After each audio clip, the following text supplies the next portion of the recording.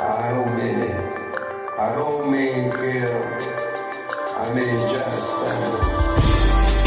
Hey, what you gonna do when I come for your brother?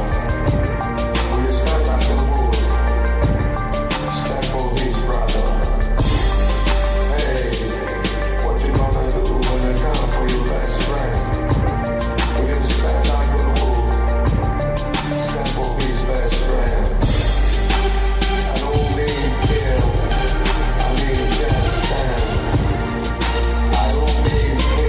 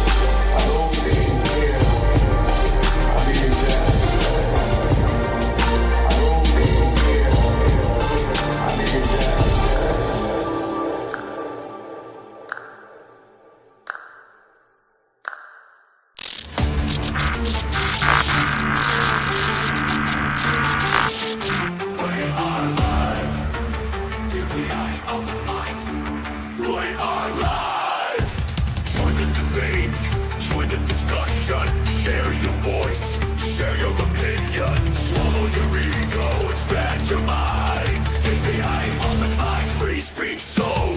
DPA Open Mic, we are live. DPA Open Mic, we are live. Don't hold back, 'cause here we go. Let's go, let's go. We are live. Let's go, we are live. DPA Open Mic, DPA, we are live. We are live. We are live. We are live. Welcome to DPA Open Mic episode 136. MAGA meltdown over Epstein list with Pam Bondi probably, maybe, allegedly in rivalry with Dan Bongino. And the tariffs are back because I already said this is going to happen. Like every country tried to drag it out because they look at China and they think that China fought back, and then they kind of have a deal, not realizing, or maybe they realize, but they realize belatedly that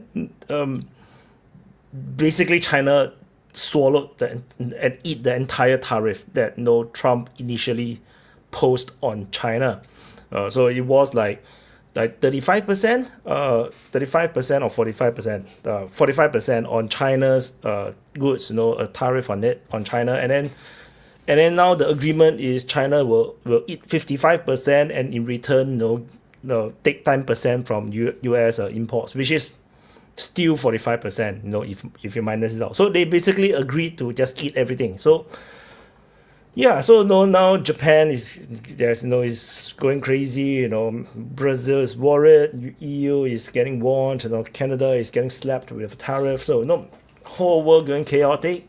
And of course we have a Ukraine war and some other things all over the world. And can you hear me?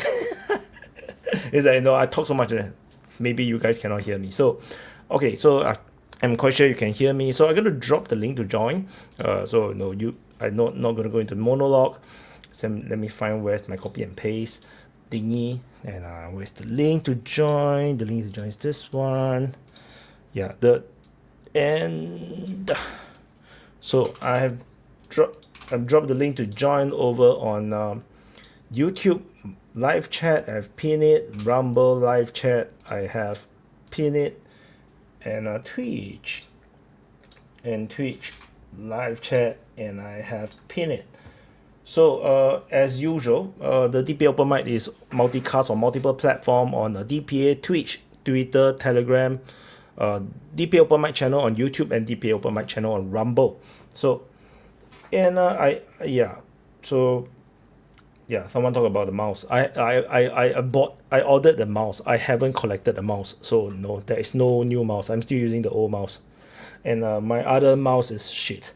I bought the cheap mouse. The cheap mouse is, I mean, you can use for web browsing, doing admin work, but for my case, for drawing, it's hard. I pinned the wrong message. Oh my god, so sorry. Yeah, I pinned the wrong message on YouTube live chat. Whoops. Yeah, so yeah, Deuce is correct. The consumer eats the tariff.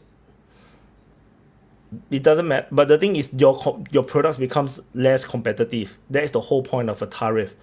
Is to make the local products or alternative more competitive than the one getting tariff. That's the whole point of a tariff. And which is also the point. You see, it's like, if it's not a big deal, then why not every country just accept it? Ta-da! So you cannot go both ways. Cannot say that the American consumer is the one paying for it. Then somehow the whole world is fighting against getting tariffed. So yeah.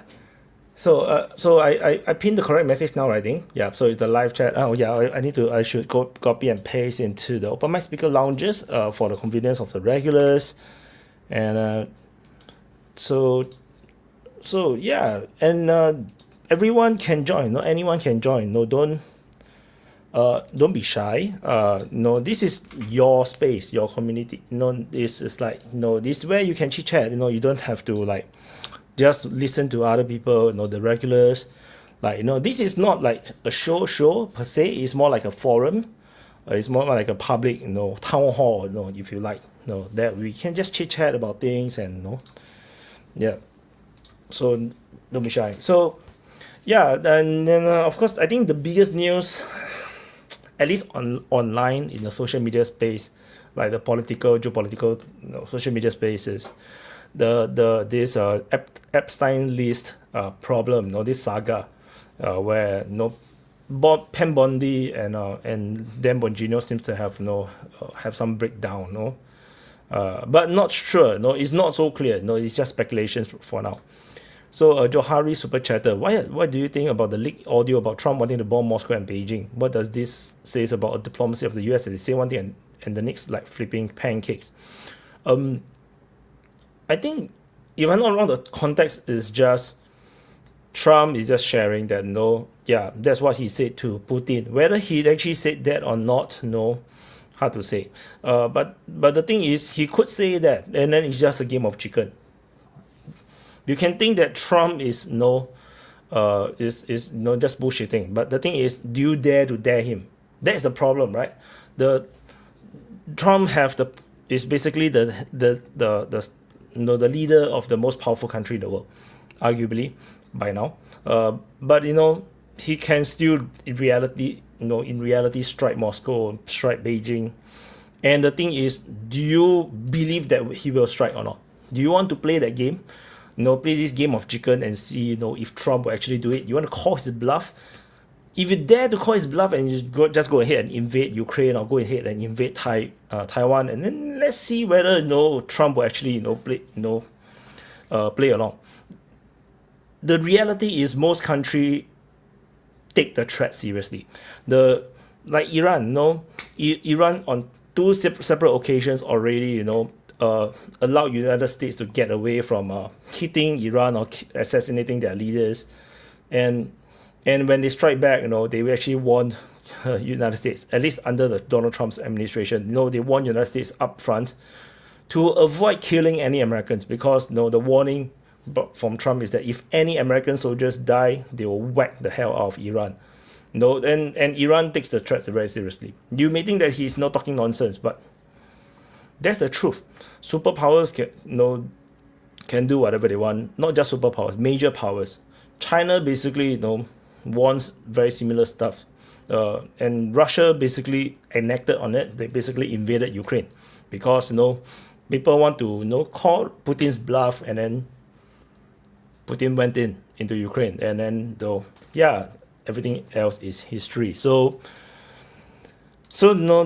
it is a very weird situation. Like the people who don't like Trump, keep thinking that the things that he say is nonsense. The reality is that he had already succeeded in life. He succeeded in business. He's a billionaire. Family is well groomed and well taken care of. All grew up to be great people, or at least very successful and competent people. They don't take drugs. And then they don't have they are not Hunter Bidens. And then he ran for president. He win the presidency, and then he run again, and then he win the presidency again, and with bigger margins. And then even in the first term, a lot of the things that he promised, actually he delivered. He, of course, no president can deliver all campaign promises, especially not in United States, the way how the politics works. But from my observation, a lot of these things that he promised, he get it done. If this administration, this new administration, he's even more tenacious. He get a lot of things done, and the problem is just people don't like the way how he look, the way his hairstyle, the way his face is, the way how he talk, and don't take him seriously. At least the public, don't take him seriously, or the media, the liberals or the progressives or the Democrats or whatnot. But the truth is that people who are in power in other countries take his words very seriously, as much as they think that he's an idiot. No, he's a dummy. But do you dare to play this game of chicken with a dummy? Then the dummy have the power. No, that's just the reality, you know. Like you can say that this person never studies, he's insane, he's totally, you know, out of shape, and you know he's an asshole, no grooming, and then but he holds a gun and point at your head, you know, and he said that he's gonna shoot you if you, you know, say another word. Are you gonna say another word? It doesn't matter what you think of that person, no. The person have a gun, so that's what it is. And deals continue to try to, you know, demonize US, you know, and say US will lose. The reality is, no, if I just want to show, you know, this kind of thing. The reality is, if it's really the case as what you said, China would not have made the deal that they have made with United States. That's the truth. China basically eat the entire tariff, entirely. The proposed was 45%. They eat the 55% by posing 10% on United States, just so that they don't look as bad. The reality is that after all the hoo-ha, they ate the whole tariff. Nothing changed. Nothing changed. All the threats about the rare earth, you know, everything, they all gave up. They gave up all the threats. All this withholding of the rare earth, everything they let go. And on top of that, United States continue to get the minimalist tariff still on.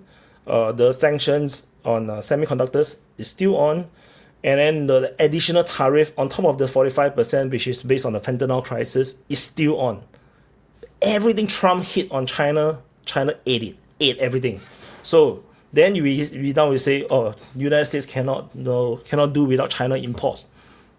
Then what is the reality? No, we cannot keep saying. It's a bit like the pro-Ukrainians, you know, saying that, like looking at the front line, keep moving, and then Ukraine starting to, you know, have manpower issues, not enough ammunition, no air defense, no, Russia hits them at will, and then they keep insisting Russia is losing. That's basically what you're, you know, what is this? How you actually look at it? You ignore the actual actions, the decisions that's made.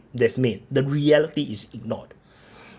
We just insist China's goods is needed in United States. United States cannot do without China's goods. If that is the truth, then that China will have way more leverage than whatever we are witnessing. The reality is China ate everything. Everything, every single thing. And I already said, no, when the trade war begins, this is going to be the case, unless China want to go to war. And if they don't eat it, then the progression is going to be cutting off China completely from the global market. And yeah, and China knows it, and China cannot afford it. So this is what it is. I already said China's economy internally is horrible. You can don't believe it, but you know, the decisions made, the actions taken reflects what is the reality. No, like I said, no, if China really have the leverage, they wouldn't have made a deal. And we have to understand that up till now, if I'm not wrong, only 3 countries have deals. Only United Kingdom, China, and Vietnam. And India don't even have a deal yet. India is still, you know, negotiating the deal. I think Vietnam, if I'm not wrong, have a deal. They are willing to eat almost everything. And United Kingdom, you know, made a decent deal. They eat some of the tariff, you know.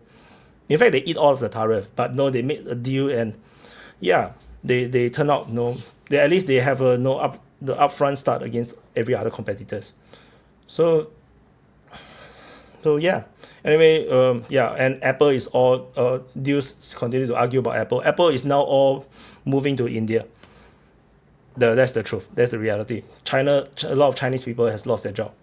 You know, the iPhones will still be made in China, but it's not going to be for US market, which means the production is reduced. A big portion of the production is moved to India. Lesser jobs, lesser export. So it is what it is. And there's still and the tariff now is getting worse. I think Trump is going to punish the countries for not negotiating. And I really want that. No, it's a bad idea to know. I literally warn in my videos that it is a silly thing to try to drag it out and hope for something will change. Yeah. Hey, nobody want to come up. I'm talking, and this is a monologue. No, it's DPA Open Mic, not DPA Wired Mic, So, Europe, I think European Union, I haven't really updated myself, very closely on the tariff situation. I think it's around 30%. So, I think Brazil is around 30%. I think 30% on Canada as well. So, I think, yeah, and some of them is going to be very punitive. So and Trump also explained, I think is it Trump or is it his staff, they explained that it's not possible to negotiate with every single country. So the whole point is that if they have to just make a proposal, then everything will be done through letters, and if there's no deal, then they will send a letter and say that this is a tariff, just eat it, and that's it. Because the reality is that United States put on a tariff is none the business of any other country, because it's an internal issue. Just like in Singapore, we have a very high import tax on cars. The car tax is very high. This is our internal issue. No other countries can say that you cannot you cannot make cars so expensive. It's not their problem. So similarly in United States case, it's up to them to put any form of tariff. They simply inform the whole world there's an opportunity to negotiate, because there is national security issues or national interest for United States to put on this tariff, unless the other country can make a deal so that to convince United States otherwise. If not, then United States need to do what they can to protect themselves. Nobody give a damn. Everybody just take a look at just think this is just like a evil thing, like every country have tariffs. Hi, voice love. Yeah, it's here. Yeah, I didn't add in the J. Thank you. How you doing, Wyatt? I'm tired, and I'm slightly disappointed. I cannot watch the football. I watch your what do you call them, sit reps, and it's more of a comic relief watching your ordeal with the with the mouse and with the arrows. I mean, you pretty much abuse your arrows. I mean you're like you're destroying your mouse. So I don't know what to say. You need to take it easy on that. It's just the scroller. The scroller is broken. This one. Yeah. This thing. Yeah. So, you use it like crazy. Of course. I use it a lot. But it's a gaming mouse, so it's supposed to be very good. So actually everything works. So I was very reluctant to buy a new mouse. But it's just that scroller. But the thing is that it makes it it actually directly affects our recording. Like when I want to zoom out, then it becomes like zoom in, zoom out, zoom in, zoom out. Then I find it like it's very disturbing. And there's a lot of the people who watches the report that are actually quite old. And it might be very disorientating for them. So I was like, I need to buy. I spend like, yeah. Do you use as a reference other, mappers, or do you do like everything on your own? Basically, only Ryba and Deep State UA. My reference for mapping is only Ryba and Deep State UA right now. I used to look at Surya maps, but no, nowadays I don't. Wait, super chat. What's Trump's got coming for Russia tomorrow? I have no freaking idea, man. Like a lot of the threats Trump put on they say about Russia, they didn't dare to put in. The main reason is because they need Russia. That's the truth. They need Russia for every other issue, and Ukraine is actually a non-issue. It's a very, very small issue for Trump. Like he already said, it's not his war. No, he just want the killing to stop. He want the war to end because he want peace in the world. That's all. But the thing is that he realized that he cannot. His only leverage over time, as a negotiator, he realized his leverage is only on Ukraine. He have zero leverage on Russia, unless they go to do this global sanction. So not like secondary sanctions. So if anyone buys Russia oil, oil and gas, then they will also get tariff. Like I think the number now floated is 500%. So if they detected that, let's say India buys Russia oil and gas, then United States will slap 500% tariff on India. That is the current game plan. So But Trump is still weighing because this is too dangerous to play. A lot of countries cannot do without Russia oil and gas, cannot do without Russia food, wheat, grains, fertilizers, and literally there's no alternative. Or there's alternative, but they cannot afford because they are poorer countries. So Trump do not dare to play this card, because this card may destroy his negotiation for the tariff. Because now he's playing a lot of games all at the same time. The biggest game that he's playing right now is the reorganization of the global economic order. So the global order have to reform around United States, and the old ways have to stop. So the old ways of United States guaranteeing everybody's prosperity, guaranteeing everybody's security, these have to change. So he's trying to change this. But if because of Ukraine tariff, Russia, and the secondary tariff, then he will destroy all these plans, and then United States may actually really get kicked out of the global order, and people might actually de-dollarize. Right now, people don't dare to. So I think that is the main thing. So in fact, Russia have all the cards for now, if I think. So, and Russia is winning as well in the war. I'm not sure what's the casualty rates. The claims, and even if you ask AI, because AI based on the resource, based on the internet resources, they can say claiming that Russia has lost 1 million soldiers, which is, I find it a bit hard to imagine. So how could that be happening and then no one complains about it in Russia? So this is a bit weird. So not sure. So we shall see how this goes, but I don't think they can do much. I don't think Trump can do much. And if they strike Russia, it's going to be bad, because they need Russia to fight against China. They cannot push Russia further more into China. And I'm 100% sure Trump knows that Putin still wants to be part of the West, or at least be on friendly terms with the United States, because Russia have their concern with China. I'm quite sure Trump is being informed as well. In fact, I'm quite sure Putin may have hinted about it. So there is now rumors saying that Putin actually do not want to help Iran. He's actually quite happy with the strike on Iran by United States to disrupt the nuclear weapon development, because Russia also do not want Iran to have nuclear weapons. That is the rumor.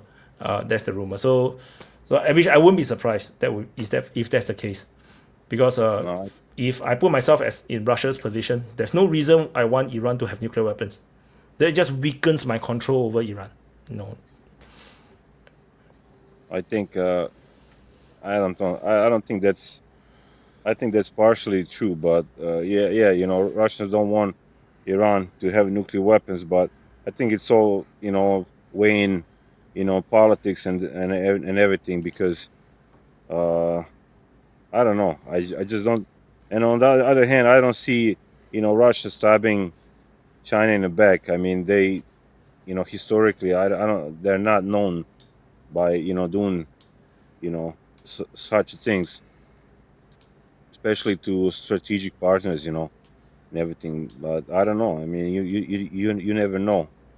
But I don't think Russia is gonna go west, or look at the West as a friendly, as somebody who they can have like normal relationship after this Ukraine ordeal, and these 10 years in 2014. I mean, it's clear that whatever Russia did, it's not enough for the Europe, and they basically they basically want regime change and take over Russia. They're obsessed with it, and it's never gonna stop. So I think Russia realizes that, and I don't think they're ever gonna go back to the West. They might do they might have like some kind of economic relationship with them, or if you want to buy oil, gas, okay, you come here, buy it. But I don't think they're gonna like rely on a European market, or making deal with them because they're not reliable, partners, as well as the United States. I mean, first, you had a United States making doing a deal with Iran, and then like 2 days later they bomb them. So how can you trust these people? So I don't know, but you never know. I mean, politics are crazy shit. I think Super chat by Trump. Yeah, go ahead. sorry. Yeah, super Go chat ahead. by JN. This war is going bad for everyone except Russia and US. It looks like a 200 IQ move to weaken the smaller players. Yeah, I wouldn't. I'm not entirely. I think this is not entirely wrong as well. I mean, because affect Iran affects China, because Iran is actually selling 90% of its oil to China. So yeah, You think? definitely Do you China think? is affected. Do you think that maybe Russians can provide all the necessary oil if, let's say, Iran is not able to provide? Can they To China, yeah, yeah, they can. yeah, But China don't want. China don't dare to buy all the oil from Russia because they're afraid that they get tied up and get controlled by Russia. That's why people don't but understand. No, it goes both ways, China, yeah, but the thing is, Russia is the one that owns the resources, so they have no. It's just about selling more or less. Just like Saudi Arabia is selling more and less.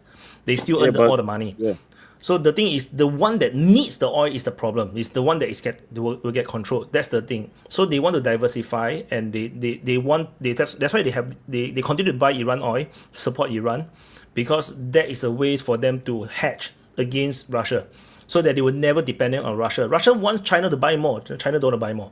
So anyway, Johari said, do you think there's a conflict between Russia and Azerbaijan, thus opening a second front? No. The main reason is because Azerbaijani is not Slavic. The Russians will be more brutal. That's what I think. And I think Azerbaijan knows that no, you don't want to fight Russia because you're not Ukraine. No, Ukraine is still seen as a brotherly nation. Like Azerbaijan is not. Azerbaijan is like a colony. They used to be just a colony of the Russian Empire. It's not like they would just whack the hell of them. yeah. And Russia would not want to conquer it, right? Yeah. If you look at the map, Azerbaijan, they basically have this corridor on the bottom of their country that goes through Armenia, between Armenia and Iran, to other part of the Azerbaijan, the kind of like a exclave or enclave, I don't know how you call it, and then to Turkey.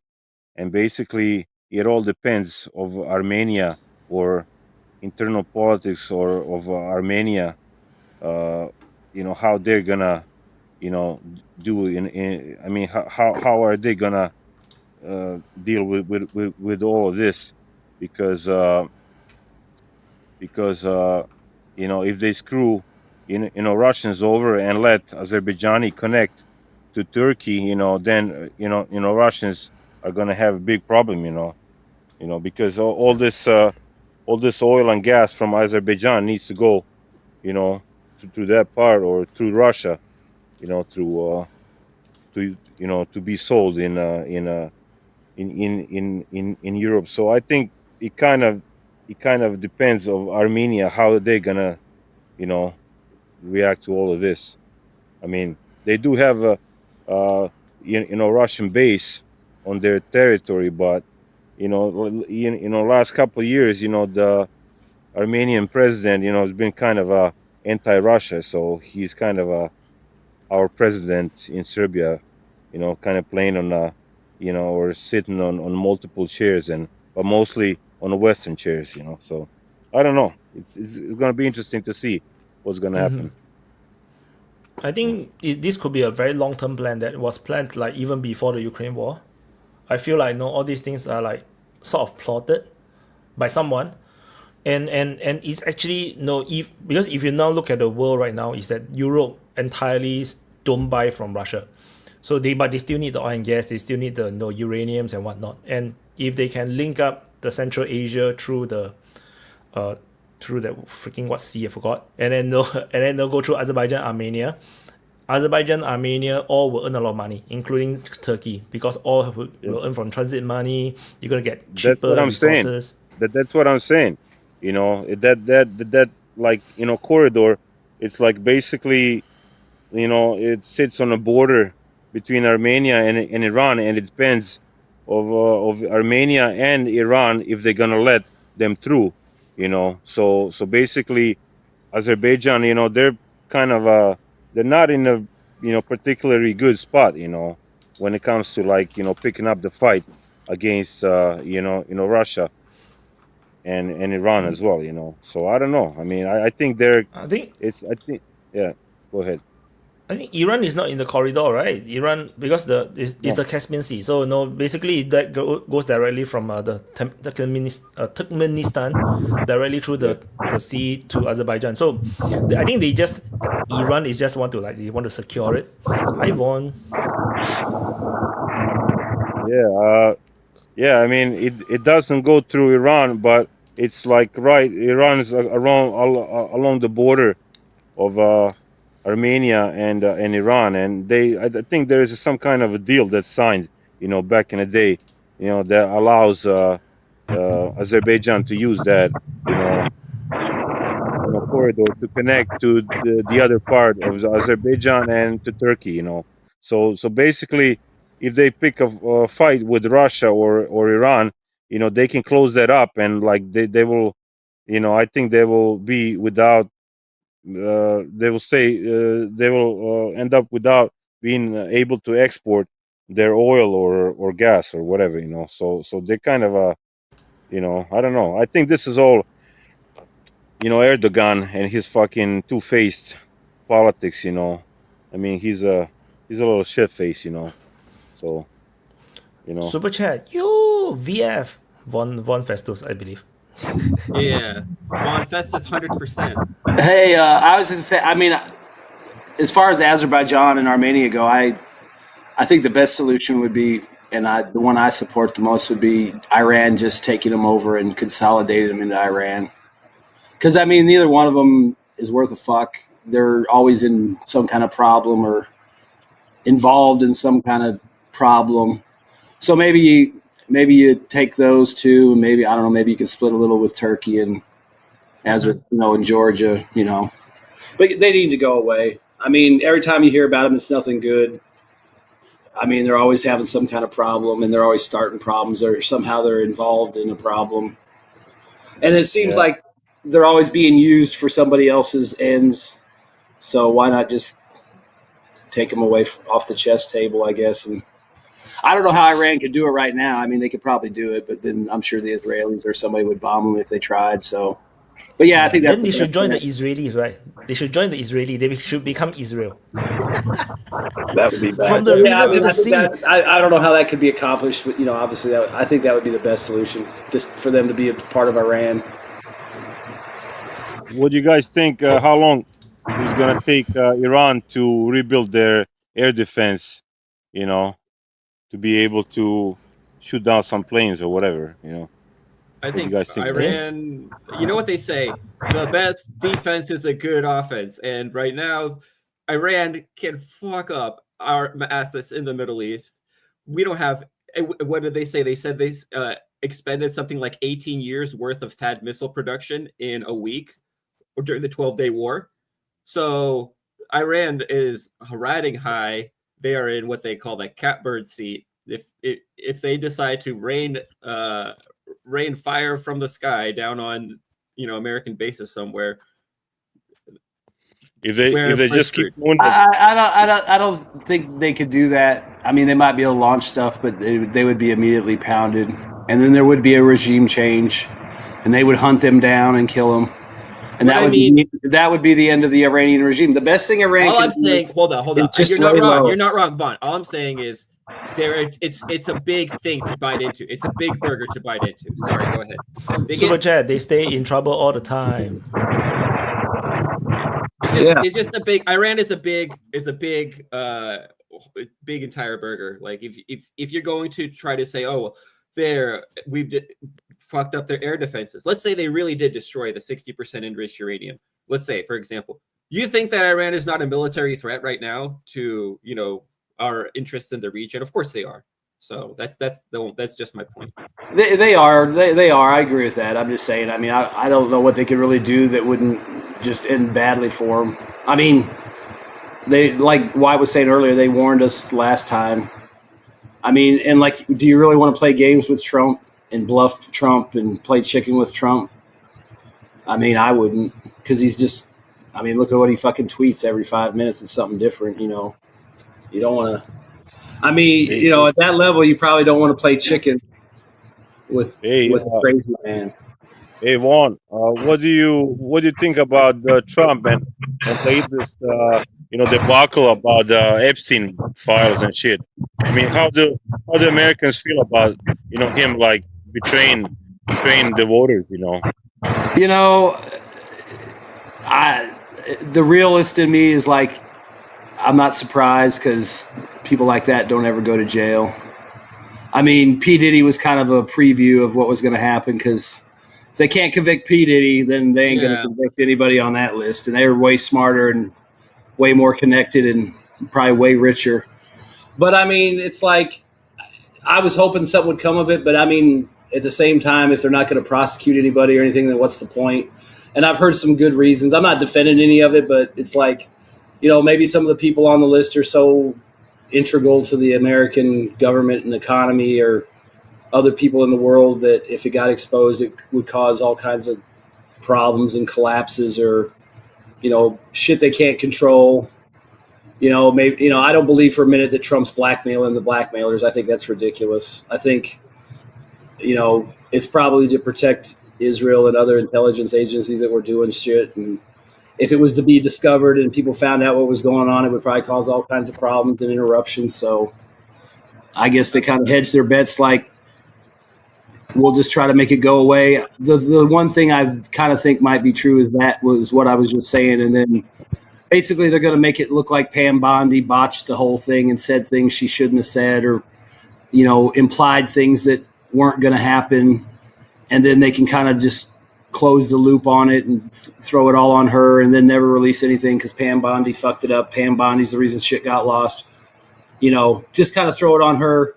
And it kind of works because you got Bongino and Kash Patel, which are more Trump loyalists. She's a Trump loyalist, but I think she was in law practice in the state in Florida when the Epstein stuff was going on. So, you know, I mean, there's enough of a connection there. You could probably just dump it all on her and try to make it go away. Plus, you got to get it to go away before the midterms, and that gives you over a year to make this go away. I mean, it sucks, but, you know, Obama's never going to go to jail. Bill Gates probably won't go to jail. Hell, Fauci probably won't go to jail. Yeah, but then why? You know, hopefully they get Brennan and Clapper on the perjury and shit like that. But, you know, I'm even doubtful those guys will get punished any more than they already have. So, I mean, it sucks, but like we were talking in the voice chat, if Trump can stay on doing things in America first, getting the trade deals, the tariffs, making money, sealing deals, you know, trying to work out peace deals with Russia and everybody else, and things are going in the right direction, kind of going to let it slide on the Epstein thing because, you know, it's already low expectations. But he's got to keep delivering in other areas to mitigate this. And if he can do that, then he'll probably pull it off. Yeah, but if he can't I also heard that he's willing to you know, accept all these illegals, you know, or, you know, give them right to stay in the United States, like 30-40 million of them. I don't know. So yeah, I mean, there's all kinds of stuff floating around that people are upset about or think's a good idea or a bad idea. I mean, I don't really like it. I mean, I think there's other ways you could do it besides some kind of like farm worker amnesty. That seems kind of like bullshit. What's up with that shit? I mean, it's not like you have 20 million farm workers. I mean, that's kind of fucking stupid, you know. I mean, you could set up a program for seasonal people and give them some kind of documentation and legitimacy so they can come and go back and forth or send money, and you can keep track of them. With that, And the Yeah, thing is, like, why is that so fucking hard to do? I mean, you got all this other stuff. It's like, if you need a certain amount of people and no one's going to pick strawberries for $5 an hour except a Mexican from Honduras or some shit, then I guess that's what you got to do. But there's ways to set it up. A Mexican from Honduras. Oh, you know what I mean. I said that and I was like, yeah, you and I know exactly what you mean, but I think other people probably don't. A Mexican from El Salvador or Argentina. no, Mexican from Tajikistan. Yeah. But yeah, I mean, there's a way to do it. I guess they could set up some kind of program and monitor, but Yeah, I mean, they always, they always talk about doing it, then they half-ass the whole thing, and then you'll end up having like kids working at the pot farm instead of legal workers. Yeah, dude. Like I was thinking, like the other night, like when I came to the States, shit, I had to like be exemplary, citizen for 6 years, not to do any crime, not that I wanted to do, but I had to like have my record clean, not to travel anywhere, know my American history, all this shit. So basically, I had to be like an example, to get my U.S. Citizenship. And then you have these illegals that just come over, and they have, basically, you just give them, right to, to become a citizen without, without. Well, I mean, look at all the programs that they just cut. They were giving illegals like free tuition to like trade schools and shit, which is something we need. And those, all kinds of money. And people are freaking out. Oh, you're cutting all these benefits. It's like to people that are illegal or able-bodied and should be working instead of collecting a check. I mean, I know people that do that bullshit. They're perfectly capable of going out to get a job, but they had an ADD or they had an epileptic seizure one time, so now they're on disability. Yeah. Hey, And then you go run with some guy who's got epilepsy 10 times worse, and this motherfucker's working. It's like, okay, what's your excuse? Hey, So there's a lot of that being eliminated, and people are freaking out. Oh, you're cutting all this stuff. It's like, no, they're cutting out the fraud, waste, and abuse like they said they were going to do as best they can. I mean, obviously there will probably be exceptions where somebody fucked up and canceled somebody's shit by accident, but they're going after the bad apples. They're not going after grandmas and guys with no legs and shit and veterans. It's bullshit. It's just like all the other stuff. They were screaming about this raid the other day on this farm. It's a farm. It's a marijuana farm. And then you find out that they had 8 kids that were undocumented and unaccompanied working this farm, completely, unmonitored. They could do whatever they want to these kids, obviously. And strawberry. Yeah, but they, when the news comes out, they're trying to make it sound like, they're out there picking strawberries and having fun, and the Black Hawks are landing in the field, and guys are waving machine guns at them. And it's like, it's a legal pot operation with illegal child labor. I mean, you think that people would be like, oh, and one of the guys there was a registered sex offender. So you've got a registered sex offender working on a pot farm with illegal kids that are undocumented, unaccompanied. Yeah, what could go wrong? Is this in the United States? I mean, yeah, this was in California the other day. They tried to make a big stink about this raid on a farm, and they left out it was a pot farm, and then they talked about kids were being dragged away from their families, and it's like, 8 unaccompanied children who were illegally in the United States and probably not getting paid any kind of legal wage or anything like that. I mean, think about it. You could do whatever you want to them. And then one of the guys, adults, there's a fucking pedophile. Yeah. I mean, and they left all that shit out, and then it comes out, the next day, and everyone looks like a jackass for hyping it up. Yeah, it's like I was speaking to one of my like real liberal lefty friends who lives in California about this whole situation, just to kind of get like, what is it that you guys think is going on, right? And so the way that the kind of the full onset panic mode in Trump is Hitler land is basically he's rounding up the immigrants. Next step is they're literally going to be rounding up the Jews. That is like the propaganda, is that like, oh, we're one step away from fascism, like we're getting there. Trying to have this conversation about like, well, what do you mean by one step away from fascism? What do you think about the state of American quote unquote like fascism under Joe Biden? Right? This is not the conversation they're having. It's like full what is like moral panic, almost like it's a moral panic, and they're trying to moral panic over this thing. So Yeah, it's like the birthright citizenship argument that Trump just got some headway with, and then somebody tried to put an injunction on it, but it'll probably won't last. You have people out there on the internet, whatever, making videos talking about, they're comparing it to when the Nazis took away the citizenship of Jews and shit like that, and it's like, it's all fear mongering. They might have actually fucked up too, because one of the arguments is they said you can't take away citizenship from people that haven't been born yet, and they say, I'm not doing it justice, but the way they argued this argument, some people were legally saying that they may have argued a way to make abortion illegal, because if you can't deny citizenship to unborn people, then how can you eliminate our citizen? Yeah, How dare you? so That's our citizen inside of your yeah, body, exactly. right? So it may cause problems, and maybe they'll quit the lawsuit, or maybe they'll fuck up and they'll end up getting some new ruling that makes it illegal. So there's all kinds of shit going on like that. But then you got these hyperbolic people out there. Oh, it's just like the Nazis took away this. Like, all they're doing is clarifying the rule, which was it was made for slaves and their children. It wasn't made so you could sneak across the border, drop a baby in Austin, and then all of a sudden you've got a citizen and you can stay. I mean, that's ridiculous.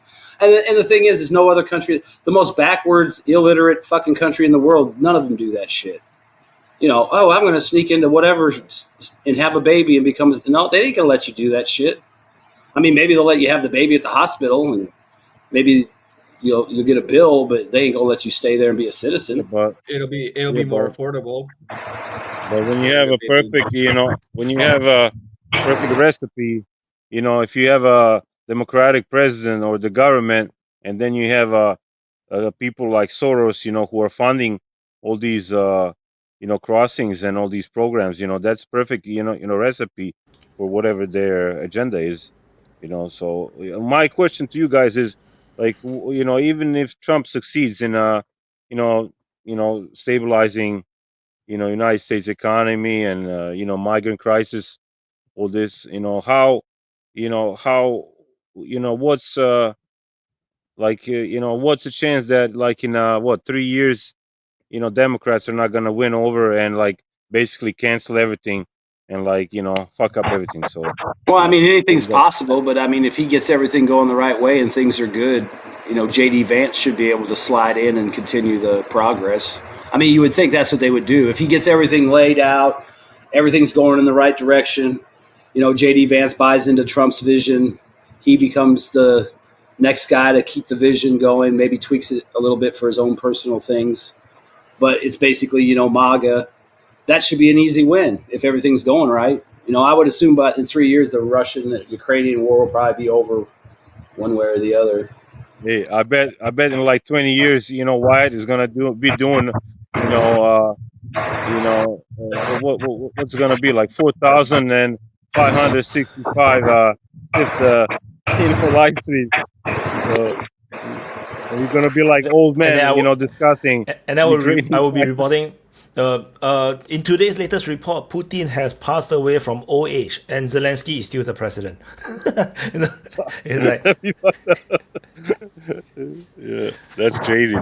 They just extended martial law for another 90 days. Oh, 90 days now. So they just put the problem. No, I would say that's, Putin dies 40 years from now, and Zelensky's been staying in with extensions every 90 days. Yeah. I think they have this latest interview, right? Zelensky was boasting about how he's different from Putin, and then he's like, Putin is president for 30 years, and and Zelensky is not him. Then I was thinking, what if this war lasts for another 20 over years? This it reminds me of there was a comedy sketch that Zelensky did back in the day, back in his former career, before he spoke a word of Ukrainian, as Ukraine's most famous comedian. He had a skit where him and like his friends somehow wind up on live TV in front of like a massive audience, and they're like, oh my gosh, we're on live TV. Anything we say, people are going to hear us, right? And so Vladimir Zelensky is like, oh my gosh, the entire world is watching. So he comes up to the camera. He's like, I am here to make an appeal to the most important person, the person that can change the fate of my life. My life can change the fate of the entire Ukraine. The most powerful, most important person for all of Ukraine. Vladimir Putin, please. I'm begging you. You know? So like back in the day, like he would like this was like a joke, right? And now it's like Vladimir Zelensky is like, Yeah. I wonder if Zelensky actually, when he's alone in his room and he think back about his life, he's like, what the fuck am I doing? He's like, I used to be this comedian, having good life, having sex everywhere, and I think that. I don't know. Yeah, you know what they say? It's easy to convince a man of something that his paycheck depends on, right? So I think that you have to some extent, after you lose the fight to the Banderites, after you're unable to move the country towards like the peace plan that you had and everything like that, it's really, if you can't beat him, join him. Otherwise, he wouldn't be there. He would have really been assassinated by now if he was not part of the what's going on. That's what I think. I think now Zelensky is fully absorbed that and has become that. He's an actor. He knows how to play a role. He knows how to fully engross himself in what it is that he's doing in the character. And I think he's done that. I think he's become that character. And I don't think that he has time to take a look back and wonder what if. But I think at times he's really paid. Like, when he looked, he talked to the people who lost the family, and he saw the destruction. Like sometimes, you see his sadness is real, I feel. But but the show must go on. The kind of situation is like, it's like, why? It's like, what the fuck have I done? But my yacht. And it's like, continue. Well, I think that he thinks he didn't have a choice. I think that's what he thinks. I think he thinks that he was like, how. Go ahead. I ran into this video from this guy. I think his channel is videos from Mariupol, and he translated this video from 2010 about this Nazi lady somewhere in Ukraine, and she came to this middle school, with a little with little kids, and basically like she started asking them like names, and then like she went like full Nazi on them, like, hey, you shouldn't be calling Mikhail, you should be calling Mihailik or something like that, and then like she went like full Nazi on him, and like you can't believe that shit, that like how far they were willing to go to like to brainwash children, to hate Russians, Muscovites. When they say that Russia wants to get rid of Ukraine or whatever, like that's just kind of what they mean. They mean the Project Ukraine that we've built up since the end of World War II, even before, since the end of World War II. It was like I think roughly shortly before the end of World War II, that's when we already started trying to do this cultural exchange stuff with Ukraine. So this project that's been going on since forever. I mean, there's some shit too that it's annoying. It's like they're always trying to act like, look how we're like America. You should support us. Like the other day, they had some fireworks going for the 4th of July in Ukraine. And it's like, you're not American. Why are you shooting fireworks off? And you're watching the fireworks, but then they make sure they film, this is what Ukrainian children think when they hear fireworks. And this kid looks all scared and shit because there's explosions. It's like, okay, well, you're obviously not American, because no American kid's going to sit there and shake in fear because they heard from fireworks. But I mean, it's just like cheesy. It's like I heard the other day Zelensky's, I don't know if it's Zelensky and the Rada, but they're thinking about legalizing the production of porn in Ukraine, which is like, wow, you're in the middle of a war. You have this massive war going on. You're losing hundreds of thousands of men. Your country's devastated on the eastern side. Well, really everywhere, because everything gets bombed now. And, you can't stop the Russians. You're just treading water in some places, falling back in others. And this is your new genius fucking plan. Oh, let's start making porn legal and, legal to create. And it's like, wow, good thing, and we'll probably be paying for that. since we're paying for everything else that goes on in Ukraine, it's like, yeah, fuck the tanks, man. We're going to make pornos. I mean, fuck the Patriots. We'll make porno. I mean, it's just. What does that tell you about? Like, yeah, exactly. It's like, wow, you're so American. Oh, we should die for Ukraine because they make porn there and they shoot fireworks. Yeah. First of all, support American porn companies. First of all, why are you sending your porn dollars abroad? Yeah, why are we outsourcing porn? This goes against the MAGA agenda of exactly the industry. That's right. We have a homegrown domestic porn industry. It's worth billions of dollars, guys.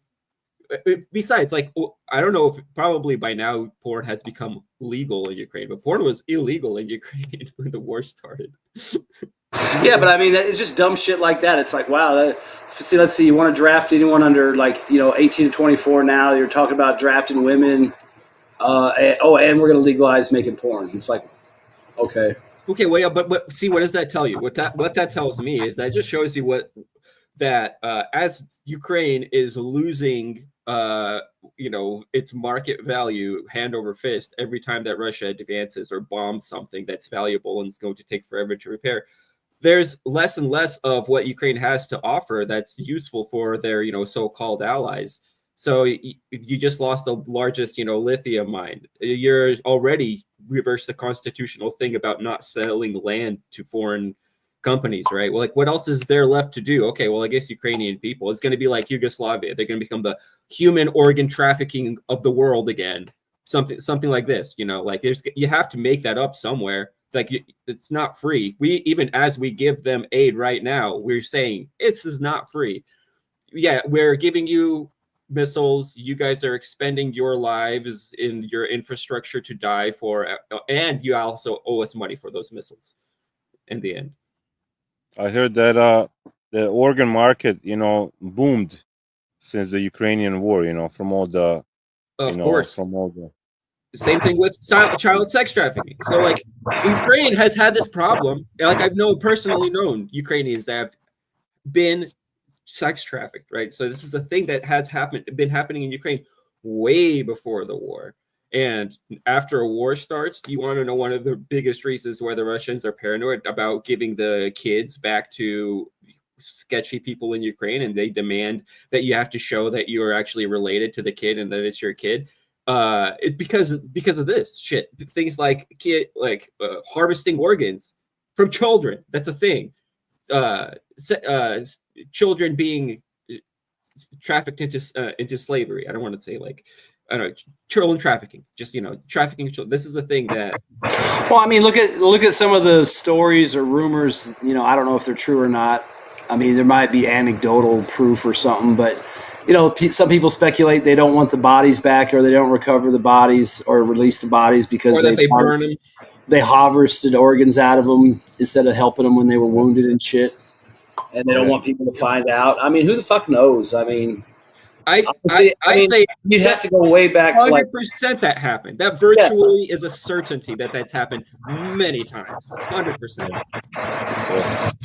And I mean, it was a long time ago. It was probably way back in the beginning of the open mics. And it's not like I'm Nostradamus or nothing, but I remember when they first started talking about all the refugee migration and all the women and children. I mean, the first thing I thought of was like, this is going to become the biggest fucking human trafficking pool of bodies to fucking work with in history.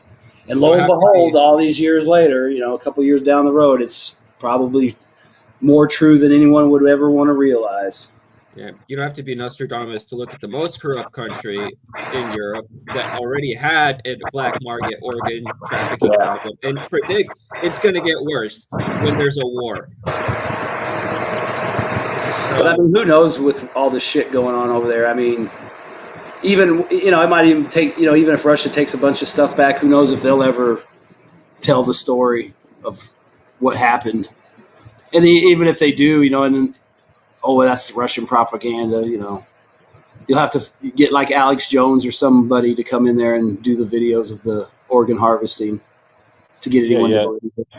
I think that's the kind of stuff that's going to get buried and not really talked about very much. What the Russians will try to do is what things where it pertains to their national security. Like, okay, where you were trying to I don't know, let's say, for example, you were trying to do, there was rumors about this about around 2014 where they were doing medical experiments on AFU soldiers, and they were trying to get people that specifically had like certain genealogy so that they could test like weapons on them and stuff like that. So there was like rumors about that going around way Yeah, back. but nobody's gonna care. I mean, except like you said, for the Russian security, national That's security it. interest. Yeah. I mean, Just for their, nobody's Well, gonna that watch they're it. gonna care about. if I was the Like- Russians, you might make that a story that you play a lot in Ukraine to use to make sure people stay against the nationalists and the remnants of the government and turn them in and find them and hunt them down. Like, these are the people that did this to you. These are the people that rounded you up. These are the people that forced conscripted your sons and fathers and brothers.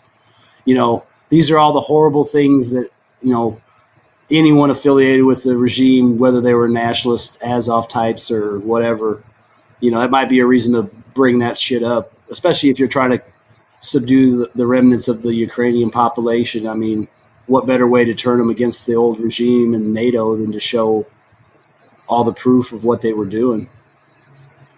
Testimonies. I mean, people can say whatever they want. They're going to capture people that'll tell the story. I mean, they may have to be, you know, beaten a little bit to tell the story, but I mean, that's what I would do if, you know, when this is all over with, air all the dirty laundry, especially if it makes the West, NATO, and the Ukrainian regime look bad. I mean, what better way to get all the people on your side? You guys, You know, we didn't hunt you down. We didn't drag you off. We didn't harvest your organs. I don't think the Russians are that good at information warfare. Like, it's not their. yeah, It's And not their most of strength. the media They're- will not help, right? The media yeah, won't like, help. yeah, And on like top of, we you know, we have some people here in Serbia that you know, kind of make you know, documentary movies about you know, our you know, suffering during all these wars, and you know, also the organ business and whatever, and they, you know, they show these films to the Western audience, and I keep asking myself, like, why do you show to the Western audience when, like, it's not gonna change anything? I mean, it's not, you know, like, you're appealing to the wrong crowd. You know, there's, you know, yeah, there is some, like, common folks like us that, you know, are gonna feel bad about it, but you're not gonna influence, you know, politicians in the West to change their minds, or to, you know, to change their politics against us, because they view us as the little Russians, you know. So, like, you know, you're appealing to the wrong crowd. You should be looking at your allies and appeal to them to have some kind of a, you know, better, you know, protection or whatever, you know. But, you know, to be So- looking at the West, you know, to be looking at the West and to think that, you know, something is going to change, you know, when it comes to, you know, politics toward the Orthodox, oh not no, until the day that yeah, go ahead. oh no, so you just cut out. Go ahead. No, you cut out. You continue. You cut out for a second. Yeah. So like, you know, like, I you know, I don't think, like, nothing, like, you know, Wyatt at the beginning mentioned, like, how you know, Russia still wants to, you know, look at the West and, you know, to deal with them, you know, to have a good, you know, relationship. Yeah, that is true, but not at but at what price, you know? Or, you know, I don't think, you know, Russia is willing to you know, to bind their economy to the European economy anymore, you know, to you know, I don't think they're gonna want to go through this thing again, you know, and to risk, you know, economy crashing, you know. I don't know. I don't think it's They never. will sell. They will sell stuff, but they do not necessarily will buy stuff. Yeah. Like it used to be very tight, the connection. Like, no, it's a balance, quite balanced, the trade. Now Yeah. in the future, I think they will just sell. They will not balance the trade like they used to. They will not make themselves dependent on European stuff. You see, me and Bigari, we have to be in the dark because we we never know, like when some Zelensky is gonna pop out of the woods and No, fucking- no. Here in America on the news, they'd be like, "See, look, under the eastern ways, they only get electricity for a few hours a day. So if they want to run the computer, they got to turn off the lights. Or yeah. if you don't see Bulgari, it's because he wanted to read a book and not be on the internet." Yeah, like I just don't want to smoke like Yeah. inside, so like I'm sitting outside and it's dark. Is it Come on, nice? you know. I cannot revert Is it nice the outside? nature. Is it a nice night? Yeah, it's nice. Like Good. half like maybe like Not too 25 hot, not degrees. too hot, not too chilly, just right. Yeah. It's just perfect. Yeah. Like 25, I don't know. Hell yeah. Yeah. I don't know where Bulgari lives in Ukraine, but you know, So but we're pretty close to each other, I think. You know. In the western part. Where Okay. Yeah, we're pretty close. The safer part. The safest part, I would say, the safest part of Ukraine. I don't know about that. Like a couple of safe, days in a row, safe-ish, like safe-ish. You know. I was like smoking and watching fucking drones getting shot down and flying around. So like, no, I don't know, man. How many of them? The latest drone flew over you? Did you see that last map? I mean, goddamn, there was drones every fucking where. I live near Lutsk. It's in the west. So like Belarusian border. Belarusian border. That's still, I mean, that's just gotta be weird, you know? Like, I can remember seeing videos where like people were standing on their balcony and you watch a cruise missile fly over Kiev, and now it's like, you know, you go outside, it's quiet, you want to have a smoke and maybe have some coffee, and yeah, it's just gotta be like mind blowing. How many of them do you think get brought down? You know, what do you think? I counted like maybe 5 that was shut down for sure, because there was big explosions after. Some got through, like, but like the latest attack was like maybe 15 or 18 drones, and then like a couple of cruise missiles. So yeah, they say that it's gonna be AA is only working on drones. Like cruise missiles are flying, like they're untouchable. Yeah, drones are like couple hundred kilometers an hour, I think, or less. You know, I maybe like 150 kilometers an hour. I don't think they The go latest faster. Gerants are flying at 500 kilometers an hour. No shit. So, damn, 500. Yeah. Damn. That's still pretty fast. You know, that's like right below. Like the latest drones. Yeah, I think they've got the prop version, and they've got another version with that small jet engine on it. Yeah, that's Gerant 2 and 3. Like it kind of reminds me of like the old V1s, kind of like just the way the engine. Yeah. Yeah, dude. I mean, it's crazy to think like how all this, you know, how this war, how it changed like from the beginning to like, you know, at the beginning you wouldn't see, you know, they would use drones only for surveillance maybe, and then like in 3 years, dude, like you won't, you know, you don't see any more like armored, you know, vehicles and shit like that. It's all drones now because everybody's scared to like drive tanks anymore. Yeah, unless you got one like the one that looks like a fucking barn hill porcupine thing. Furry Yeah, tank, the furry house. Yeah. I mean, they said that motherfucker took like 60 drones to destroy, or it didn't even get destroyed. It hit a landmine, I guess, and fucked up the track. It wasn't even the drones. That so I guess me to the fucking clown word of the like that new doctrine of United States like army to shoot at drones with tanks, man. Like, what the fuck are you talking about? Yeah, I saw that, and I mean those rounds are nice. And, you know, I could see you using it for that, but the only way I can see that being even reasonably useful is if you had like a drone swarm coming and you fired at the swarm and you'd hit, multiple drones. But wasting that round on a single FPV drone is fucking retarded. It's like you'd be better off just telling the fucking commander and the loader to pop up in the hatch with a fucking shotgun than to try that. I mean, it takes time to load the round and aim it. That tries to shoot it?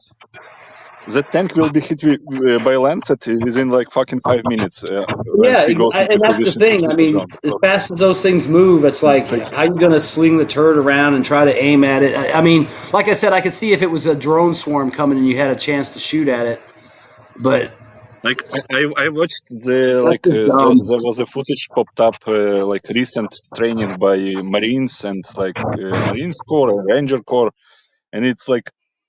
They're still training like they are fighting like Mujahideen in the 80s. Like they are flying with helicopter, dropping from helicopter. Like helicopter will be shot down instantly. They will be fucking nuked with artillery and FPV drones, and they are like, "Oh, we are so cool." Yeah, they should be practicing how to like find a pipeline and dig a hole in it and fucking sneak underground. Hey, No, I'm serious. I mean, there's like real shit that works inside of an urban environment.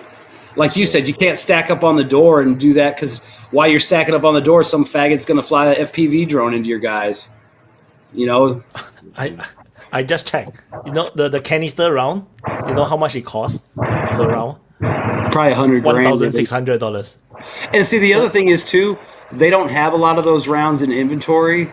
And if you think about how many fucking drones will be flying around, it's like, well, I guess you better start building like 10,000 a month because you're going to need like a couple 100,000, and all the tanks will have to be loaded with nothing but that. It's just dumb. I mean, like I said, I could see like if there was 50 drones coming at you in a swarm, you could fire that into them and you'd probably get a bunch of them. But then you better haul ass because that motherfucker, the rest of them drones are going to come. I mean, 1,600, you might as well just make your own drones and fly against the drones, man. Yeah, or build like a little microwave thing like the Chinese are starting to put, the Russians are starting to deploy that little laser thing or those little EMP that shoot out a little wave of EMP to hit drone swarms. It's like, that would be way more effective or practical than trying to shoot. There's no way you can equip everybody with that. It reminds me of the contract between UK and Ukraine, that UK will supply Ukraine with 5,000 anti-drone missiles over 19 years. So they will supply 260 missiles per year. Russia launches more drones in a day. That's what I'm saying. That's like not even a quarter of a raid lately. So like, yay! I got 200. I got enough for half the raid, and then and it will cost 5 billion like euros or some shit. So easy money. So Ukraine did successfully, shot down a Garand with a new anti-aircraft drone, something like this, like an anti-missile drone or anti-drone drone. Yeah, it's that high velocity one. They showed a picture of it hitting one, and the Russians. I think that's the solution, right? I think that's the solution. There's no cheaper solution than that. That's basically like a tiny missile. And I've seen the launcher. It's about the size of a pistol, and the guy just powered it up and then aimed it and fired it, and it went took off and went after the target. Self-tracking? In Russian, it's called it's got some kind of AI, like AI. In Russian, it's called Fioletowy Luch. It's like promise of the new wonder weapon. Promise of the new wonder weapon. In reality, it will be fucking nothing. Yeah, I mean, that's the other thing, too. I mean, they work, but, I mean, what if it's like 100 drones or 500 drones? I mean, I don't know how fast you can reload those and be like, boom, trying to do...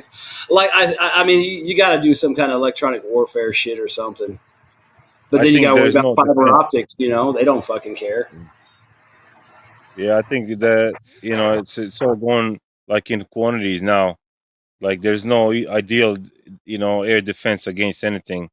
So, Russians are basically going to be making like 1,000 drones a day and be sending them every day to Ukraine and just like pound every little, garage, and where, there's potential that, they're making. Anywhere you can hide a tank or an armored car or ammo. Why not? If you're all in the war, why not? Just fucking keep making these drones and just pound everything that you see, and I don't know. Well, I mean, hell, they've been using some of those Garan drones right on the front lines for like close air support. Yeah, Like I think hitting I think entrenchments and that's shit. more. I think that's more effective than to be using them, deeper, like deep in Well, I mean, Ukraine. they got enough. They can do both. It's like go deep, go short, hit it in the middle. I mean, pick your poison. They got something for you. I mean, You it's got got to one be more pretty slide. demoralizing now. It's like you got artillery, fabs, glide bombs, rockets. Now you got Garan drones and Lancets. There's just so much shit that can be shot at you if you're a Ukrainian now. It's getting ridiculous. I mean, not that the Russians don't face the same thing, but it would obviously be in a magnitude less, unless you're in a certain area. What do you guys think goes through like average Ukrainians mind on the front line, like when they see all this firepower like raining on them, like what the 2 fuck weeks do you think? ago, they're probably going 2 weeks ago. I was delivering DoorDash in Kiev, and then I got grabbed off the street and thrown in a van. What the fuck? That's crazy shit, man. That's crazy. I mean, it's crazy that that your chances of survival are grim, and like if you do survive, you're probably gonna be like without legs and without hands. That's like your best way, of leaving the front line and like not being in a war. I mean, Russians are experiencing this too, but much less, I think. I think the biggest thing will probably just be all the PTSD from the fucking drone noise. Every time someone hears a weed eater or fucking any kind of whiny sound, they're gonna be like looking around. Just because, I mean, there's no way that doesn't affect them. Because I mean, you see the guys that do reports, and it's like they're all looking in the sky, hiding, and you just hear buzzing sounds constantly. And that's only like a 5-minute clip. Imagine 24 hours a day, every at least for the last 2.5 years, probably 2 years. Hey guys, click like on. Bigari, I would have a question. Are those guys that were in army from like 2014, 16?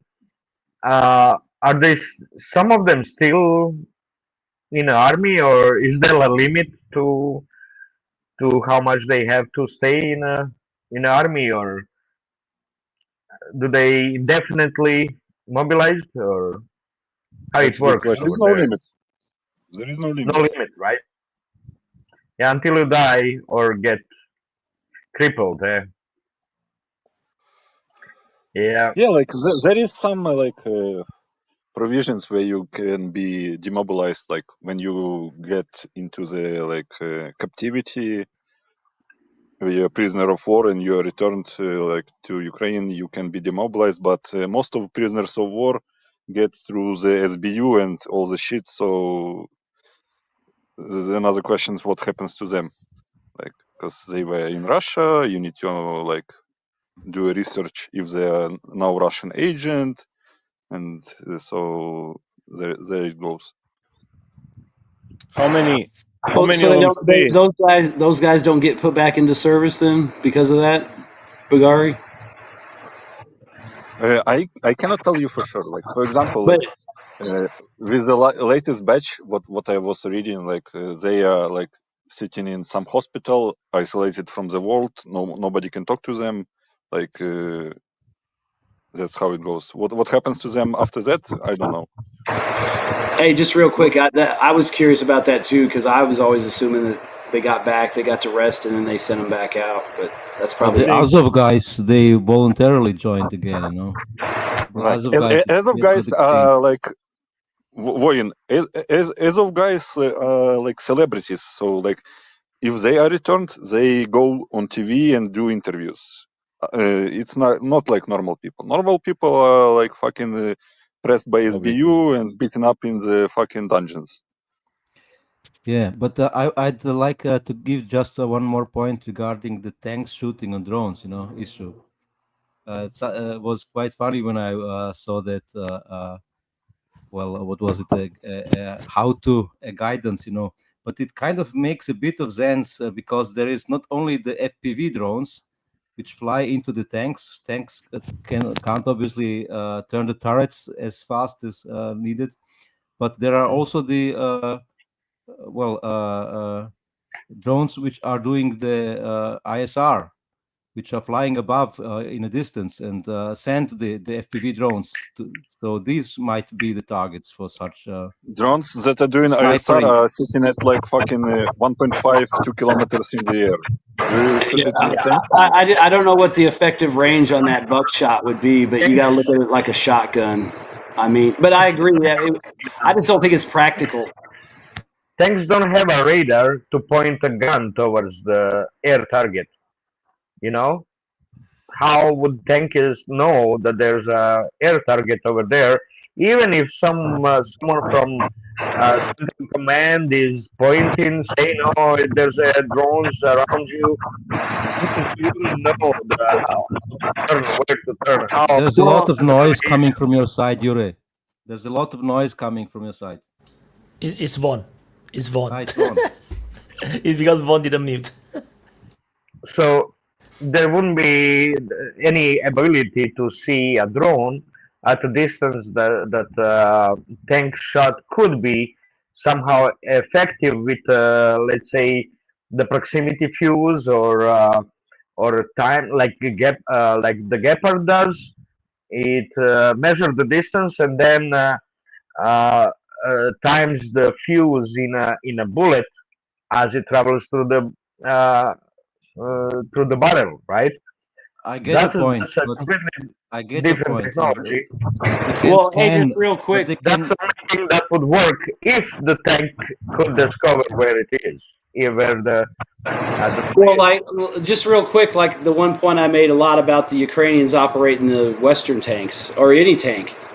How many times have I said you don't ever see these motherfuckers standing up in the hatches while they're driving around not engaged in combat like we do in the Army? We do air guard. You gotta. If I'm not loading the tank, Well, no. What I'm saying is that would be one way to spot targets if you had guys up in the air looking, and if they were looking in the right place and they saw it, they could see it. But again, you're counting on some guy looking in the right place at the right time and noticing something, or having his binoculars in the right place. I mean, I think the whole using that round is just dumb. Like I said, if you saw a swarm coming at you, you could fire at it, but I think you'd be better off with other ways like the shotgun or. Well, a drone at a distance probably can't be seen with the naked eye, but what is the maximum,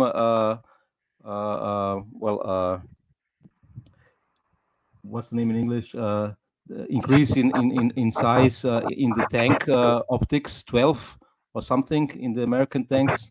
Yeah, I think it's like 310, like 3 power and 10 power. Yeah, and these you can get lucky and see a reflection, but most likely, if you could see it, then it's because it is a good contrast. A dark drone on a light sky. There could be some luck to find it. I don't know why we are discussing this shit. It's like fucking retarded idea of people that never fought in the modern war, man. Yeah, I mean, for me, the whole thing just seems like a half-ass, half-measure. Like they hope it works, but I mean, I think if you went around and asked a bunch of tankers, they would all say the same thing I'm saying. This is stupid. Like if you got real lucky, yeah, but we've seen the drones. How lucky are you going to get? How many times in one day? It's just a moral boosting to the civilians, telling them that they have a bunch of tanks that can use against the drones, right? And that they have that capability, that they will provide the safety for them. This is the two-goal propaganda for the civilians. It's not nothing. It's not for soldiers. Nothing. Most of the talks from Ukrainian government is to manipulate their civilians. Nothing reality. Very little reality. It's just to propagandize, manipulate their civilians. It's all about that. Just like Trump is all about manipulating their civilians too. Sometimes to send a message to someone else, but it's to manipulate you. That's what he talks. That's why he talks. That's why every president talks to manipulate their civilians. It's a Own scary when you see population. CNN. It's scary when you see CNN making a point, making a good argument. You know, when with the argument when it comes to Trump, it's like fuck. You know, I mean, you know, Have you discussed the Epstein fiasco already? I wanted to talk about it. Yeah, I want to talk about it too. We did a little bit, but we can go back over it. we don't feel comfortable. We don't feel comfortable. I'm not discussing what they were doing with children. I'm discussing political implications. Like it's just Well, funny that they I'm just kidding, man. Of like course. the whole idea. They built the campaign around basically Epstein was like one of the main targets of like we will release the files, or blah blah blah. And now when they are in power, they cannot release the files because Epstein was working with the fucking Mossad and CIA, and you cannot release the files. So we need to protect intelligence services. And now Epstein files are creation of Hillary and Obama, if I can read the Trump correctly. Yeah, bullshit. So It's bullshit. like I wanted just to like tell people like this situation where Trump is betraying everything that MAGA stands for. Like, don't attach yourself to political figures. Attach yourself to ideas, because person can betray the idea. Idea cannot be betrayed. Like, if you believe in America first, Trump is not the impersonation of America first. He just fucking betrayed everything. Like, just look what he's doing, like what they doing with Ukraine. What he was talking during the campaign. Oh, I will stop the war. Oh, we will not fund Ukraine. Blah blah blah. What are they saying now? New package. We will confiscate the fucking Russian assets, frozen assets. Not they are not frozen anymore. We are talking about we will be using the frozen assets. We will confiscate them. We will use them. We will put tariffs on India, China. We just did a trade deal with China, but we will put 500% tariffs on China now after we did the deal. Like, these people are retarded. Like, this administration is one of the worst in the history of the mankind, man. Like, these people, actual fucking retards. Well, it looks to me like some of it was Donald Trump trying to do negotiations, and some of it was Donald Trump seriously not understanding the No, position. Bradley. Like, if you look at Trump, if you are like a psychiatrist with 40 years of experience, you will understand him perfectly, because he is fucking mentally ill. Well, he's a narcissist. We know that. Yes. Like, look what he's posting on his fucking True Social. Oh, some city in Florida named a boulevard that is 4 kilometers long in my name. Like, he's dedicating post to that. Like, he's actually like he thought, like, I genuinely believe that he thought that he's such a like I'm such a good deal maker. I'm a Donald Trump. I will tell Putin that, oh, just make a deal, and he will make a deal because I'm such a personality that he will make a deal. And then he's like, oh, real world doesn't work like that. Oh. Well, but people believe him. Are the people also mentally People ill? are retarded in general. Yeah, you can't really argue with that. Yeah, but you see, when you say that this administration is fully retarded, and their work is still might work, because other countries' governments are also retarded, maybe even more so. So, it still might work, whatever they do, but it will work temporary, not for a long time. But the threatening the new sanctions that might work against Russia, it's just gonna speed up real collapse of the United States, because nobody wants, in a few years, in 10 years, nobody will want to deal. Nobody will want to sell anything to United States. In 10 years, Right. not right away, but everyone will look to Do run away. you understand that under these sanctions, United States should impose tariffs on themselves because they are buying uranium from Russia? Yeah. Diesel too. Aluminum, Fertilizer. I don't aluminum, think this uranium, this titanium. this is Titanium. this is Yeah. again. I think an issue. It's never been eaten as hot as it's cooked. You know, the talk is a lot more. You know, well, exaggerated than what really happens then. And also regarding the Epstein files, obviously they used that topic in the election time because it was a valuable topic to gain some points. But once they are in power, they have decisions to make which are not just will I get a few points more or not. Well, they could it could hurt them in the midterm elections.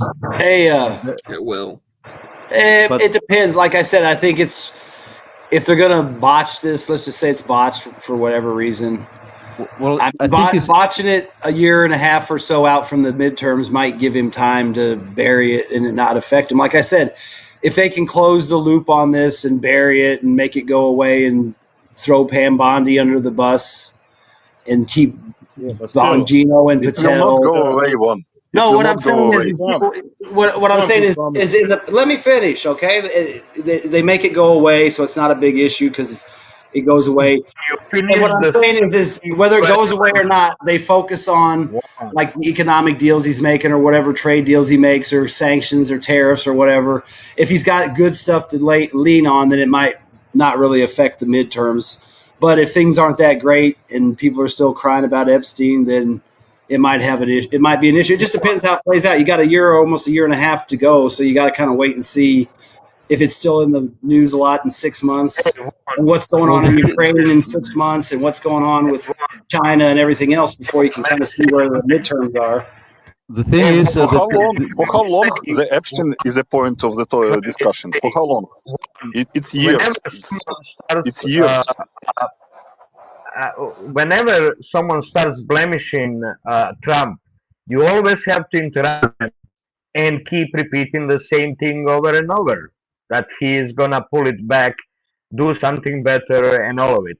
But every time when someone is blasting Trump and mistakes and bad things he's doing or criticizing wrongfully or correctly, you have to interrupt them and defend Trump.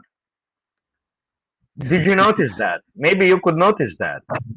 well, I'll try to do better, Yura, but I was not really defending. I'm just saying things that I think might happen and that might change the situation or mitigate the situation. I'm not saying it like it's going to happen. I'm just saying they have enough time politically to make this kind of go away and focus on other things. If they can pull it off. To finish my point, Epstein was point of the discussion during the first Trump administration, during the Biden administration, and now it's just Trump says, "Don't talk about him; it will go away." No, it will not go away because people fucking want answers. Well, this is it will not the go point away. that I wanted to try to make was this is a values issue. You know, it's not an interests issue. If most people are not directly concerned about it, if they don't have family, which is somehow connected to the issue or something, but it's a values issue which concerns a lot of people. But if their interests are somehow satisfied, like lower taxes on something, there could Trump make a point to keep his voters with him. But if he doesn't deliver on the other issues, then I think he will lose the midterms. Vaughn, gone. Yeah, I mean, that's all I'm saying. I mean, if he plays it right and he gets lucky and things hit at the right time, economically, politically, whatever, he might be able to pull it out and keep the majorities in the House and the Senate. If things aren't really going well, deals aren't happening or falling apart, people are. The thing is I don't think that people. There is a lot of talk about Epstein, but it's kind of in, you got mainstream media, then you've got the alternate media, and some people talk about it there, and then you have other media where people talk about it a lot. So there's ways to keep it out there, but there's also a lot of ways for it to go away. And I just kind of agree with Avoy and saying if he has a lot of good things to focus on, a lot of people will forget about Epstein, even if they No, don't they will like not it. forget. They will not No, forget. I but they just will. said that they forget it about, like, they're not going to die on the hill is all I mean. They'll accept the lower taxes. They'll accept the good economy. You know, not everybody. I'm not saying everybody. I'm just saying there'll be factions in the MAGA party that will be happy with the agenda going forward, and they won't care about Epstein, and there'll be other people that are still mad about Epstein but won't hate Trump because the agenda is going forward, and then there'll be other people that will wash their hands of Trump because of Epstein. I mean, it's going to be a mixed bag. It just depends how he plays it over the next year if he saves his ass. It's been 200 days since he is the president, right? To the midterms, there's 400 days more. But basically, he had two big crashes of his promises: that he will not start a war by bombing Iran. He really disappointed many of his voters. And now Epstein files. This is the second one. So in 200 days, The third one is the resuming help in Ukraine.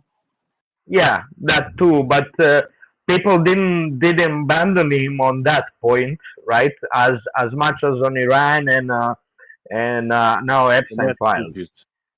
Yeah. So there's four more things he will do it by the midterms. You know. I think he's gonna fuck up everything. I think he's gonna fuck up everything. You know, I don't think he can I'm deliver. not going to disagree with anybody. I'm just saying we got to wait and see what happens, how it plays out, probably over till the end of the year, and you might have a better idea of how it's going to play out during the midterms. I mean, he was supposed to drain the swamp, but seems like the swamp drained him. You know, it's like I don't know. There might be some change in that because they just got a Supreme Court ruling where he's allowed to fire a bunch of people. So maybe he'll fire some more of the swamp, but you know, you can still see the swamp all over the place.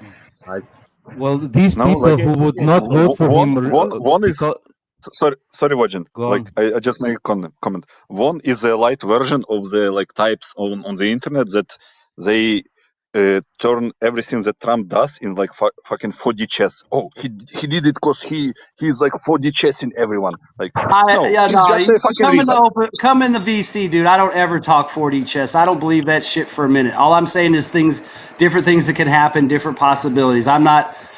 For a second, I don't believe Trump plays 4D chess because if he did, things should be working out better than they are, and they're not. So, I mean, I'm not happy about Iran. I'm really not happy about Ukraine. The Epstein thing, I don't really care about because I figure they're all rich. Nobody's going to jail. They never do.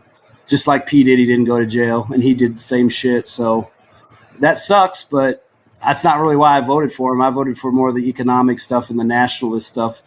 And if he stays on that and gets some of it done, then I'll probably stay with him. But there's things not to like and stuff. But, I mean, I don't ever believe that 4D chess because that's just retarded because – if this is 4D chess, this is the worst chess game I've ever seen because it's schizophrenic, and I never see the things happen that people claim he's playing 4D chess say are going to happen.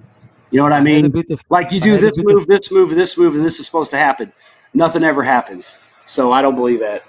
I did a bit of a discussion on this point with Archimedes in the Telegram, and he pointed out a valid point, you know, what would be the alternative? You know, would the people who would not vote for Trump because of that issue, whom would they vote for? Who would do the thing? Who would prosecute these people? The Democrats?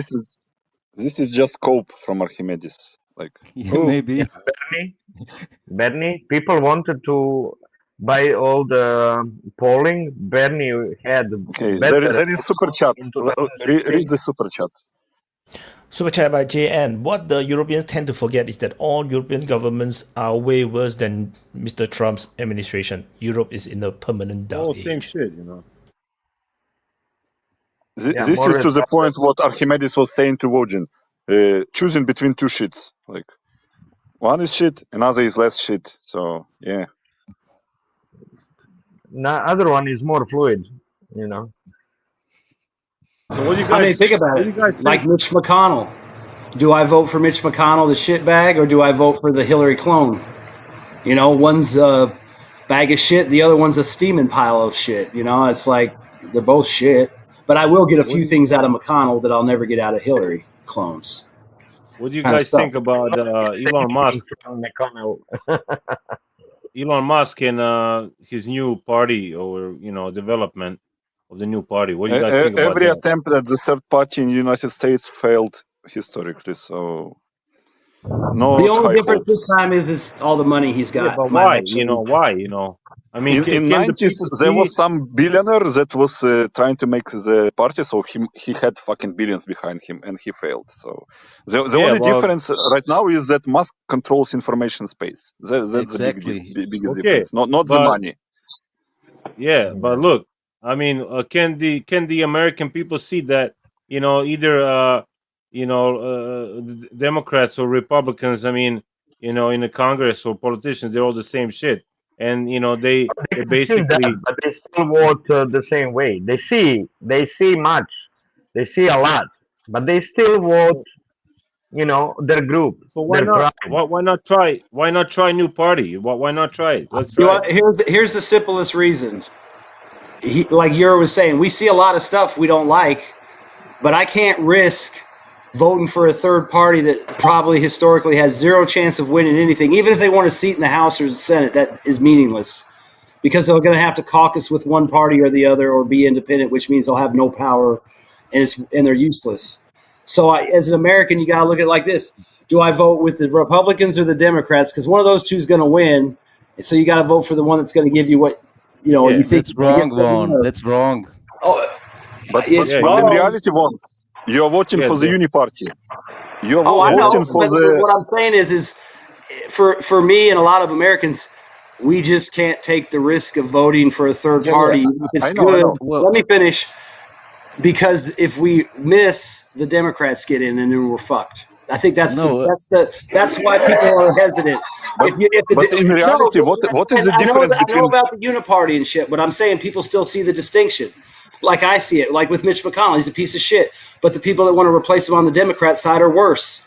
I still got to vote for somebody, so I'm going to vote for Mitch McConnell. The third party has all kinds of great things to say, but if they're not going to win, there's no reason to vote for them, and people are afraid to put their vote on something and then well, there is one reason. Vaughn, Right? Vaughn, there is one reason. If they're even better than Mick McConnell, you still won't vote for them. That's the issue. You always vote for your tribe, and especially Republicans want their tribe. They want their royalty hierarchy. This is the typical for the right wing. They want strong hierarchy. That's what establishing royalty. This is it. Wayne has his hand up. Go on, Wayne. I mean, Wayne? if everybody Yure, thinks like what that, royalty are you talking about? Like, the only royalty in the United States is the big corporations that fund all the fucking think tanks. No, the royalty. that- Everybody knows the royalty in the United States is the It's wealthy. Jew. Okay, come on, please. It's wealthy. Then they push the fucking think tanks papers as a policies, and they This is form the Khazarian policy of the United royalty. States. Everybody knows it. Stop. You don't even live here, please. I know royalty. I'm a Shabbos goy. Trust me. I've worked for these people since I literally was a child. They have royalty in the United States. Don't fucking try to tell me different. I know. I lived it. Okay, please. Now Wayne's actually had his fucking hand up. The decrepit old hand. Hey, yeah, decrepit old man. I'm a real nasty old bastard. Hey, guys. Elon may be losing his social media strength. There's at least there's a Canadian social media site coming out to replace Twitter, Gander Social. Yeah, what's your point, Wayne? Yeah. He might be this, he might be that. What are you trying to say? Just say it. What I'm saying is that there's a lot of people right now are really pissed with the United States, and there's a concerted move to try and Hey, Wayne, do you know about the threads by Instagram? Do you know about Blue Sky? Do you know about threads? Yeah. There was, a lot of people sit on there. Like, sure. Big competitor Wayne, do you know there's a lot of people that hate like Canada and like because it can't defend itself because it has no navy, as you very well know. Like, I mean, what the fuck is your point? There's people who hate the United States. So, well, gee, that's a first. That never happened before in history. And How did that work out for the United States' enemies? Let me see. When was the last time we lost a war? When was the last time we lost a war? When was the last time the United States wasn't at war? No, when was the last time Canada lost a war? When was the last time Canada was in a war? Afghanistan. Afghanistan. Yeah, so you lost that one, right? No. Oh, okay. We did what we wanted. You wanted. All right. So the Canadians, actually, for those who don't know, the Canadians now rule Afghanistan. I didn't know about this. Did you guys know about this shit? Wyatt, did you know about this? Everyone fucking lost in Afghanistan, but Canada won. What? Fucking Canadians rule Afghanistan. Holy shit. That's like a fucking breaking news fucking shit here. If you were, my God. If you were in Jesus NATO, Christ. if you were in NATO, if you were in NATO and you did a rotation through Afghanistan, you're taking an L. Yeah. We were in there. We worked for the period What's of time. this we shit? You fucking pick up a rifle and stand a post? Get over yourself. You don't know your intelligence agency name, and any country that has some power in the world, we know their names of intelligence agencies. You see, this is the most important part of having the power, right? Everybody knows CIA, Mossad, FSB, or KGB. What's the Chinese one? Yeah, but that's the good point. They don't know who they're looking for. They can't stop us. Yeah, but if they just asked Wayne, they would know because he has it all figured out. No, I don't have it all figured out. I just have enough to understand the basics. Dude, you don't have anything figured out, man. You can't even figure out how to fucking dress yourself. So get over yourself. Let Wayne make his point. He doesn't have one. Gander Social. There's a bunch of news sites coming up. It's one of them. There are others. There's a huge push to try and get hosting away from the United States. Okay, there's a huge push. Define huge and who is behind this push. You're just making this shit up. Can I interject? Like, Wayne, do you know what Instagram is? Do you know what Instagram is? Do you know what Instagram is? Zuckerberg tried to create the competitor for Twitter. It was called Threads. How much, what is the audience for Threads? Like, fucking blue-haired retards. Like, that they, I will not post on Twitter for my principles. This is the audience. No one will fucking go, because it's a monopoly, you fucking dog. Two of the hottest broads I know are on Threads. Yeah, but Wayne, that ain't saying much because, any broads that would talk to you, Jesus Christ. Who's using Truth? Hot blondes that are in their 30s. Who's using Truth social media? Is anybody using that shit? Okay, we don't need. This isn't like. This isn't. Okay, why are we talking to fucking Wayne? This isn't fresh and fit. We don't need to talk about dating. Myanmar. Hey, nobody's paying any attention to Myanmar. Do you guys know what the fuck's going on there? Do you? Anybody? What the fuck? Yeah, don't be asking a question. If you got a statement to make, fucking make it. Yeah, what I'm saying is that there's a hell of a lot of stuff going on in Myanmar that nobody's paying attention to. Yeah, and there's a whole lot of stuff that you have nothing, you don't know shit about. Fucking up. No, fuck you. We got the SAC bombing degenerate, sick fuck, and we have your Reddit account. We know you talk to little girls, you sick, disgusting fuck. You think I'm lying about that?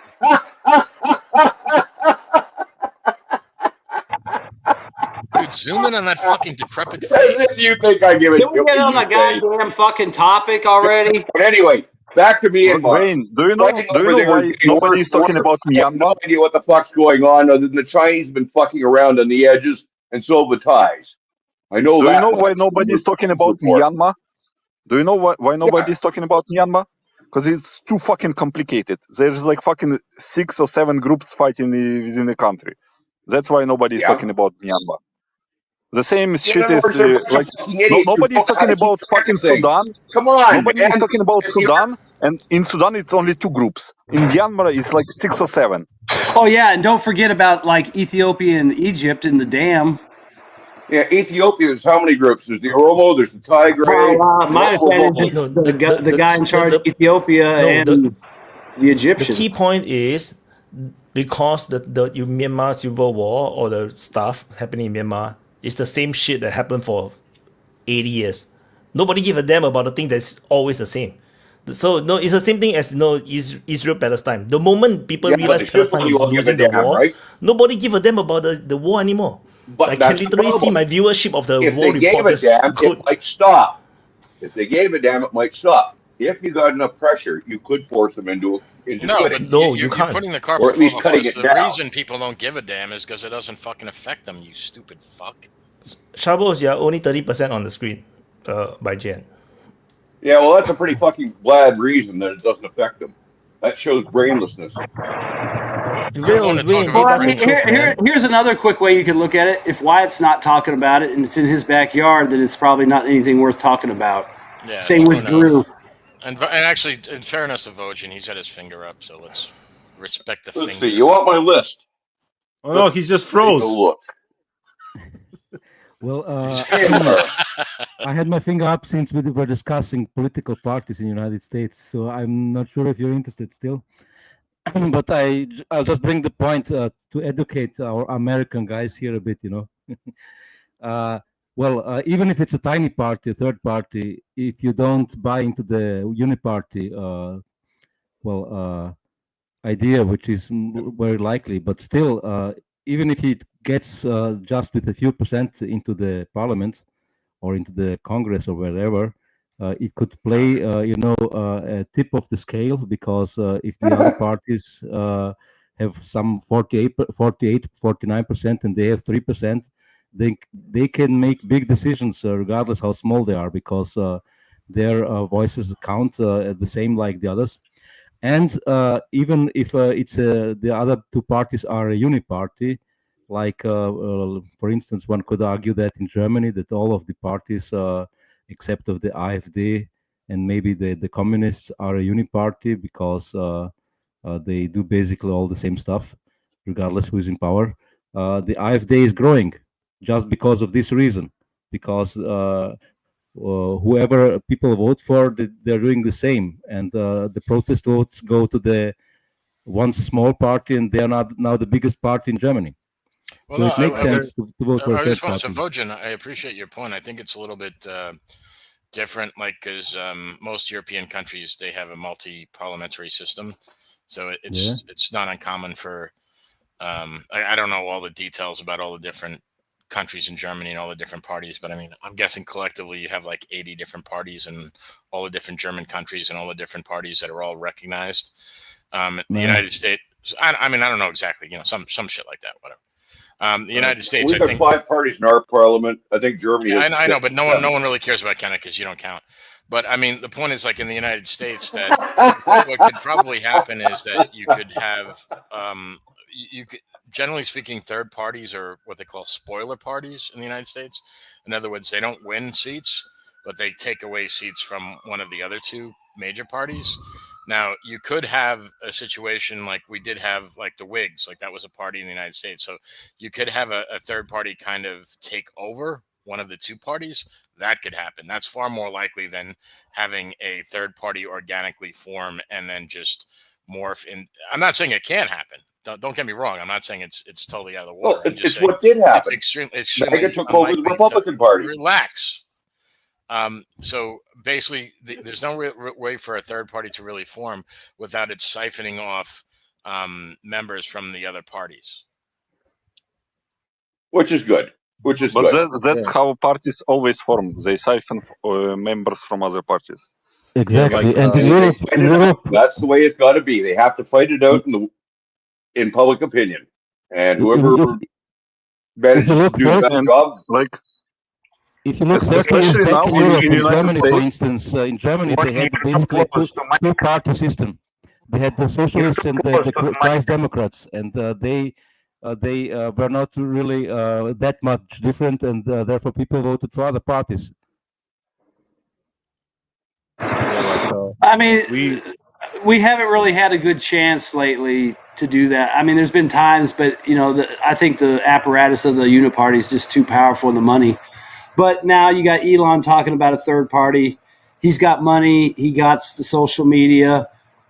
If he's able to put up some candidates that are appealing, there might be a shot. But like I said, it's all – I mean, we really ain't going to know nothing probably till the end of the year. to see how much it shapes up and what's going to happen if this party's serious, if he's really going to try and go out and primary people and all. I mean, he's got a good shot to do that, but like I said, you got to put people up, and a lot of people I think are hesitant because they don't want to risk losing any tribal party influence. You know, like every seat counts, every Senate seat but counts. also the other thing that you didn't mention is that, like in the United States, like because we are a two-party system, so like getting on the ballot, like each state has its own kind of form of autonomy. So Vaughn, maybe you can speak to this about how you can't just decide. Yeah, that I forgot about that. You know, you have party control at the state level, so you'll have people fucking with you to try to keep you off the ballot and shit, or create ridiculous circumstances that you have to go through, or like hoops to get on the ballot. So, but like I said, with Elon's money and his access to the information space, maybe he could pull something off and get some people in there. But like I said, I kind of got to wait and see. Right now, I'd say not likely, but I don't know in 6 months or a year. Like, I was think it'll talking be about interesting. earlier, He's got like, money to play, what, but I don't know that wait, he's I got was the. first. Fuck you, man. I was first. I will let you speak after I make a point. Like, Oh, I sorry, was I thought it was talking earlier, like, okay, Bagari, go ahead. like, I will give 99% chance that the Elon's idea fails, but there is no better time to try it as of now. Like, because a lot of like, especially young people are disillusioned with what's going on. I Like, think he they are. just needs to fuck with the Trump, you know, just to fuck with him. You know, I think that's, you know, No, I think they disillusioned with Democrats, because Democrats have like zero direction. Democrats, like, what the fuck is going on with Democrats? I don't know. Like, a lot of, especially like the like Gaza Palestine shit, they didn't have a strong stance, and a lot of like young people, they have a strong stance on that. yeah, because of With the Israel, you Republican know. Party, it's the same. Like, this Epstein shit, it will not go away, and a lot of people will lose trust. Just because I'm looking at the streams, younger people, what they think, what they like, behavior in chats. A lot of people are fucking disappointed with Trump, like, and they are turning their back. Like, so you have like the opportunity to get some people from both parties, even. So, but how you do it? It's like it's really hard. So that's why it's like 99% chance fail. Yeah. I don't Wayne. really think so, Let me bro. duck in here. I got to get going because I got the dog going. Did you guys read that or listen to that video I posted last night to the main lounge? Probably not. I should explain it for the people who don't go into the Telegram group. Harlan Ellison came up with a plan to handle the Israel-Palestine problem. His plan was we build 1,000-foot tall wall all around the Middle East with one small human-sized door. Every 5 years, we open the door and we see if they're still fighting. If they're still fighting, we close the door and leave them inside. If they stop fighting, we let them out. They're not gonna fight because if the Israel runs out of U.S. money and support, I mean, they're gonna last 2 days. So, you know, that's bullshit. You know. Yeah, why the fuck would we let him out anyway? I mean, it sounds like a perfect plan. Just fucking close. Just why build a fucking door? I mean, yeah, I'm all with you about building the fucking you wall, just but stop why supporting the Israel. fuck would any moron want to put a fucking door in there? I mean, Because Harlan was giving an interview to a Jewish newspaper in Tel Aviv yeah, at the whatever. time, Okay, and yeah, he's go really walk pissed your off at what they dogs. Go said. walk your So dog. The adults are Most of talking. Go the walk your dogs. most of the shit I like most Harlan. of the shit is steered by the Walk the dogs. most of the shit is steered by Israel. So I think if you take them out of the equation, out of them out of the equation, that you know, all these wars are gonna stop in Middle East. I think their biggest catalyst. So I mean, they some create people problems never heard everywhere. of Yeah. airplanes. Some people never heard of airplanes or missiles, you know, ballistic missiles. So they propose 1,000-foot wall. Yeah, well, that was back in the early '70s, so you got to give Harlan a bit of a pass there. Yeah. Yeah, back then Yeah, they didn't go have walk your airplanes, dog, you know. Wayne. Go walk the dog. Walk the dog. No, I was just gonna say real quick with like Bagari's saying. I mean, if there was actually a good, legitimate time to make a shot, it would probably be now because you got Musk's money, the internet, and a lot of people are upset, and there's a lot of factions in both parties that are not happy that you might be able to pull people from. It's pretty unlikely to happen, but I mean, I hope he tries. I mean, maybe something will work. But Guys, if if The presidential election was based on total number of if it was wins as compared to how it is currently, which is you have to get over half. Wayne, don't you have to walk your that would fucking allow dog? smaller parties in, but if you have to get over half, you have to have a large party. so maybe he got a chance because he has the money to pay media moguls for the debate entrance, because usually debates are not allowed for the third parties, right? Public debates that are on ABC or CNN or whichever is going to be Nobody next. watches that shit, Euro. It's like fucking for Yeah, it 60-year-old boomers. he could to go Magari's to point, it doesn't really matter anymore. he And could by go the to big way, YouTuber. he would be able to buy his influence regardless of So that. More he important might is be able who to gets buy on them the Joe Rogan or some shit. More important who Guys, gets on Joe Rogan. Yeah. Yeah, More think important about who it. gets on like Theo Von. Go get the fuck out. Yeah, what if Joe Rogan does the debate and everybody, that's what I'm saying. That he'll get way more play off of Joe Rogan doing a debate there, or even if young nobody else people shows up and watch he's allowed to sit Joe there and Rogan, explain his but platform. they don't vote. You see, young people watch Joe Rogan, but they don't vote. Old people watch CNN, Fox, ABC, and they vote. You see, they have to die off for this to work. guys, To if be only through the social media to elect people. You can mobilize. underestimate the age of people that watch Joe Rogan. It's not fucking young people. It's from 35 to 45. It's pretty much everybody watches Joe Rogan. Well, that's Yeah. because the thing about Joe Yeah, Rogan but- is Joe Rogan is not just about politics. I don't know if you guys watch him, but he covers like everything. I mean, one episode of Joe Rogan, he'll have an episode on the Listen lost to city him. of Atlantis. Another episode is on mixed martial arts. Another episode is on hunting. Another episode is on like, is it better to be vegan or paleo as far as your diet is concerned? Like Joe Rogan covers the freaking gamut. I mean, that's the thing about him. So I don't know. I mean, and think about it. He'll go on like Theo Von, anybody who's got 1 million subscribers and a bunch of people. Like they made fun of Trump for going on all these guys, and it's like, well, it worked. It got people out. It got his message out. People bought into it. I mean, and Elon's perfect. He's sitting on X. I mean, he can flood that shit all day long. Plus, he's got money to buy whoever he needs to buy to get on TV or pay whatever ridiculous price they want for an ad. I mean, like I said, Bagari's right. If there's a shot at it, it's probably the best shot lately. 56 million is the biggest viewership of Joe Rogan with Trump, interview of Trump, and more than half of them are from outside United States. Much more than half of them.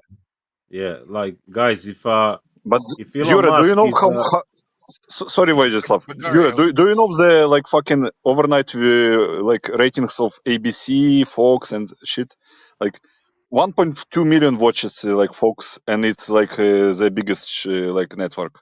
Like NBC, ABC, it's like in the thousands of views. Like they are dead. I mean, think about the advantages he has too if he wants to get stuff done or get people on his side. Hey, do you want a tour of my rocket factory? Hey, do you want to fly up into space? Hey, you know what I mean? Yeah. He's got a lot of things he can fucking do to grease the wheels, and maybe, like I said, maybe he'll get some traction, and we might get some people in the Senate or the House. Be nice. Respect the finger, man. Hold on, respect the finger. I think it could also be a trap, because if he has to kneel before the Israelis or Jews, then it's all the same shit. No matter what, he's gonna have to, if like you guys heard that, all about this Epstein deal, that it could be about Mossad asset or whatever. So basically, Trump has to cover this up for Israelis. So basically, Jews control everything. So I don't think they're gonna allow.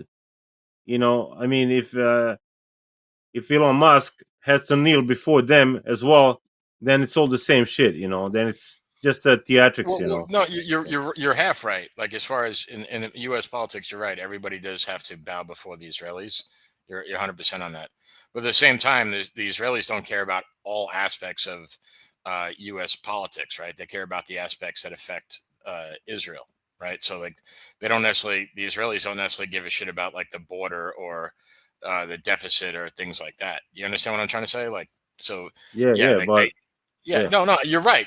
I'm not arguing that. I'm just saying there's other things that could be affected besides like the Middle East is not the whole world, okay? Like, especially when you talk about the United States. I was only referring to these Epstein files, which are Do you know, allegedly connected to Mossad, you know.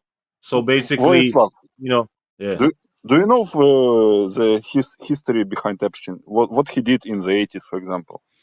Yeah, he was a school teacher. No, it was in the 70s. What he did in the 80s, he met the father of Ghislaine Maxwell. And I know they were he worked as a school teacher in New York. I was still in the 80s. And then no. Okay, hold on. Nobody knows how he made money. You know, nobody knows how Everybody he made knows how he made money. He was fucking money laundering. Wexler put him in charge of his portfolio, right? Wexler is a billionaire, the guy that owns. It was after. It was after. Before that, he was working with Maxwell. But before that, he grew up in New York. And they were selling weapons to Iran from Israel in the 80s.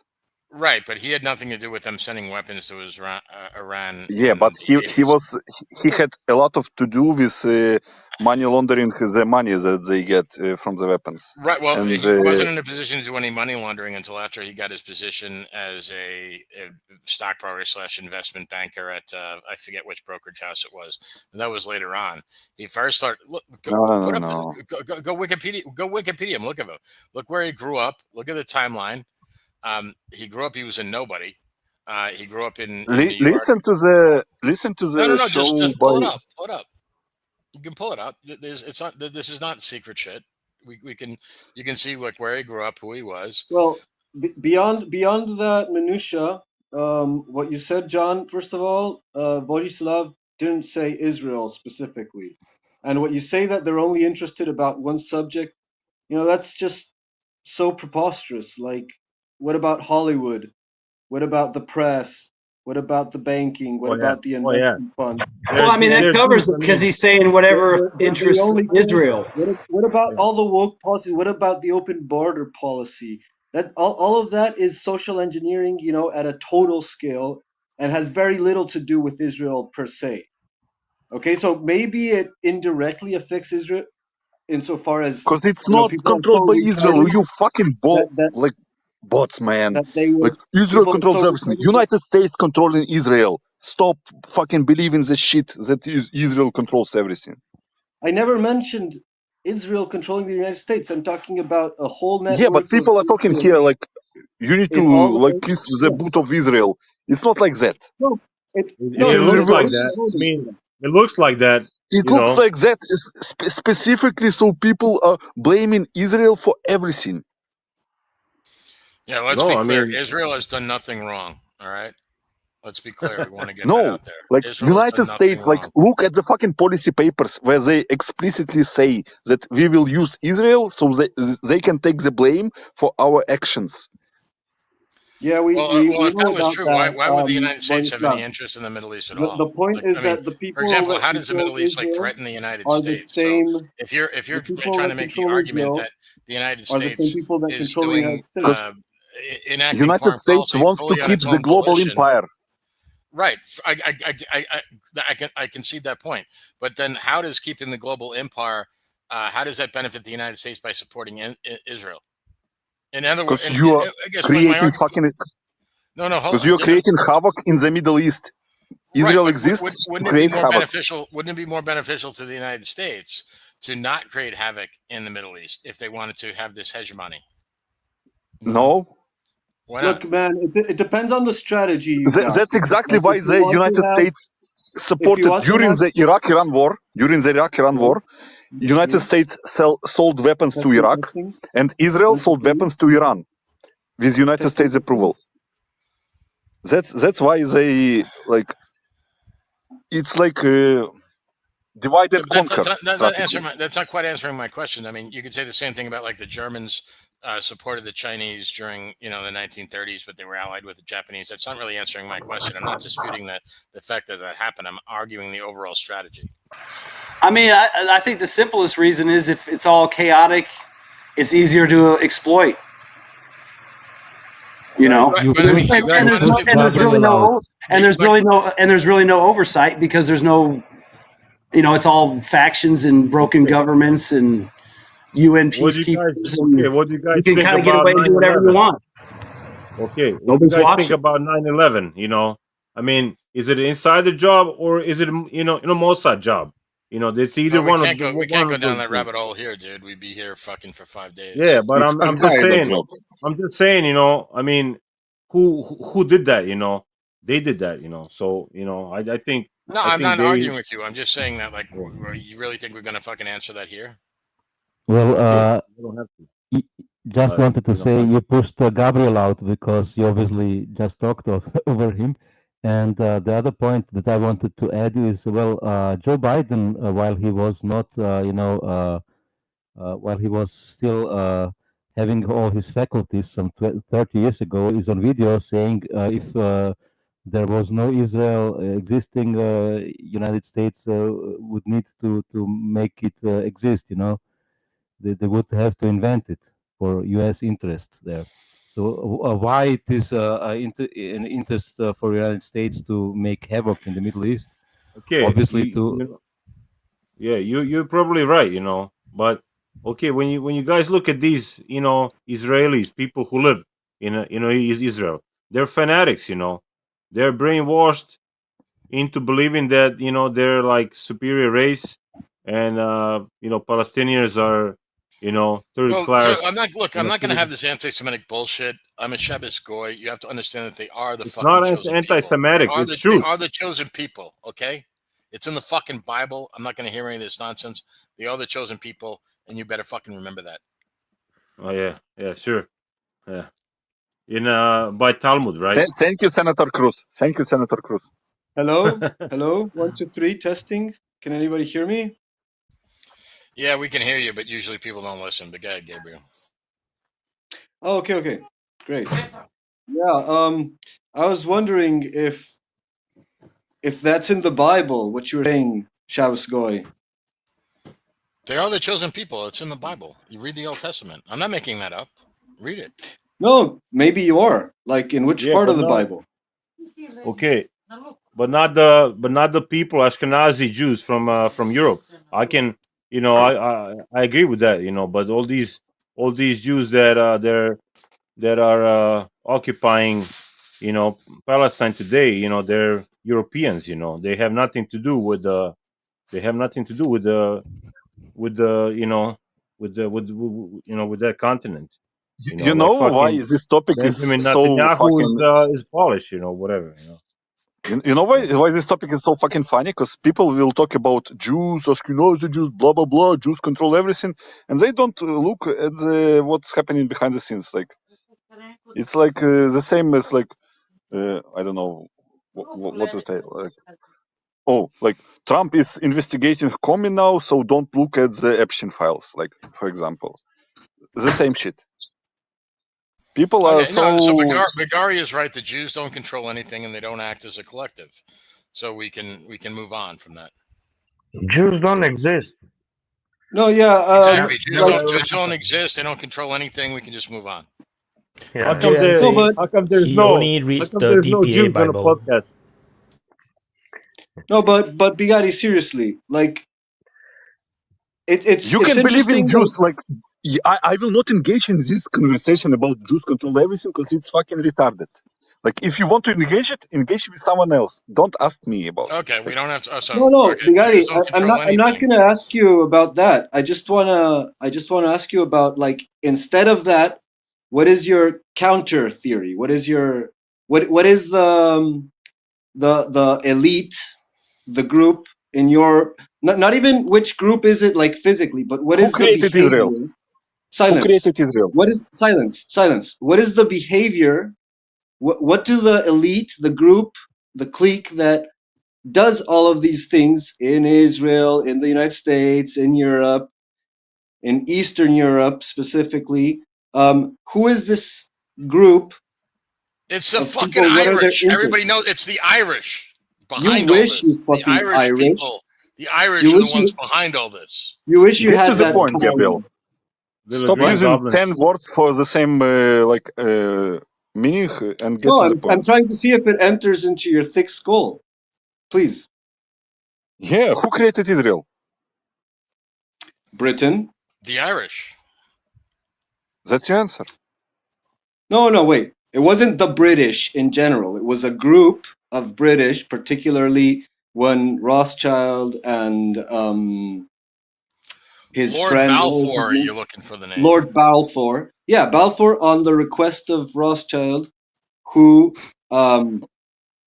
made the declaration in the first place. It was Lawrence of Gabriel, Arabia. Gabriel, Lawrence, you're wrong. These people pushed it in Britain, but Britain created it. So Britain saw some interest. It was convinced no, either, yeah, or but it saw Britain is some a big place. interest. I don't think like Patty Joe was very hot on making a. Now there is an issue of like a tradition in British Puritans of this Zionist project. You know, the whole Third Temple prophecy that comes from there. That comes from Britain. Okay, in the first place, Isaac Newton was very in on that, and there's a whole cult around this idea. And from there, it spread to America, and that's probably one of the main factors that supported the the Balfour Declaration and all of this. But still, the fact of the matter is that we have like a starting point, like a declaration and a request for that declaration, and then it was approved. So there's a sort of first mover, and then there was a structure behind a cult. And it might be like a grassroots thing. Maybe it's just a distortion of biblical text, applied to the epoch, and it's just unfolding that way, like a domino. Someone writ the revelations or translated the revelations in a certain way, and then that's going to create effects. Like the first thing a prophecy does is to make people want to fulfill it. So that's one of the Yeah, reasons why Yeah, well, so prophecies are Vaughn can speak to this because he's he believes in the Book of Revelation. this sounds very esoteric and interesting, but I think real politics is much more convincing as an argument. No, If yeah. if the British wanted to use the situation, I could easily make up some good points why they would do it. Ooh. For instance, radicalize the Islamic world there and make a barrier for the Russian influence or the Soviet influence then, and whatever. No, that's why I was saying originally that it depends on what you want to achieve. Because, for example, you can colonize a place, take hold, control, and then you benefit from its stability. You want, the resources out of there without any problems. You want to put stuff in there, sell them, whatever. But then there's another strategy, which is to create mayhem and chaos and put everyone against everyone. What would you want to achieve with that? And that's where like the philosophical or ideological framework enters, because you have a material reality and certain amount of resources and what you can do with them, but you also have like intentions. What do you want them for? Is it for the greatness of your nation? Is it to civilize or to bring the word of God? Is it to I don't know, get a lot of pussy? What do you want? They want Muslims to move to London. Hey, Voyen, please stay off of the microphone because you blow in it and it scratches and it's pretty like bad noise. So it's better if you stay away from. So there is an element of ideology that affects the decisions that are done on the ground, beyond the material conditions. And in this case in particular, yeah, there's definitely a world dominance agenda that's pretty explicitly stated, and that you can also see it the ground, in the strategy and the actual policy that is being executed. And You so, guys, yeah, beyond the intentions, if they're good or evil, they definitely use destructive means, and cause destruction, suffering, death, chaos. One could argue that anything can cause that. Whatever you do is going to cause the same thing. If I give bread to all of humanity, there's there going to was be peace involved. there's There going was to be a peace lot of allergic people that are going to die before because of the bread that I gave them. there was peace in the world before Israel became. So we should blame it all on Jews, right? There was peace before 1947, 48. I think it was a peaceful world. What do you guys in think? that Was it in that peaceful? area, yes. In Well, Palestine, you yes. see, There was you see, Jude, that Hmm. the lack of peace before that caused, the war starting in 47, 48 is kind of related with that war. It's not unrelated. Okay. Yeah. You can connect it. Um, loosely connected, yeah. There is connection. But I would No, I blame think Jews. Yuri is right. Like, I mean, if Israel didn't exist, then the world would be more violent than it is now. I think we could all agree on that. Like, if you know what I mean, like Israel is a stabilizing force in the world. So, in other words, I don't know where you if there get was, that. if Israel wasn't here, like Yuri's point Too is that sarcastic. no, I agree with Yuri 1,000% as a Shabbos goy that we have to respect Israel because Well, they're a but stabilizing influence there on the there's world. an argument Hold on to a that second, just effect, let me John. get this Oh, out sorry. though. Like, it's really important that we accept that fact, as Yuri is trying to point out, that Israel, like, and their influence in the United States and Europe has been a stabilizing force since their inception. And more so than that, I would just say Jews in general have been a very stabilizing force in the world. I mean, if it wasn't for Jews, I think there'd be a lot more violence in the world. I think that Jews, Well, by definition, are kind of ameliorate conflicts between other people. Well, they brought the law, right? They brought civilization. So the Judeo-Christian values that brought order and stability You to see, civilization, right? all over the world, Ten that's where the Commandments. wars were.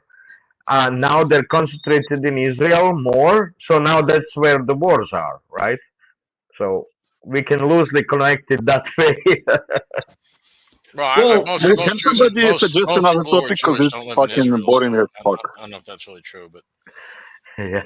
There is an argument to be made that there needs to be a sacrifice, sort of like the world can be Please all in move on. chaos. Move on. Man, I mean, there's a is whole the bunch of wolf to goddamn man. shit going on in Ukraine. Can we fucking get to Ukraine or yeah, something really, what else? the I mean, fuck, goddamn. man? I Maybe shut the fuck up.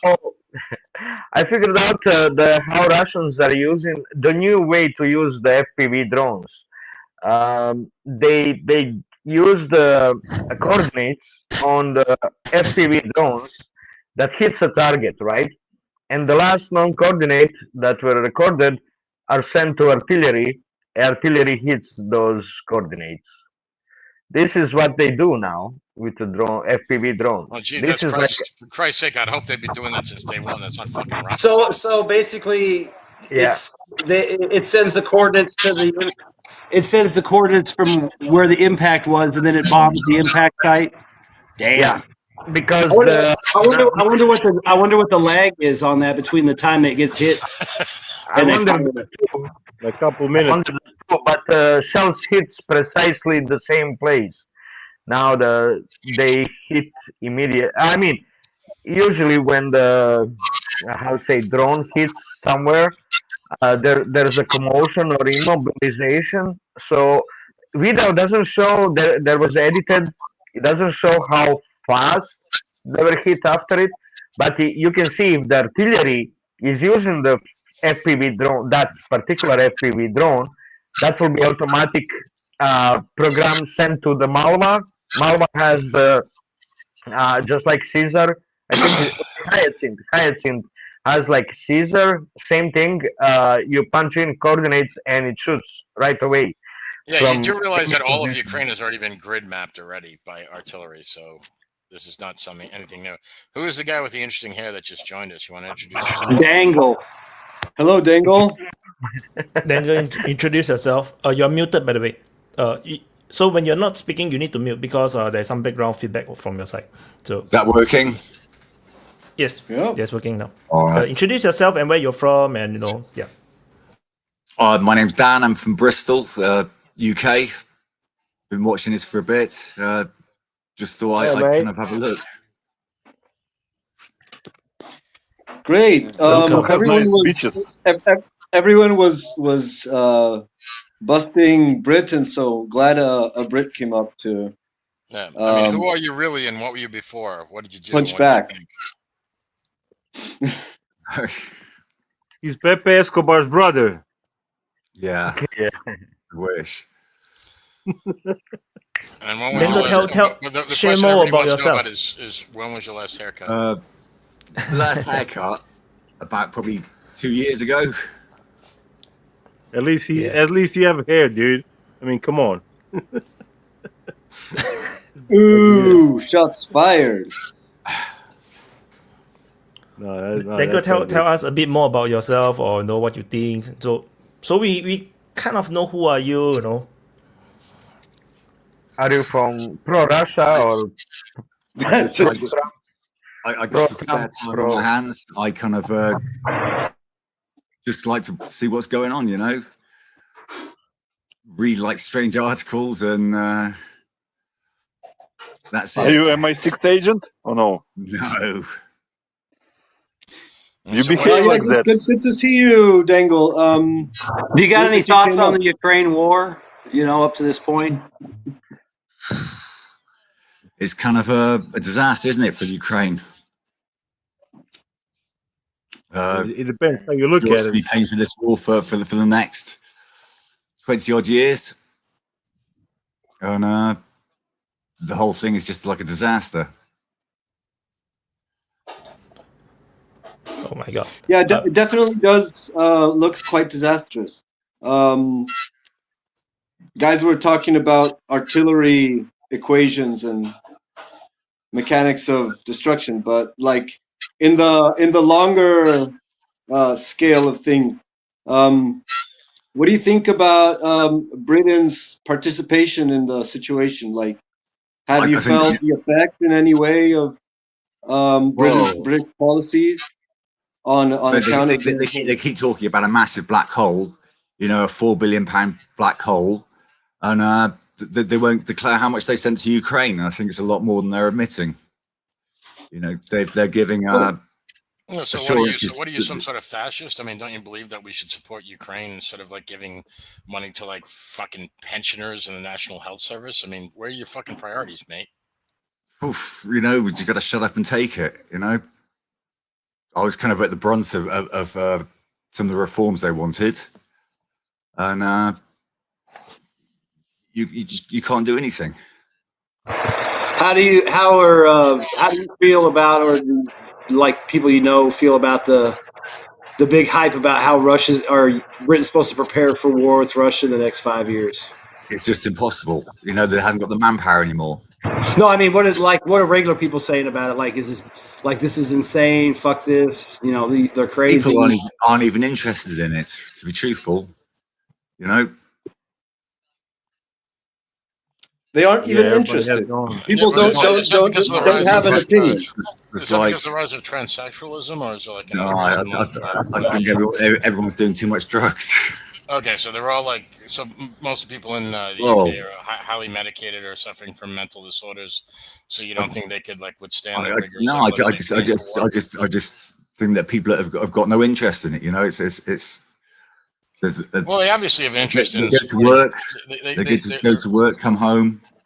Yeah, but they support Ukraine, correct? No, I wouldn't say that. Really?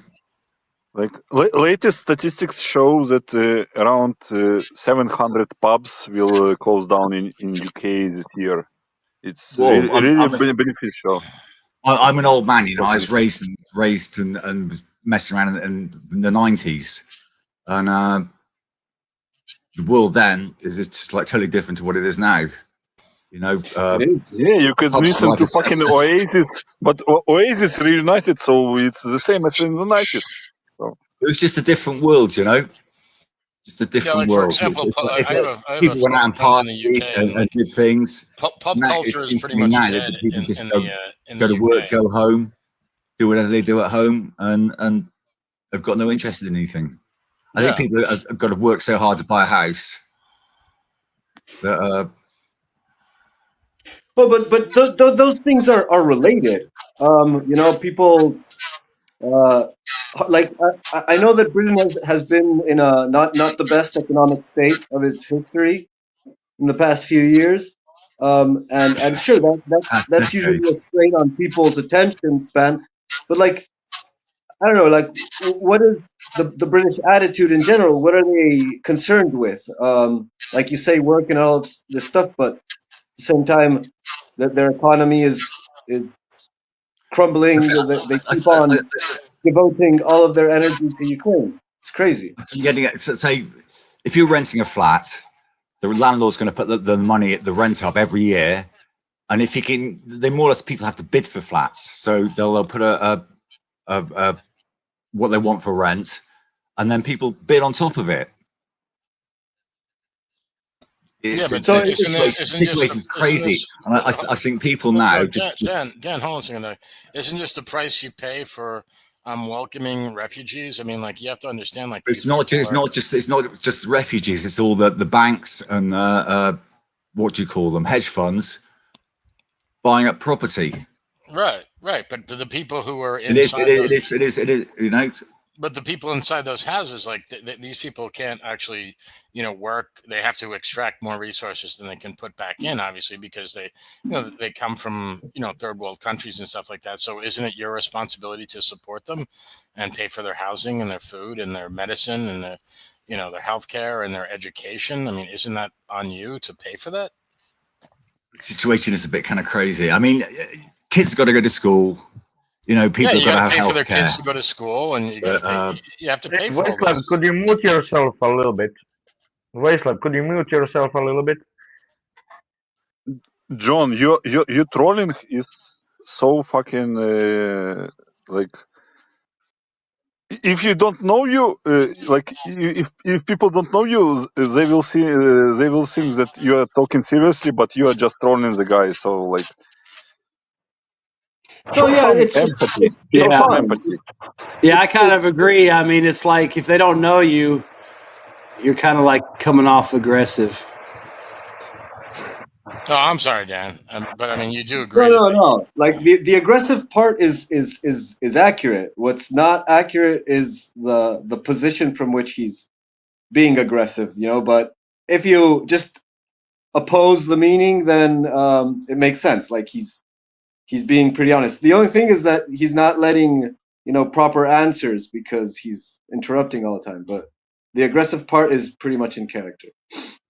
Hey, Dango, would you like Trump to be the king of England instead of?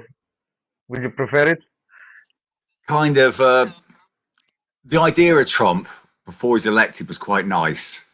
You know, he was almost a rebel, but looking at him now, the guy's quite deranged. John's been cucked. John's been cucked. Yeah.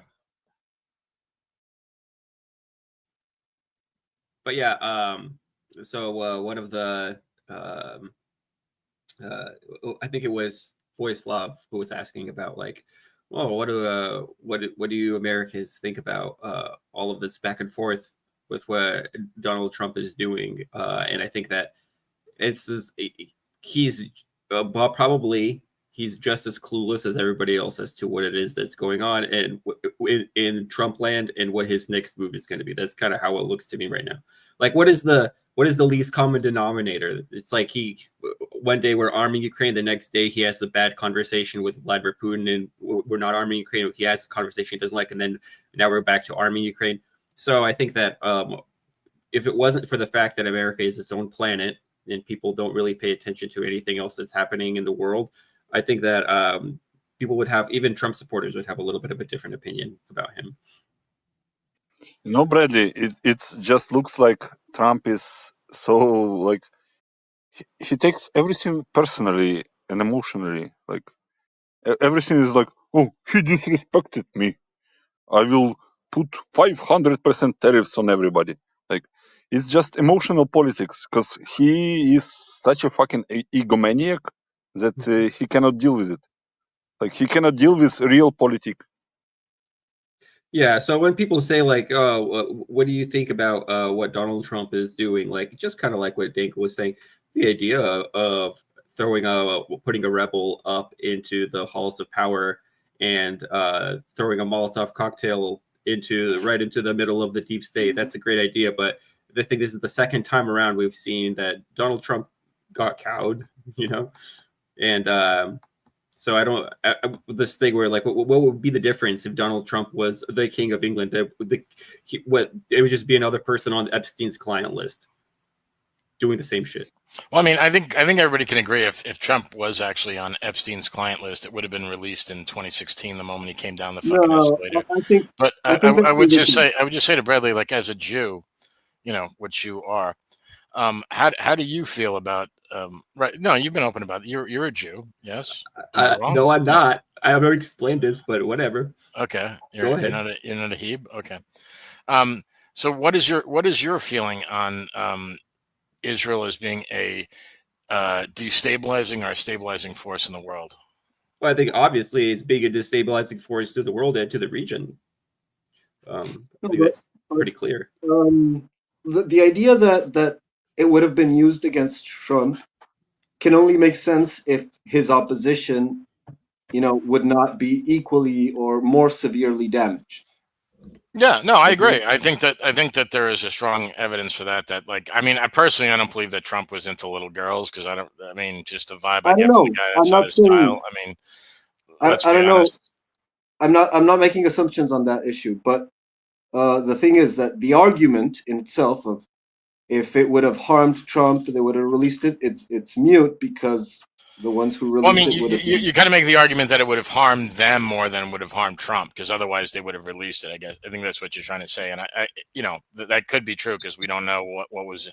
Pam Bondi said she had all these files on there, and so yeah, like that could be it. Like it was kind of like an option that would have decimated both parties, and it's probably true, and maybe that's why Trump is trying to say like. I don't know. I'm just spitballing here, but maybe Trump is just trying to say like, okay, we can nuke the entire government and we'll have fucking pitchforks, coming and, destroying the whole country, which, I'm all up for that because, I'm well stocked on food, water, ammo, and slave girls in my basement. But beyond that, maybe, most people don't want that. So, that might be like his reasoning, because if this stuff really did come out, it literally would implode all of society. And, if that happened, then, who knows what happens. So that's what I'm thinking. That's the reason why this has been collapsed, because it's not a Democrat or Republican issue or right or left. It's like there's so many people involved and it went on for so many years because, Bagari was talking about, you look at the history of Epstein, how long this was going on for, like literally decades. And even before Epstein, Ghislaine Maxwell and her dad were doing it. Like, that's the reason he got offed, right? He was trying to blackmail. Wasn't her dad working? Yeah. He worked for the Mossad. And actually, he ended up making like a lot of money. And actually, he wasn't just working for the Mossad. He was working for MI6 as well. And he actually tried to blackmail the Mossad, which, by the way, those who are listening, don't ever try to do that. It doesn't end up well. And because he wanted more money, and that's why he got deleted. Like, do you know like why people like the same analogy with like why Democrats don't release Epstein files if Trump was on the files, etc. It's the same situation with like why countries that are at war don't try to kill leadership of another country, except of Israel, because they don't give a fuck. Like Yeah, because even during the reason, no, to answer your question about why they don't do it to the other countries, because there'll be no one there to surrender. yeah, but it will open the fucking can of worms that it's like open season, man. You kill us, Yeah. we will kill you. Like you don't do that. Dead man switch. Yeah, you don't do that. Like even during World War II, like Soviets didn't touch German command. German command didn't touch Soviet command. Like they were playing gentleman games. Like what Russia is doing, like to Ukraine right now. They don't touch Ukrainian like leadership, but Ukraine doesn't give a fuck. Like Israel, they assassinating everyone like who can assassinate in the like reasonable demand. But if you open that kind of worms, it's like you cannot put that back. Like if you start assassinating, people will die, and then like who knows what happens. The same is with like, oh, why do you, if Trump was on the Epstein list, they will release it. Like no, they wouldn't, because if they release it, yeah, who knows what happens. Like it's like they would never let that. If you think about what Guys, Bulgar is respect saying, the fucking finger, man. He's been had his fucking finger. For Christ's sake, Jesus Christ. Guys, I'll say something. Can't hear you. When we're talking about assassinations, what do you guys think about the latest assassination of that Ukrainian USB general, whatever? I mean, I think he's definitely not on the Epstein client list. I think that's what I think about it. Yeah. Hey, who knows? I just assume, at this point, was that a Ukrainian? Was that Russian? Was that done by Russia? I mean, did they actually start doing what Ukrainians are doing to Russians, or is it fight among them? I mean, what are your thoughts on that assassination? Infighting. Yes or no? Infighting. Wyatt, wake up. Well, Dangle put something interesting in the chat about the assassination attempt, or I think it was a successful assassination. Do you believe it was internal or external? Of which guy? Sorry, I wasn't paying attention. Jesus Christ, dude! Fucking it's your fucking show. What the fuck? Ukrainian dude that got assassinated. You guys can talk. Yeah, it's open mic. I'm busy with the DPA Discord problem. So I'm like, I can tell you with 90% certainty that it was infighting. Russia had nothing to do with it. Probably true. I just wanted to. No, I'm not disagreeing with Bagari. I just wanted to know if Wyatt had any insight on this. Because I mean, do you really think are the Ukrainians to the point now where they're assassinating their generals or their interior ministry? Maybe. I don't know. Think about that neo-Nazi guy in Odessa. He made a lot of enemies. People didn't like him. He got people sent to the TCC, so somebody popped him. Maybe this guy had the same problem. News is that it's an Azerbaijani couple that killed him, that executed him, and they tried to arrest him, and the woman is killed. The guy is alive. It seems like they're arrested by. Yeah, but did they act on their own volition, or were they behind a state, or what? Yeah, we should know.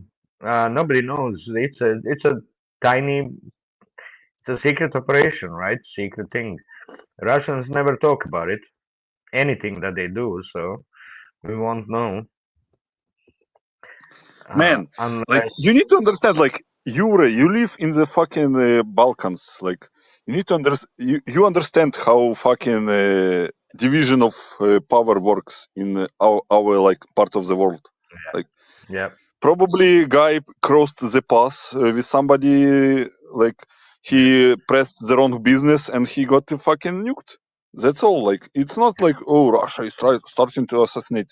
Probably he just fucking crossed the path of the wrong guy in the same agency, and they just like, no, you like we need to part ways with you. Super chat, guys. Super chat. Plus, they can get away with it. I love you, Wyatt. Let me out of Discord, Gula. Salute. Yeah, he's jailed inside of the Discord. So what did he do? Yeah, he's trying to bribe me. Just fucking come on. He's trying to bribe me out of the jail. If they want to go free, charge them the exit, man.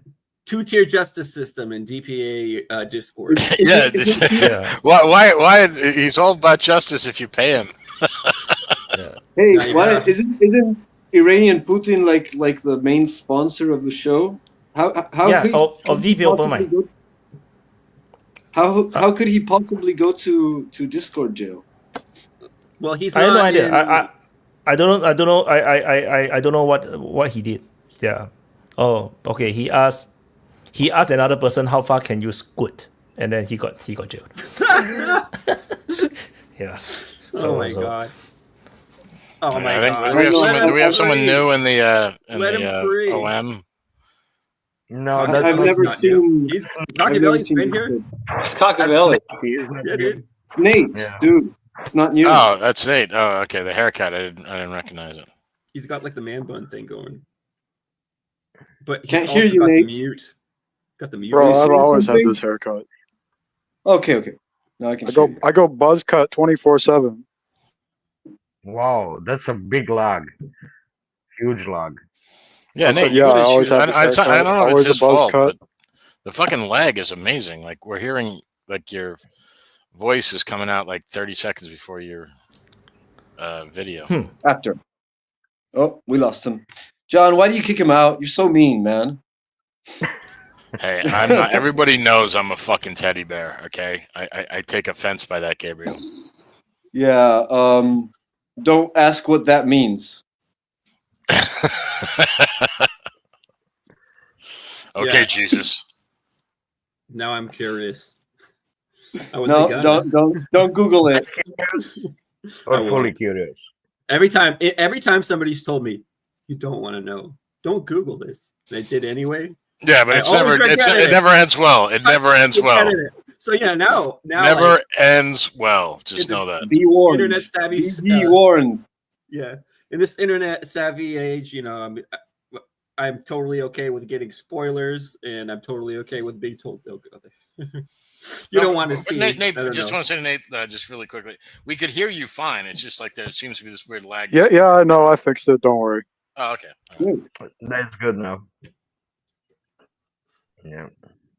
The Hey, last guys. time, Nate, last time you hopped on and you were going to talk about freaking Azerbaijan, right? And then you pieced out before anything got said. Yeah, whatever. I mean, I don't even remember. But like with the Epstein client list thing, I think like my take on that is that I don't view it like their job. They don't care about like conspiracy hunting. Like they're not there to like red pill everybody. They're not there to like go find out what happened on like some foreign island with some foreign people. They just don't like care about that. Like there's no pretense of like that being their job. So I think anyone who kind of expected that is going to be disappointed. Yeah, like Yeah, but you have to start somewhere. It's you totally have to normal start somewhere. that you can campaign on that conspiracy theory, and there's a Yeah, shit but ton to of be very fair, severe I don't really implications. think that was a large part of his campaign. I just think that's something that people Oh, remember. just one of the parts that aren't being addressed. I certainly fell for the meme. I got a Just very one important point. thing to say. Wait. The Club World Cup final has finished. Chelsea won 3-0. It's the world champion. Yeah. Okay, you guys can continue. Sorry. Wow. I'm a Chelsea fan, so I need to one- say it out. One girl beat the entire Paris Saint-Germain team. Yeah, correct. Wait, hold on. Is Very this impressive. like fucking female shit or is this male Yeah, shit? Chelsea Manning defeated Paris Hilton in the fight. Yeah, he basically. hit him 3 times, 3 knockouts. So It went all 12 rounds. It one. went all 12 rounds, and he won by 3 TKOs. Yeah, John, it's soccer, so it's female. Well, it's right automatically. Hey guys, I got a question, hypothetical. Let's say we have to hold like a DPA conference, live conference, where we like all meet, Like right now? like when? No, like let's In say person, right? the war ends and we have to like, we have to like do like a kind of like a celebration, under the DPA flag, like where would you do it, and You know, like I Tel Aviv. actually We have to do it in Tel Aviv. Tel Aviv, definitely. Tel Aviv. Yeah, I actually really want to do this, but I think that requires the channel to be a lot bigger because so that we can do a live event and then we can have a sold out crowd.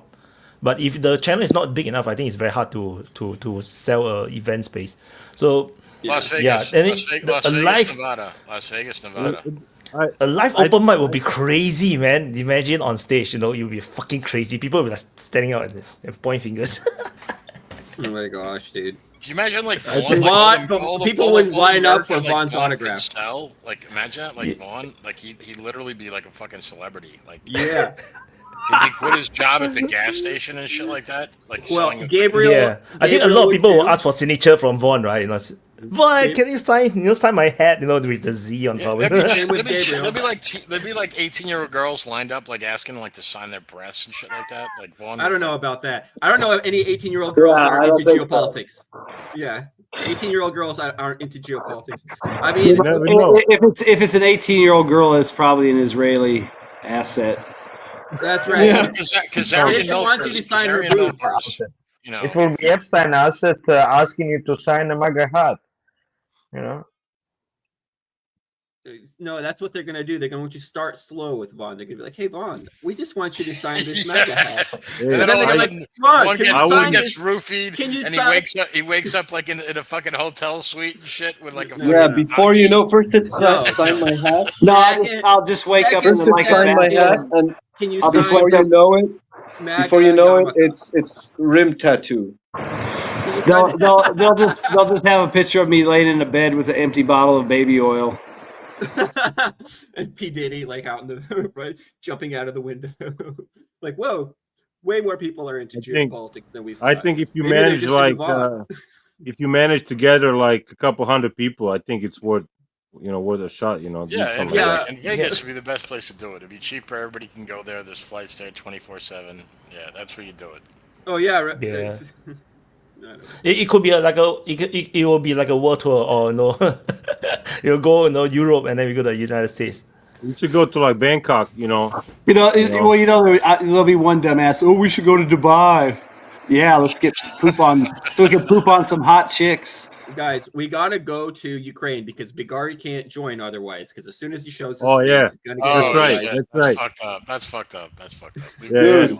No, but Vojislav says after the war, right? So Bulgaria will be able to get out of the country after the war.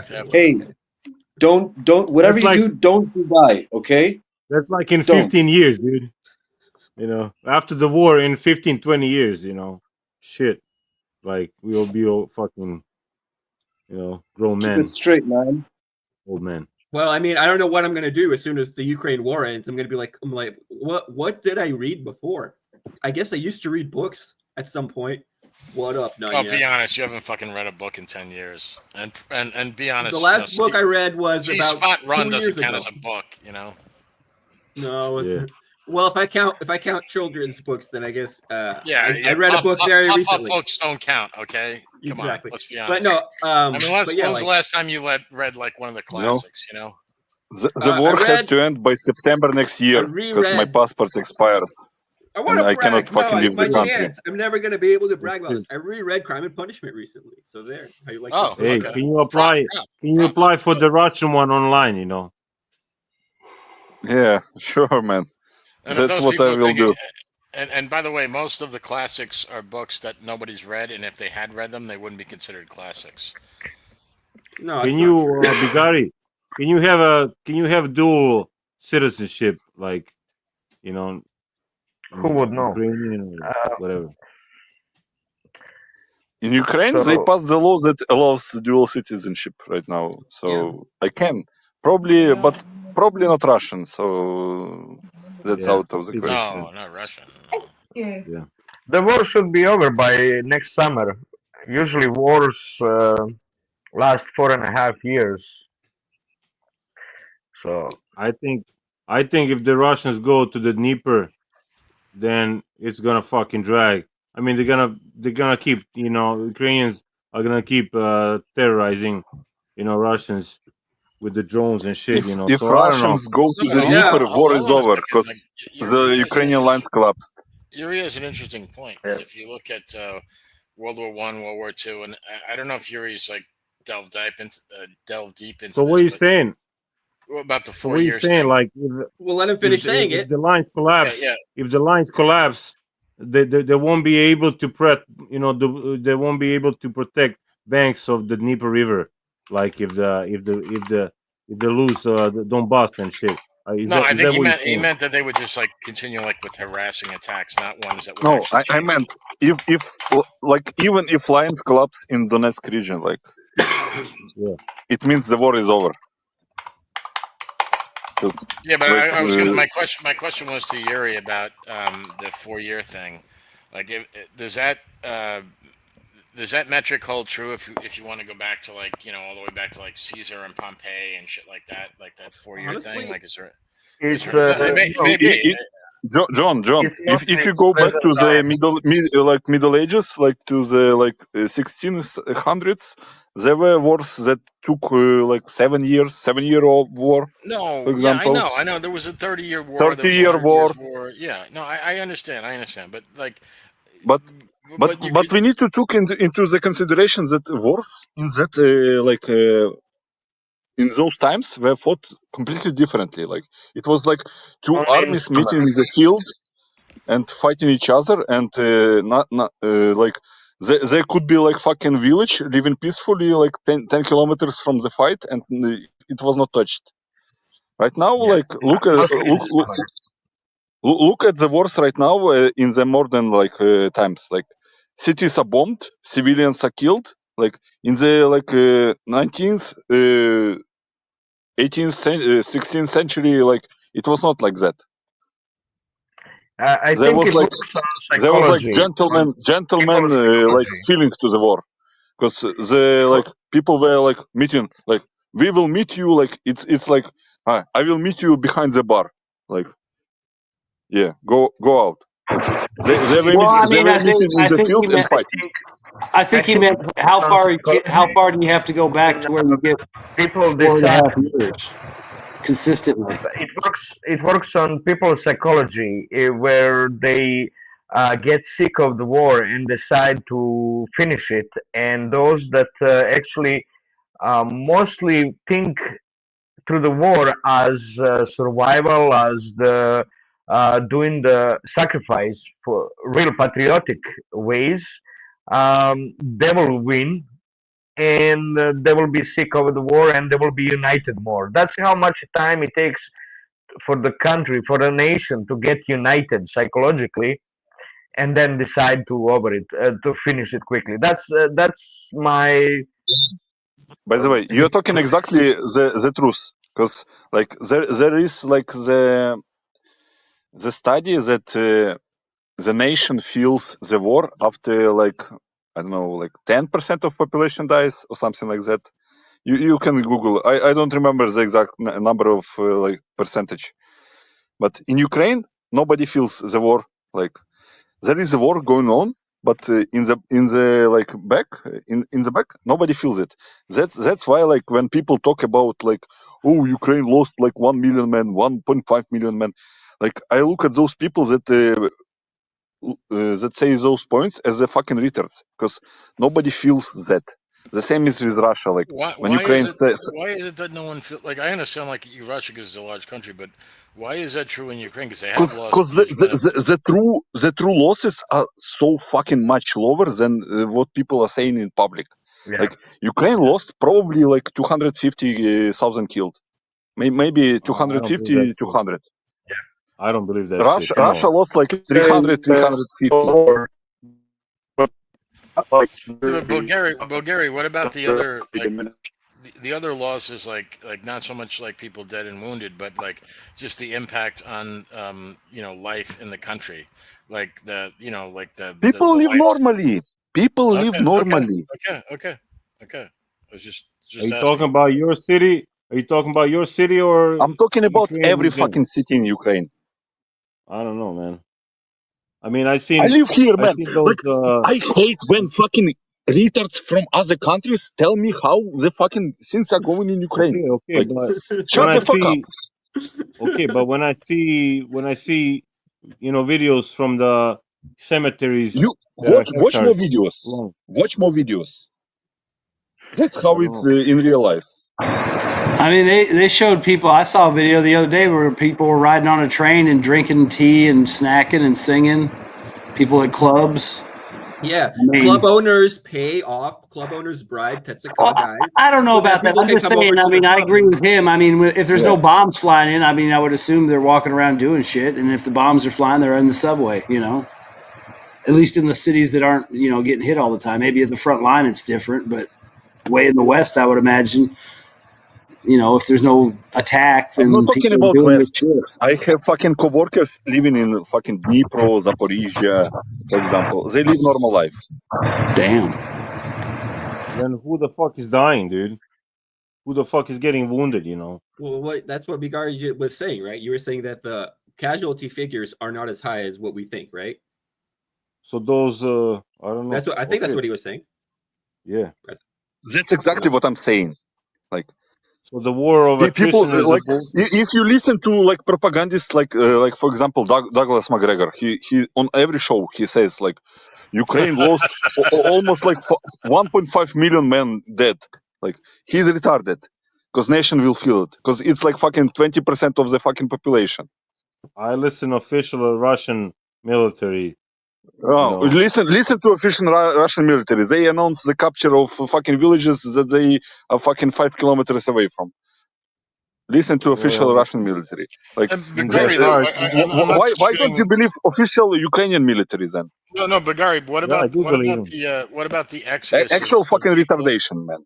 Bagari, what about the exodus of native Ukrainians just from the country, just because there's better prospects in other places in Europe? Yeah, people that could leave left, like, but otherwise the life is going as normal.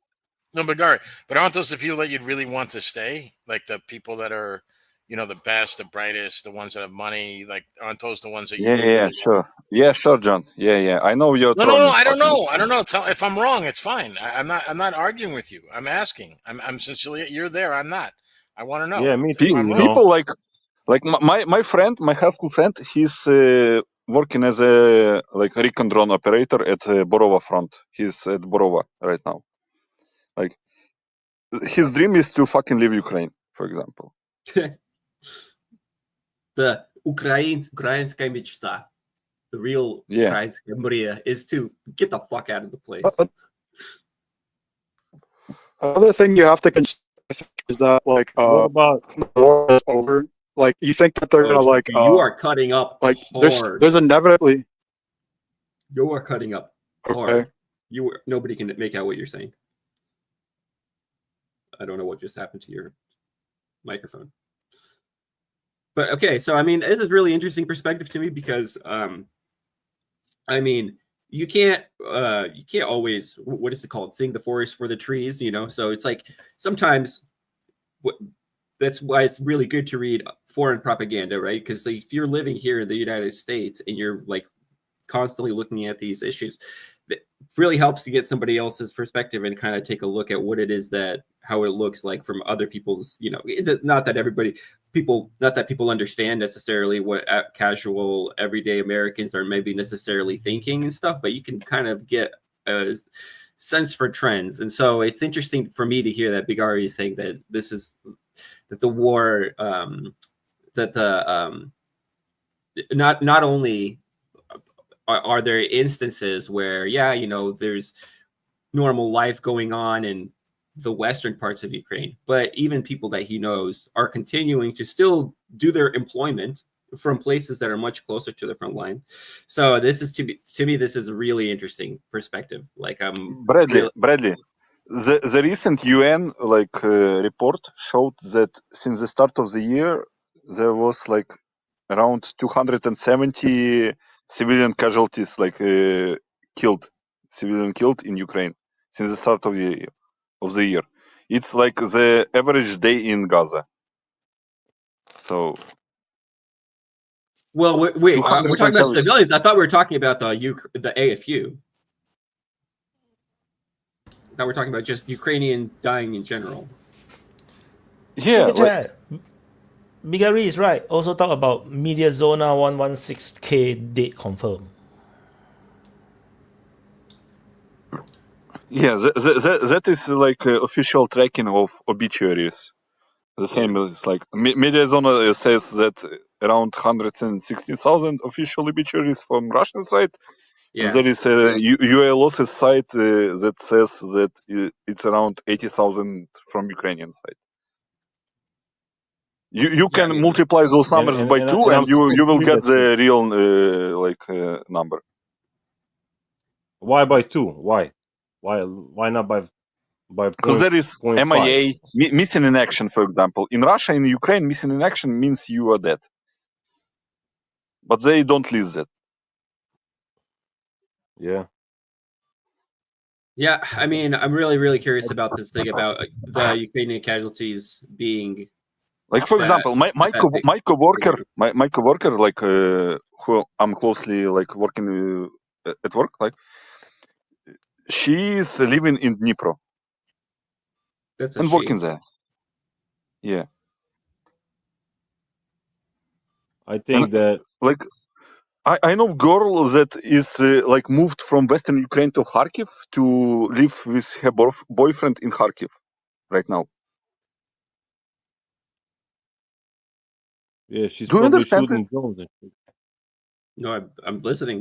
I believe you. Like it's just like, interesting to me. People think that those frontline cities are like nothing is happening there. People are like fleeing like I don't know, cockroaches from there. No, life goes on there. Yeah, because people are fucking used to this shit. Like when drones are going on, like when fucking AA is gunning drones above my house, like I'm fucking smoking cigarette and watching the show. Like maybe for you it's like fucking foreign thinking. Like how can you live that? Like here it's normal. Everything becomes normal once you see it. You look at it. The bullet doesn't come near you, or a shell flies over you. Next day it becomes normal.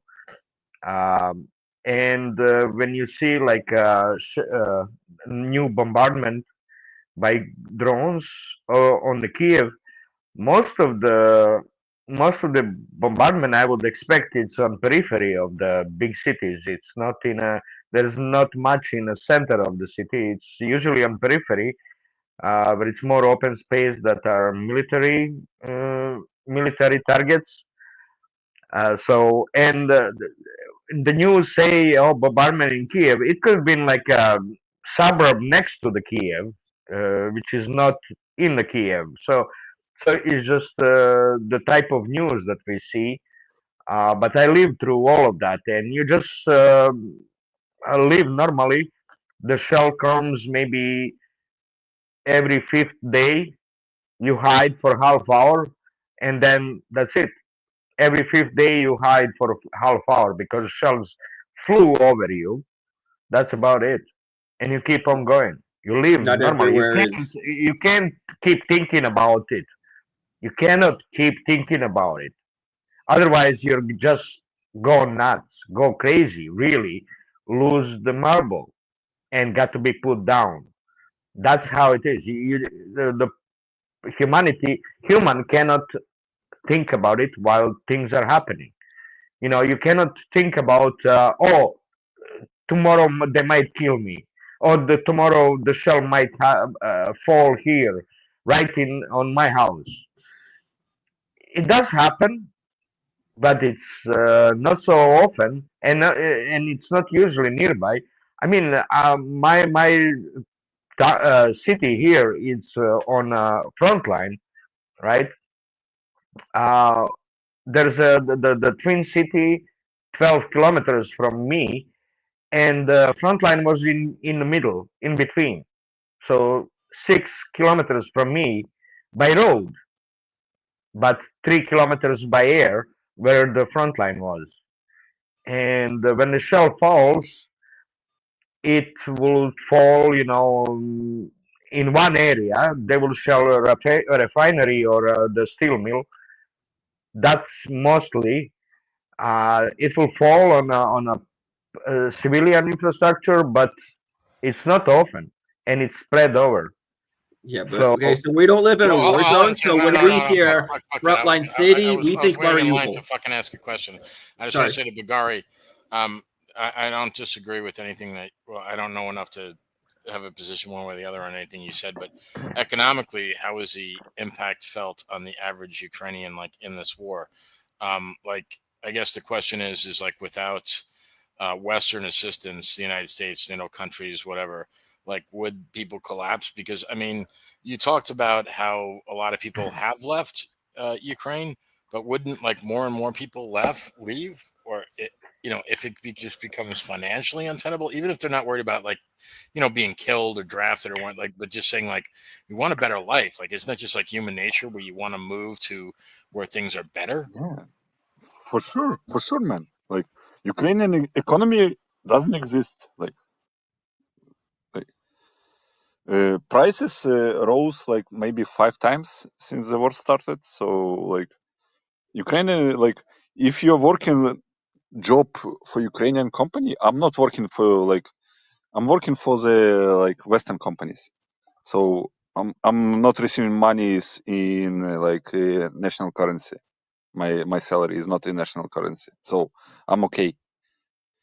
But regular people are like, I don't know, maybe 20% of the country is behind the like poverty line. So you only have money for food. Delta systems. Were you working Like on Delta systems? I'm just kidding. Sorry. yeah, like the life is shit. Like that's why people like, for example, I know people that left to live on the like welfare in Switzerland, and they are like renting the houses in Ukraine that they left. So that's how people are doing. Like especially it's like common in the Western Ukraine, like the most patriotic part. They left for Germany, Poland, or some like other countries, and they rent the houses for the people that fled the war from the Eastern Ukraine, from Donetsk Oblast or some shit. And they are making money on the refugees from the western part of Ukraine, and they're living life in the western in the Europe. Like Ukrainian people are fucking the worst people in the universe, by the way. Yeah, every war is like that. You never met a gypsy. Are the Yeah, I met them. tours still happening? We Ukrainians could make a good deal with gypsy. Are the refugees? That's not a good thing about this. Are the refugee tours still happening? Like to go and personally show up for the refugee benefits in the West? Is that still normal? I don't know about refugee tours, but like I knew the family that went to Germany and they refused to learn German, so they can get work, so they can stay on the welfare, for example.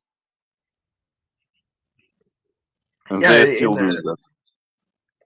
After a year, I was reading about tours, organized tours, where the people will go because they have to personally show up in a center in the West in order to keep getting the benefits, right? To prove that they are still in the West. So there was organized tours with buses going to the West every week, right? I mean, that was the news then, but I'm guessing they still do it. I don't know about that, but like you cannot like to leave the country you need to pay like 20k euros. But women and do they? Women, yeah, maybe like that. Like for example, to leave the country you need to pay 20k euros. To leave the like if you are if you caught on the street by the TCC, there are different taxes. Like for example, to get released, so you not get caught, you need to pay from 3 to 5k euros to the TCC guys. Is If that you caught. is that like for the is that gives you certain period like No, it's they're not just to gonna get have released. It's just to get released. To get the okay, exemption, yeah. you need to pay like 10 to 12k euros. So So so basically, they will not touch who you has the for some money? period of time. Who has the money is not gonna die on the front line. Who doesn't have the money, nobody is gonna give a shit about him, and nobody's gonna ask questions when they die. So that's basically how it is. It's every war is like that. Just, who has the Now money? you understand why the war is profitable. Like why you need to understand that war in Ukraine created the new caste of people. It's like fucking India. We have castes now. Like people that are catching people on the street, like TCC, they're a new caste of people. Yeah, They but like Ukraine. Like last year, Ukraine statistically had the biggest growth of millionaires in the world. fuck, I don't know, You dude. know, Like those people that catch. I mean, I would hang them by their balls on the fucking light poles. I mean, I don't know what I would do to them. Because like when you right watch now, those videos, Russia started to hit the TCC like centers in the like eastern and southeastern part of Ukraine. And the funniest shit is that like they promote those Iran attacks in Ukraine, and they send the like fucking Bitcoin wallets. Like if you want the like TCC center in your city hit, donate to us, send coordinates, and we will hit it. fuck, that's crazy shit, dude. That's crazy. I mean, now you I see don't. like who is the enemy? Who is the enemy? You pay for the fucking to invade their country to hit the fucking objects in your city. There was during the period of the war before the invasion of 22. I was listening to some Serbian volunteers who were in on the Donetsk side, and they were saying that regular Ukrainian army would call up Russians to have their artillery to shoot at the Azov or whatever the nationalist battalion was like giving them problems and shit. So I don't know how much of that do you know about that, but I don't have reason not to believe them, but it's kind of It's crazy. bullshit. Bullshit. Yeah. Even people that are like, you need to understand, like, the people that are on the front line, they have, what's it called?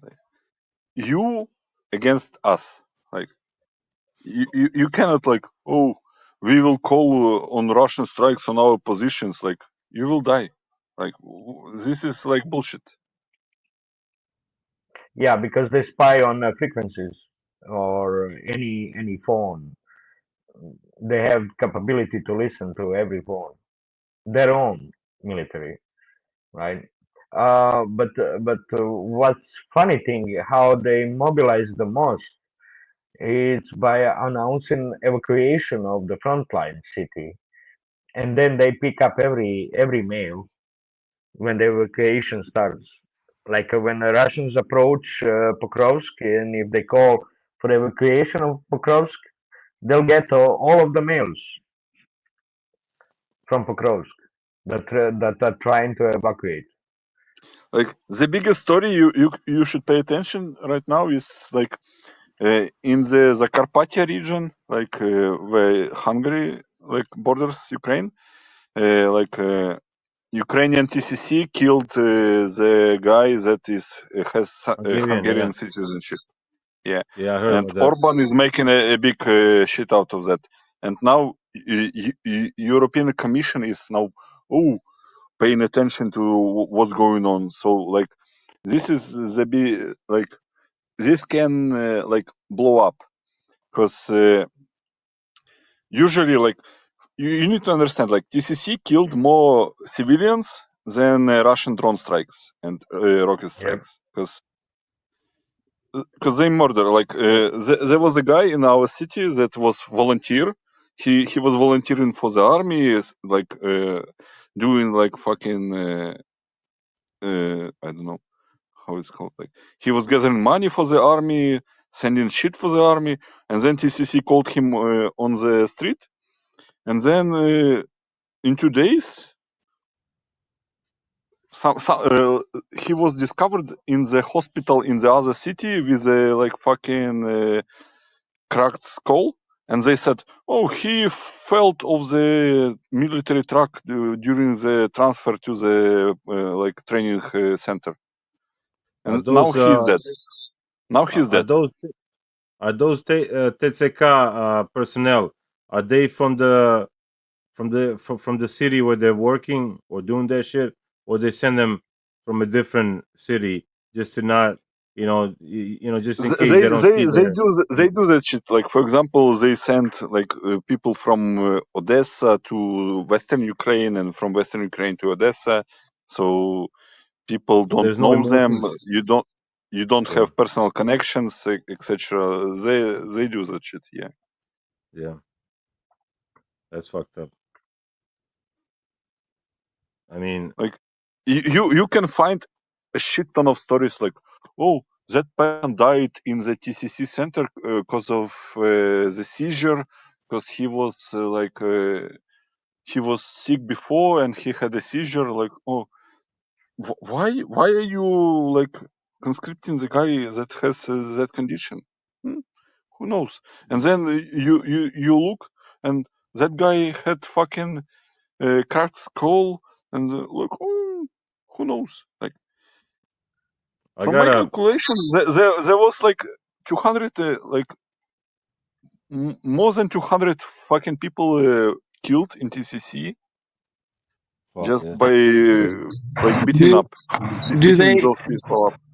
do you think they kill them because they don't pay enough or don't pay a bribe, or they like try to rob them and they don't have any money, or is it because they resisted when they got picked up? There was a lot of reasons. People that are resisting, they like there was a story like my neighbor has like exemption, so like cause he paid for it, like he has an exemption. Like his friend was trying to fuck with TCC even when he had an exemption from like service, and he was running away from them instead of like showing the documents, etc. Like they caught him and they beat the shit out of him. And after he showed the documents, like, oh, okay, but they beat the shit out of him anyway. Like they are fucking animals. You need to understand. They are I hunting. mean, yeah, there are people with like lowest IQ, with the sadistic nature. I mean, the worst come that you can find. They find these people to do that. I mean, Have who you the ever fuck would do that kind of shit? have you ever heard any of the, I've heard it here. I don't know if over there, but have you ever heard the stories about like foreign contractor guys working for the TCC, or have you ever heard of that yourself? No. Never heard of that. But for example, you can read about the stories about foreign contractors. That guy from like Czech Republic that was serving in Karpatska Sich or something, and they were operating in Bucha during the start of the war. You should read his testimony in the Czech court, where he was saying that they were judged on the streets and they were killing people and robbing people. Yeah. What do you guys think about? There was story about French sending their troops to cover the internal affairs deal while Ukraine would send these soldiers from the back to the front line. You know, those kind of stories going around. You Yeah, know. there was an interview of American volunteer that was serving in a medic service that was sent to Bucha. He also had testimony on it. So Yeah, chosen company. Well, so what was the yeah, point of what their testimony was? Like, exactly what did they say? Not just that they were there, but what did they say that was? They were fucking killing civilians because they were suspecting that they were Russian agents.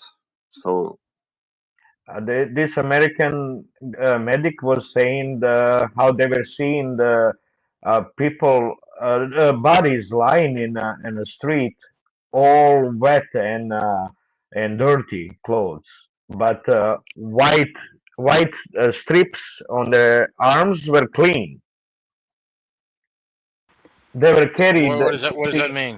I'm sorry, I They don't were understand. carrying bodies. Set up. They set them up. It was staged. They were carrying bodies Yeah. from Kharkiv freezer, delivering to Bucha. And To, so this was done by that's what he was Ukrainian saying. or Yeah, by Ukrainian. okay. Yeah.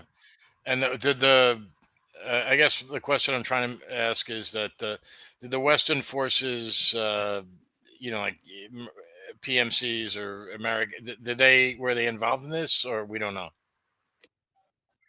yes, Special they were forces. involved. Like Special they forces. don't give a fuck. Like they have free reign. Like you can look at the recent video from 47th Mechanized Brigade, and they show the video where they like fucking 50% of the brigade is like Colombians. Well, yeah, I know there's PMCs all over Ukraine. We know that, but were they? No, these guys are Ukrainian army, and they're mostly Colombian. They're not even in the international legion. These are guys that are with the 47th Mech, which is a Ukrainian army unit. They're like conscripted in or enlisted. They're part of the Ukrainian army proper. Oh, okay. I didn't understand. I didn't know that they did that. All right. I thought they kept them in separate units. I'm sorry. So there is a book written by one of the Russian soldiers, and he was in special forces or VDV. I'm not sure, but he was by accident in frontline mixed in with a unit that was stationed in Bucha, Russian unit in Bucha. And when the news about Bucha massacre came out, he was called. All that unit was called up by Russian investigators, beaten up. That's normal, probably normal investigation of the Russian military and I don't know, police investigators to beat up in order to get confessions. And when the Russian get the forensics documents from the Kiev, they release them without any further questioning. That's what these guys from the unit totally say. fucking lost me. Why would the Russians beat up their own people? To find out if they really killed civilians in Bucha. Okay, I get you. Okay. What really was happening? But once the Russians higher ups got forensic documents from the Bucha, from the Kiev about Bucha bodies, they released them. They didn't ask any more questions. I mean, I don't know. Everybody back then, I mean, could have seen that was staged. Even, that was kind of a convenient thing. They needed something. I mean, Yeah, but look at how much they played it up in the Western media. It was like nonstop. I mean, Bucha. Yeah, I mean that's how. It was when the von der Leyen was doing a photo shoot, photo op with the bodies laying around in the woods 10 days after the news came out. So what are the bodies waiting for the von der Leyen to come and make a fake surprise face by seeing the bodies? Was she the funniest thing? Was she ever. commissioner? Was she commissioner back then? I can't remember. Do you remember the story? Like, it's not talk about in the West, like, and people are just forgetting about it. Do you remember the story when there was a plane with Ukrainian prisoners of war shot down over the? Ukraine admitted that they shot down the plane with their own prisoners of war. Mm-hmm. Who talks about it? Nobody. The commander was fired recently, right? Commander of that unit, AD unit. No. That was the news. Nobody was recently. fired. No, I think Nobody it was was relieved. fired. I think it was relieved of command. But the point is, I don't think that did Ukraine any favors by doing that. They don't care. They didn't care. Who talks about it in not, the like? Have you seen any article in the fucking Economist, Politico, NBC News, or anybody? No, I agree. No, I mean, the only time we heard about it here was when the only time we heard about it here was when it first happened, and then it was gone. Yeah, we did hear about it. I assume it's gone. It was gone quick because it's it's bad news for Ukraine, and they don't want nobody to know it. So it was there for a couple of days, and it was gone. I mean, the only place you hear about it after that was Telegram, or maybe it's History Legends or somebody.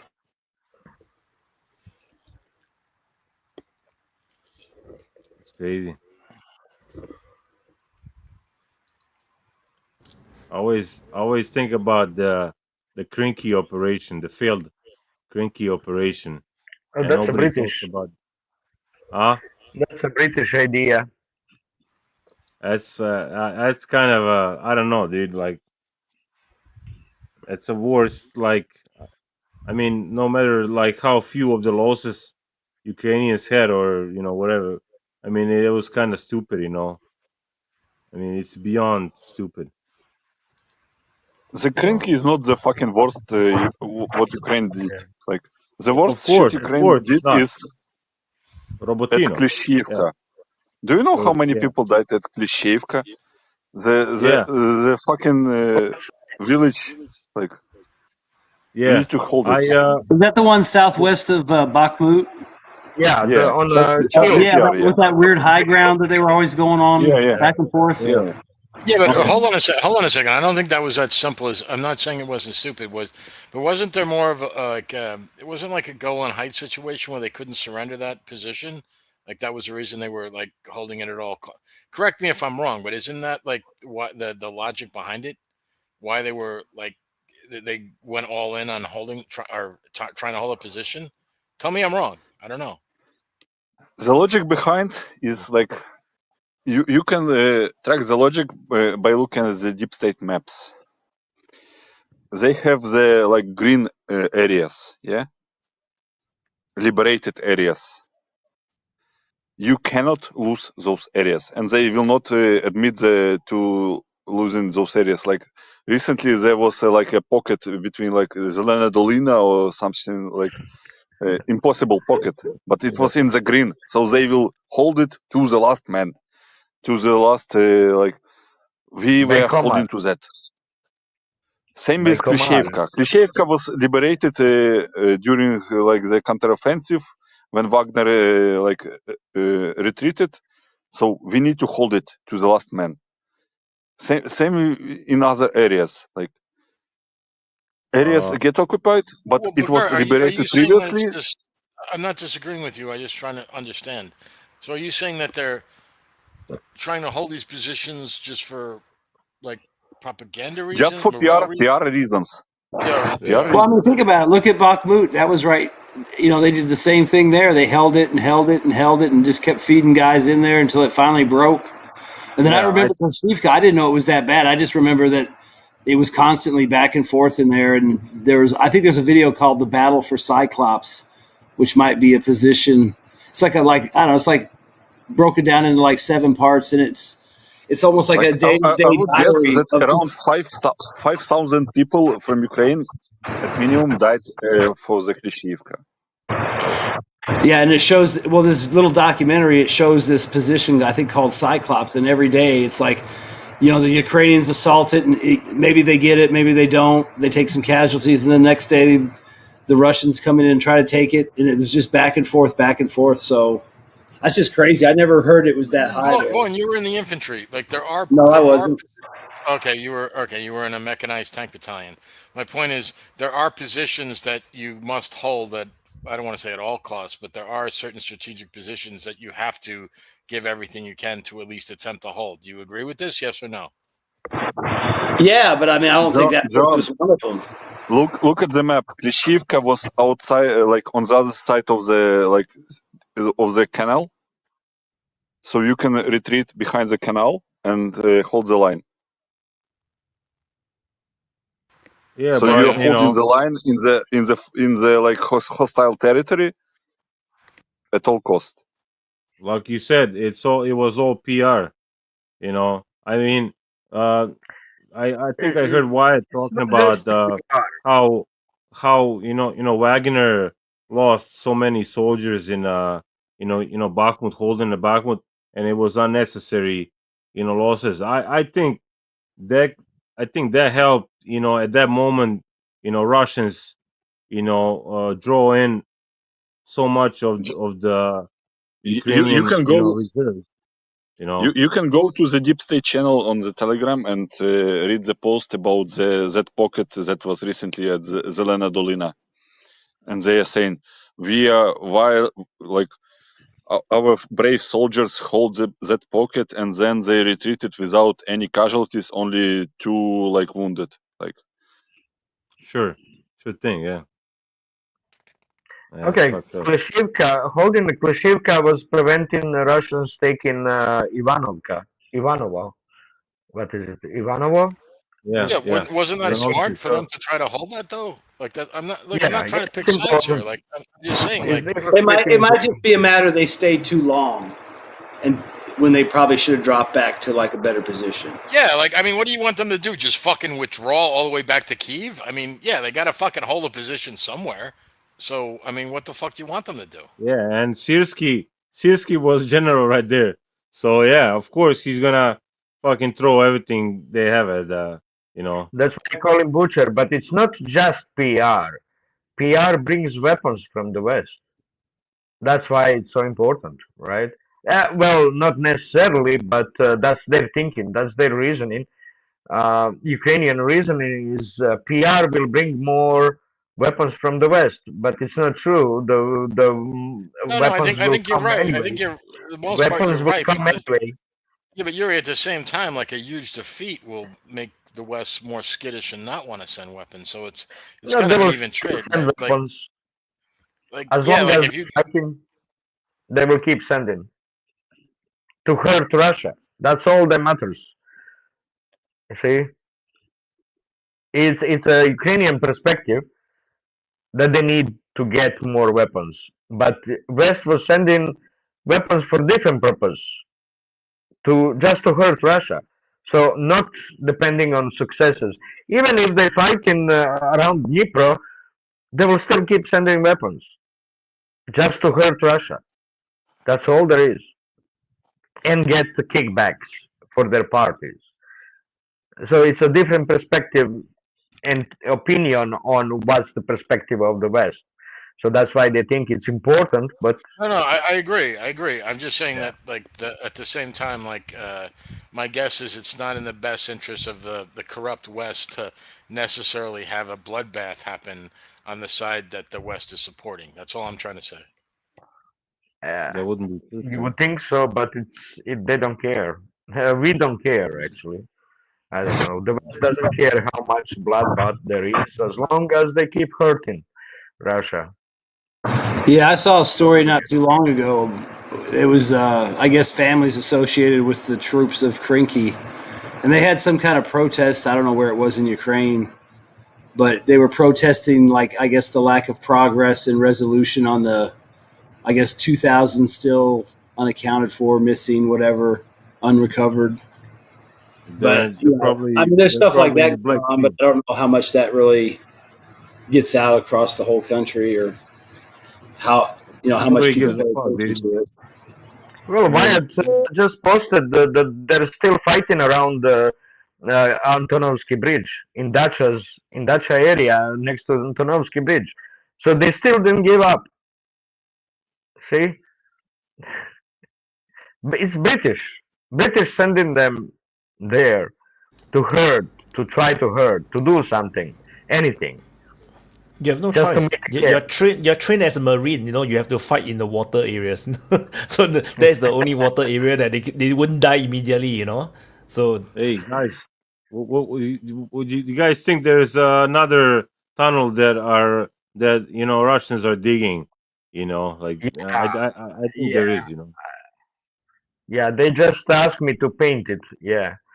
I mean, who knows? I mean, maybe if they get around Kupiansk closer or Konstantinivka or across, maybe there's something there. But I don't know. You'd think maybe they'd be wise to it by now and like maybe post a few guys around the pipelines or the sewer lids or something. But then again, I mean, No, hold on a second, Vaughn. They have like LiDAR looking for any of those sort of penetrations. There was So- yeah, but I'm there just was saying. I mean, who knows? I mean, it's got to be somewhere where there's that kind of stuff available, like an Yeah, but industrial.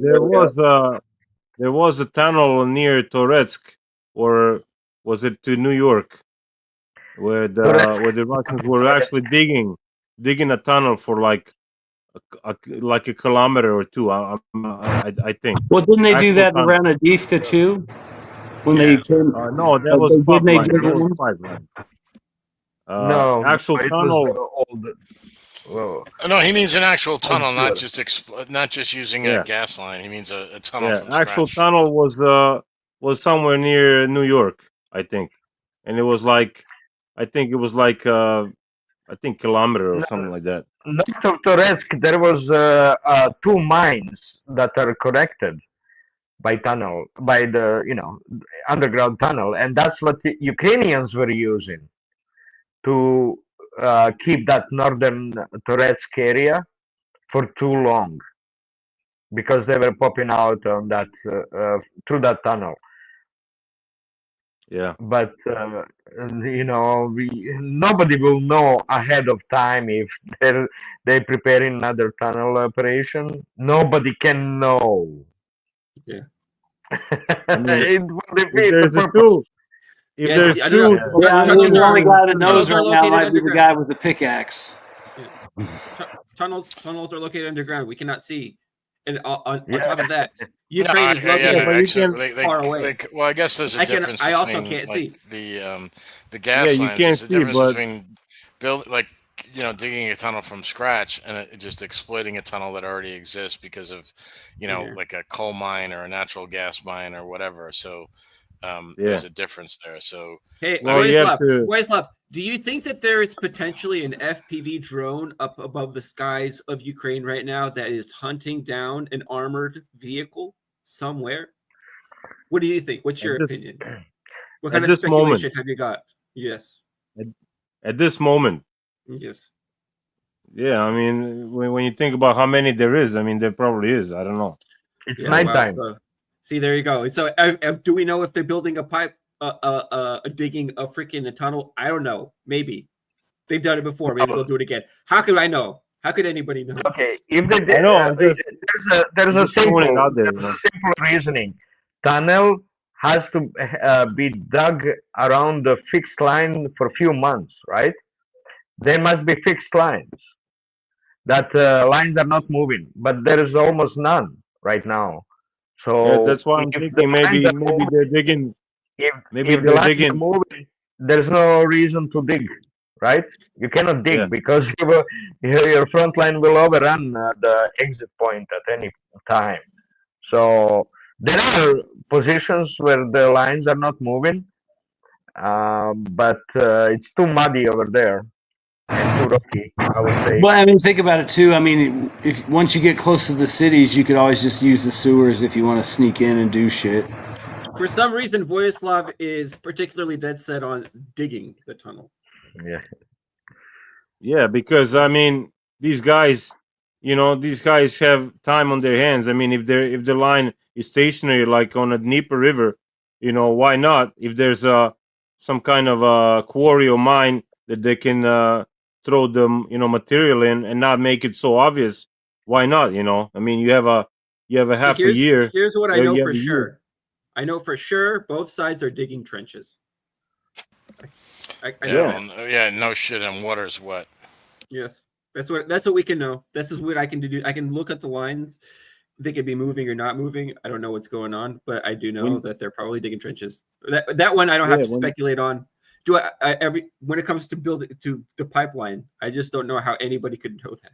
It just seems like Russians are not digging trenches. I think you got to go with what Yura said. The lines are moving everywhere, so there's really no time to dig a tunnel. Yeah, that kind of makes a lot of sense, right? Yeah. Because like I said, I mean, basically, if they put all these resources into digging a fucking tunnel and like literally like their offensive lines like move past it, like what the fuck is the point? So yeah, I mean, if they get close to the cities, maybe there's a benefit to sneaking in through a sewer line or something, but. Like, that's not going to be them digging shit. You know, it's going to be because they're going to sneak in and then attack the city. But, yeah, I agree. I mean, it's moving too much for them to sit down and do that. But that doesn't mean they couldn't exploit, like, if there's existing sewer structure. I don't know. That's more likely. That is more likely. There's still that line. There's still that pipeline in the Sumy. I mean, if the Ukrainians are stupid not to post some people, to watch it or to. Yeah, they probably already mined that one because everyone knows about that. Like they know about it, they know that the Russians know about it. So, I'm sure that's dealt with, and it's probably like, I mean, one of the things I've always been curious about, and I'm curious to hear what other people's thoughts on this. That is like, what is with the Ukrainian Belarusian front like? Why has there never been any activity there? Like, I mean, not even like as far as like troop concentrations or invasions, but just like cross-border artillery fire or missiles or anything. You haven't seen anything. Belarus is not in a war with the. They're not in a war with the Ukraine. Yeah, and the United States and Poland and England is not in a war with Russia either. They just give them missiles. Yeah, I mean, I think officially they're not in a war, so. That's what Ukraine is relying on. Is like we probably keep some troops up there, but it's not like for offensive purposes. Russians did invade from Belarus at first. Then the original SMO actually. You're right. And they came back and they retreated. So no, exactly. We agree with that. My point is they literally used Ukrainian soil to launch Russian military units from Belarusian soil into Ukraine, and I'm not saying that I'm not advocating for this. I'm just saying, like, wouldn't it possibly make sense for the Russians to put some maybe artillery assets like in Belarus? Belarusia. Maybe they want to save that for later on for escalation. I don't know. I mean, they really don't need to do anything there. I mean, the rest of the front's working fine for them, especially down south. I mean, why complicate the situation and bring in a third party that might give NATO more? Well, because Trump has become a hard ass where he's basically telling. Yeah, but like I said, he can't do anything to them. I mean, if they keep doing what they're doing, he can't stop them. He's just sending them more. But Trump is literally and we all agree that's not going to do shit for Ukraine except get guys killed. I mean, Russia will it'll get Russians killed too. It'll get Russians killed too. Yeah, I'm just saying. I think that's kind of like an ace in the hole up the sleeve right now. Like later on, they might come into play, but right now they don't need to use them. So why even create a problem or make things more complicated like another front? How is it making things more complicated? Because then you got to manage the front line there and the responses from the Ukrainians, and then the diplomatic fallout. Yeah, I mean, what diplomatic fallout? Do you honestly? Belarus joins the war. Diplomatic fallout. Belarus, exactly. But if anything, that would more unite the because there's no way Belarus is going to go for the West after everything that they've been done to them as far as sanctions are going on, and as far as my understanding is the political situation there is they've totally, if not wanting to, they've had to go all in with Putin because they've been totally isolated, geopolitically and economically. So they know they're persona non grata to the rest of the world, and they don't want to have any of this blue-haired fucking tranny nonsense either. So even their own people are like, yeah, we don't want that kind of bullshit. So, I mean, what is a downside in this is basically my argument. I mean, if nothing else, it's a diversion of resources from the West trying to guard that border. I agree with Vaughn. I think that's part of it, and I think there's more parts other than that. But Voyan wants to say Fine. something What are about those it. parts? I'd love to hear that. I agree actually with John. Belarus has basically no incentives not to join Russia in a sense. They are already sanctioned almost like Russia, so there is nothing to lose there. They have no political links to lose to the West because they have none. They can only align themselves more with Russia and together with Russia with BRICS and through Russia. So Belarus has nothing to lose politically. What I think is they don't want to press the issue in Belarus. So why would Belarusians die if they don't go voluntarily? I guess there are lots of volunteers. There are some in Ukraine as well, fighting for Ukraine, and probably lots of them fighting for Russia. The issue is, I think, why didn't they use the front? I have always asked why haven't they used even the border between Russia and Ukraine until the Kursk adventure, the cursed adventure, because they would accelerate the attrition, which is obviously their goal. But right now, I think it's because they didn't have the troops. They had 1 million, but the committed troops were just 200,000 in the beginning, 300,000. And right now they're gaining the numbers. Maybe they can do something. And for the record, I just wanted to say, Vaughn, hold on, before you fucking jump in with your fucking noisy mic, I just wanted to say I kind of agree with that point.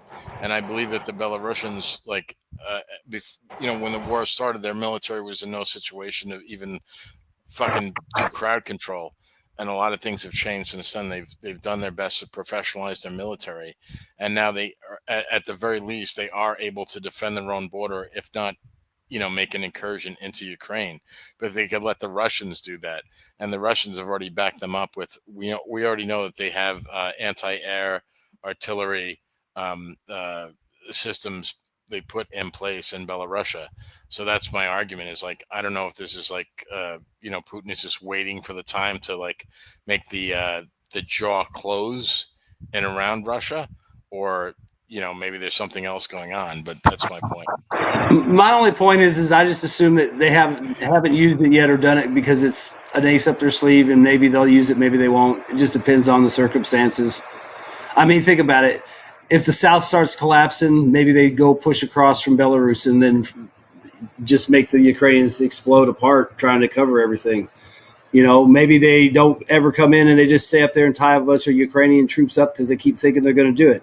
I mean, think about it. They can pretend like they're going to move across the border and just keep the Ukrainians occupied up there without ever engaging them. I mean, I'm not saying they won't use them or they should use them, or why haven't they used them. I just assume there's a reason they haven't used them yet, and maybe they just haven't felt the time was right, or they can't strike the blow they want to strike with them at the right time. But I mean, it makes sense to come there, but I don't know. I just assume they haven't got to the point where they're ready to bring them into the game. Just a note for row 2 in the backstage. Check the private chat. There is also the issue that there were political problems in Belarus. There were lots of people who were unsatisfied with the situation that they have Lukashenko for a lifetime president de facto, and I think Russia doesn't want to press the issue to force some unrest in Belarus. Exactly. That's why I said that they should not do a land invasion. They could just use them as a staging point for their own forces.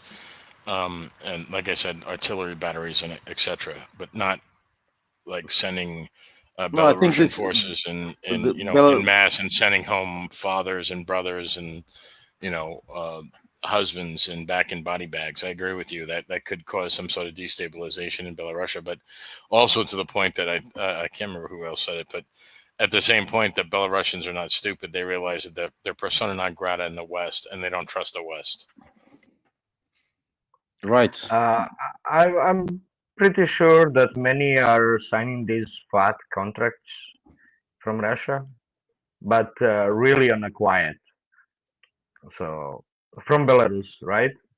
Nah, I don't think they will be banned from signing a contract with Russian military. So By maybe they are, but by there's a lot of preparations from the Polish border, to affect elections, to affect political situation in Belarus. So they cannot just, and they have small numbers. They're a really small country actually in the population, so they don't have much of a military that they can waste. They don't have much for waste to send to fight, but I'm pretty sure they're learning.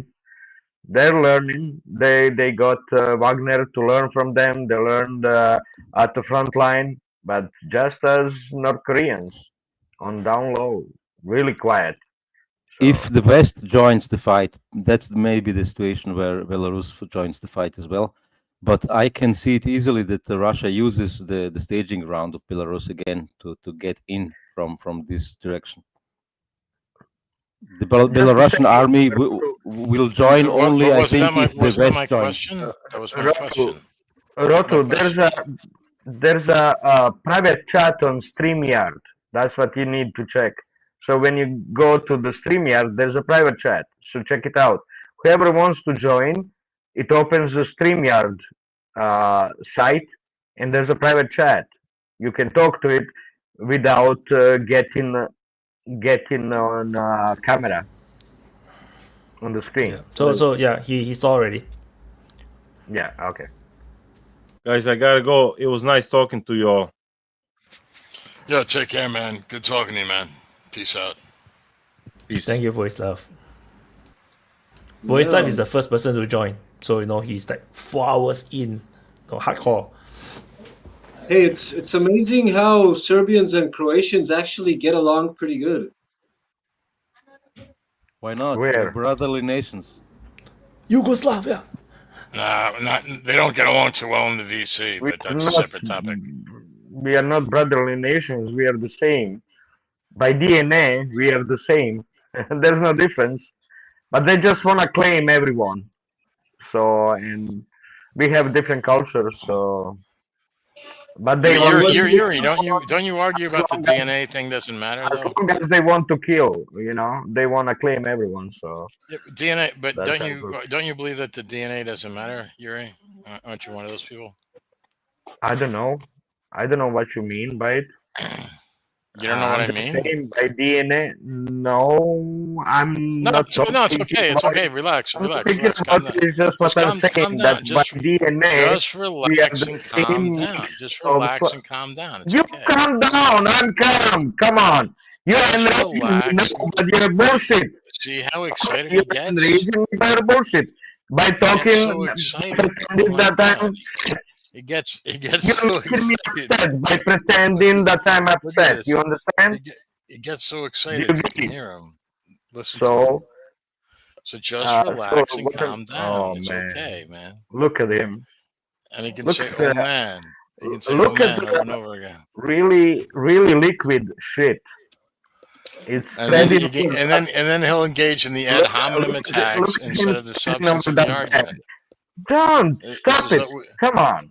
This is why we love Yuri. For you can learn something by listening. Love Yuri. You can learn, but we can learn a lot from you about how to hang drywall. Yeah, we know about that. Anything. Yeah, you still believe I'm doing drywall. You still believe that. You still believe that after so many times everyone told you. I believe that you are actually doing advanced AI computational physics. Yes. Of comprehension is the simplest possible. Because you are like so much more, above us. You can't comprehend any shit. We understand you that. You can't comprehend anything. Even the liquid shit, you cannot comprehend it. And calm down. You really have to be slowed down. And calm down. Okay. So it's okay. Just calm down. You're okay. Relax. So by the no recent one will hurt you here. We are totally same mix of the locals, previous locals, Slavs. So there's no difference between by DNA between us Serbian Croatians. Um, so Yeah, same with the Africans. Like, there's no there's a difference between you and culture. the Africans as well. Yep. We had one There's no African difference from between the Somalia Africans and found the Croatians in old graves. are almost Yeah. identical. It's like 99.9% the same as, like, if you take someone from the Congo and you genetically sequence them the same as someone from Croatia, like Yuri, same thing. It's like people who don't really understand biology just go around on DNA. Like, no one really understands what the DNA does. So it's like when these pseudoscientists start talking about, all these scammers start talking about quantum physics and stuff. Like, you can quantumly attract your desire and stuff like that. The same way people talk about genetics. He cannot comprehend that, so it doesn't matter that you're telling him that. But Yeah, I can't comprehend that. Like, Let's get back on topic, guys. Let's get back on topic. Ukraine. Look, yeah, I mean, I think it's really important to One of these understand that. days I'm feeling answers, nothing much to do. I might just make a special batch of snake and spider stew. But you know of this extra thing that will make Okay, it all so so who fine. is it you talking Subscribe right now? and But hit that like. So the we have point this is every that, month. like, I mean, you do understand that 72% Was of someone human yodeling? DNA is the same as a houseplant. Was Oh someone my gosh. yodeling? Why out are we there? talking Yes, about this because you now? guys go back and forth. I wanted to touch on this thing about I don't know Belarus. shit about DNA. I want to talk about geopolitics. Yes, thank you, Bradley. I agree. Belarusian border. I have a take on that one. Bradley is Belarusian. So Yes, the I thing with actually am. Belarus, I think there might be a question of would Belarus be willing to take the pressure? Because yeah, sure, you can place artillery and then you can just lob over, but that will add the pressure on Belarus as well. What I think is a bit strange of the Russians is that they're not just simply putting troops there. I mean, that's all they really need to do. Just keep building up troops. That will keep the Belarusian in checks and will also compel the Ukrainians to man their borders even more and fortify even more, which goes to the attrition rate. Except it won't really be attriting the Russians. All they really need to do is, deploy from their side of the border to the Belarusian border near Ukraine, right? So I think that's probably it. Like, that's the strange thing. Why haven't they mobilized even more? But why they haven't shot or anything? Like, I think that's where Vaughn was. I agree with Vaughn. He like, they will take that when they think that level of escalation is something that they're ready to handle. And probably what they're thinking is that the Belarusians are maybe not, or maybe not as sturdy as they might think. Yeah, sure, they're dependent, right? But because they are dependent, they are not necessarily that reliable. They would probably also want to be having their own little thing going on. So yeah. Anyways, I'm going to bed. I just want to tell people, hit that fucking like. Only half of you have hit that like button. Please just do that. Encourage the algorithm gods to get more peeps on, and for you who are in the live chat who tries to get on, yeah, just read the private chat and follow Wyatt's instructions so we can have fresh new faces on. Okay, that was really all. Thank you all. Bye bye. Okay, nice to see you again, Coping. Yeah, so what I think that it's a shame that we don't have Bigari here, because I think that Bigari would give us an earful about this whole Belarus thing, and I just think that it's a little bit of just to leave it alone where I think it should be. This is what it really. The Russians have been shown to have demonstrated a willingness to use Belarus as a launch pad. I don't think that they want to have this war being fought from Belarus's side. I think that if and when the time comes, and let's say, for example, they do really have to take Kiev and they have to launch something from Belarus to do it, I think they'll have that maybe available or open or something like this. But until now, they're doing what they need to as is so far. I think that this extra complication of involving Belarus into this whole thing and Lukashenko into this whole thing, I think that it's just not necessary. Go ahead, Vaughn. Oh, I was just going to say, I mean, like I said, I don't think they won't use it. I just don't think they've got to that point. And I mean, another reason I could see them using it before everything ends hostility-wise is I would definitely use Russian forces out of Belarus to seize Chernobyl, because you're not going to want to leave nuclear sites in the hands of whatever's left of Ukraine. That would be Good another point. take Chernobyl back. That would probably be a good thing. Create a buffer zone along the border of Belarus might be another option. But like I said, I'm not opposed to that, saying they wouldn't use them. I just don't think they've got to the point where they're ready to use them for whatever. Yeah. I think this is still a long way into the future. We can discuss this, but this is not very close. Yeah. Well, I have followed Wyatt's analysis of losses some months ago. Was it with ChatGPT? I don't trust any AI for reasoning.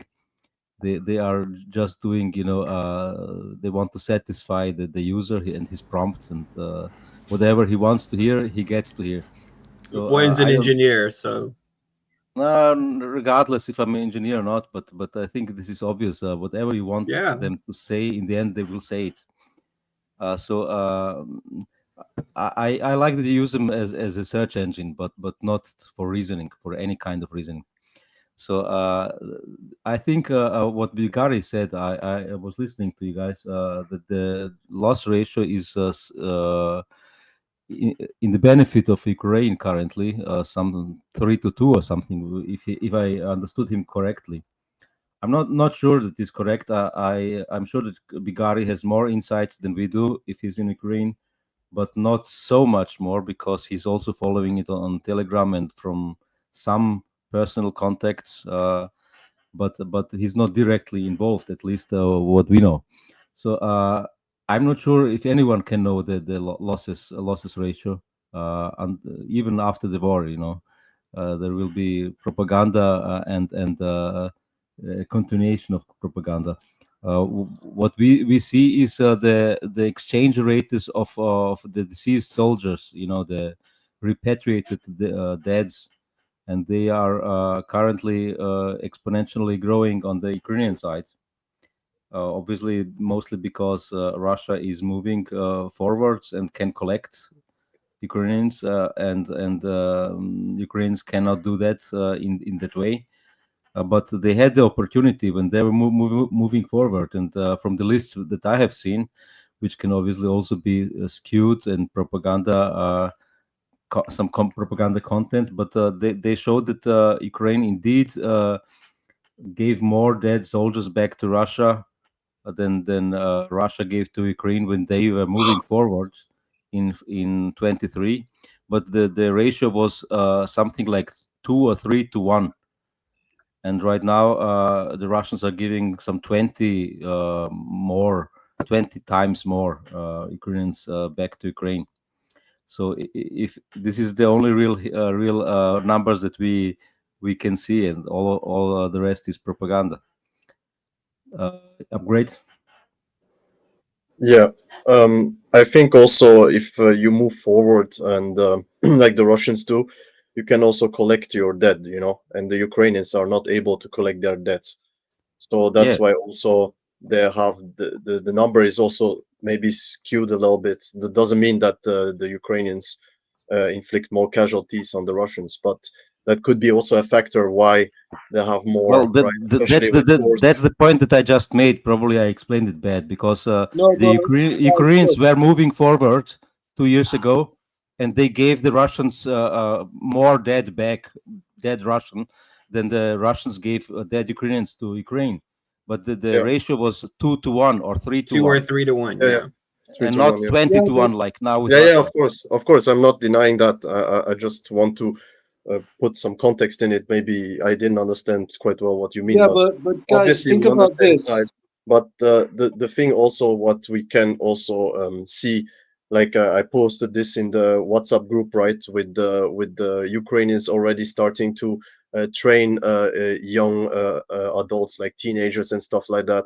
That's also an indicator of losses, right? You don't prepare your teenagers to fight if you don't have quite significant casualties on your side, right? So that's also one of the points which you can part of brainwashing. It's not. They're not going to be employed to fight. That's just brainwashing. it's brainwashing, but I don't think so that they will not use them if they really need to. You know, I think the Ukrainians will use them if they really need to.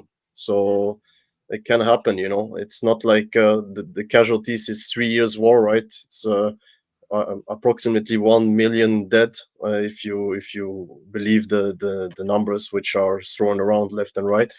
And by both probably sides, by the way, both sides have used exactly that over 1 million dead figure. exactly. So if both sides use it, it probably is true, right? So then it's just about how many deaths on one side and the other.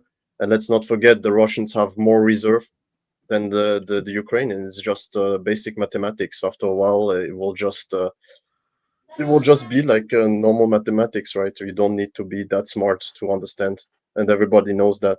That's why right now it's quite difficult for Ukraine to even hold ground because they just retreat slowly. But it will just, like Wyatt said in his analysis, it will just go more up, right? He made this graph, like it will just become worse and worse for the Ukrainians, and then after a while, it will just break through, and then it will be really catastrophic. So that's maybe something, right, which we can consider.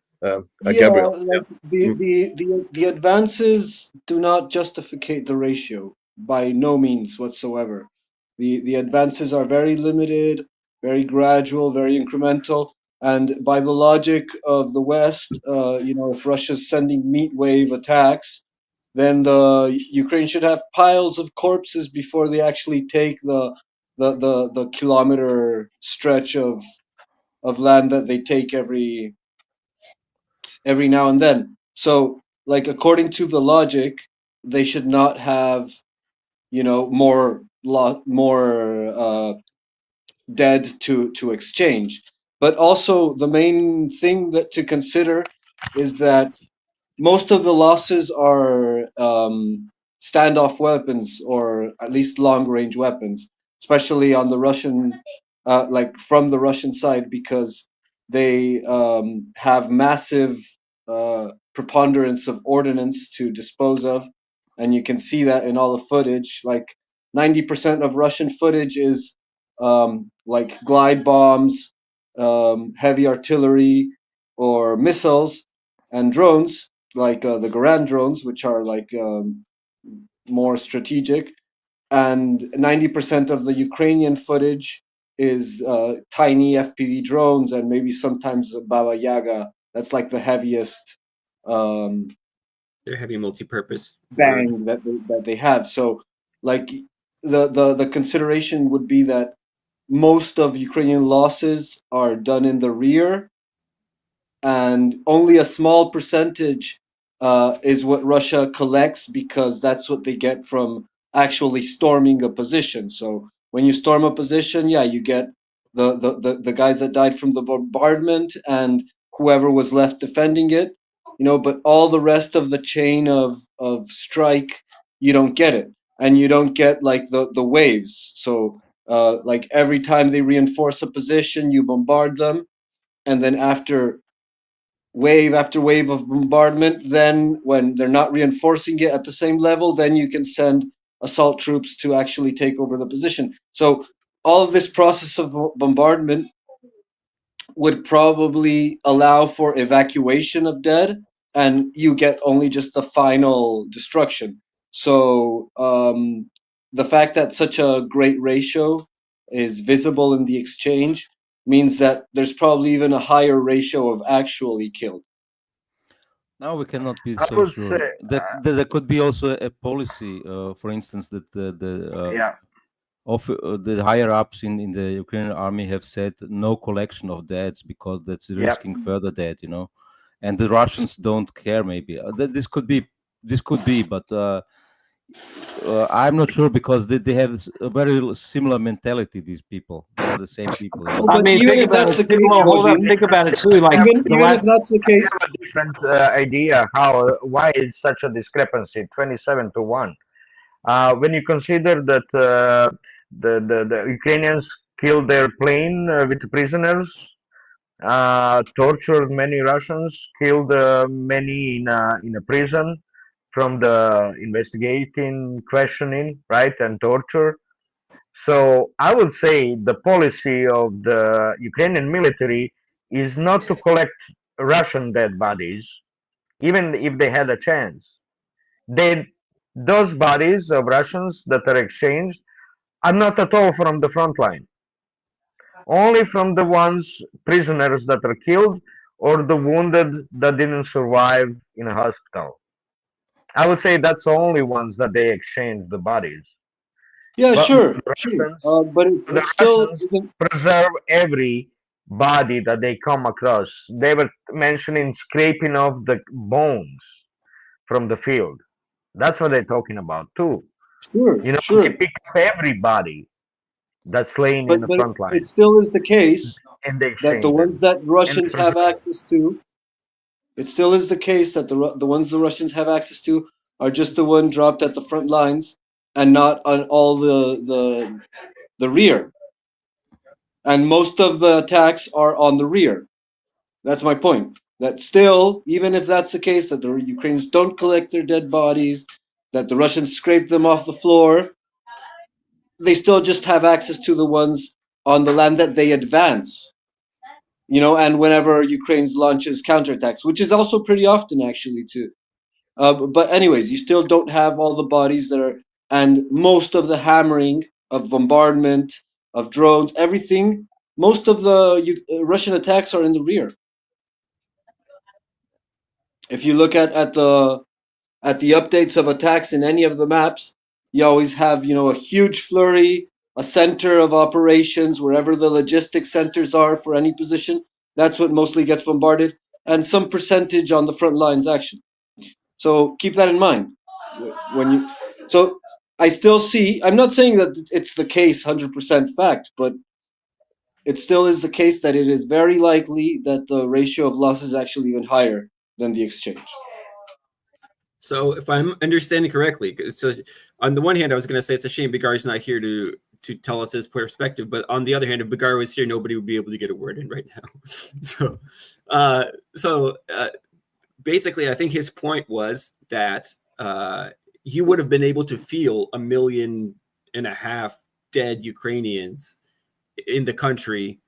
Yeah, it would have been something that would have been somehow apparent in the society, and he doesn't get that feeling because there's enough of normal life going on, even on towns that are closer to the front, that he says it's a massive exaggeration, and that's where he gets. So for me, the ratio question is less of an issue. For me, the crazy part is this figure that he said, full stop, like a 200-something thousand Ukrainian. I don't know if he said casualties. I think he said dead.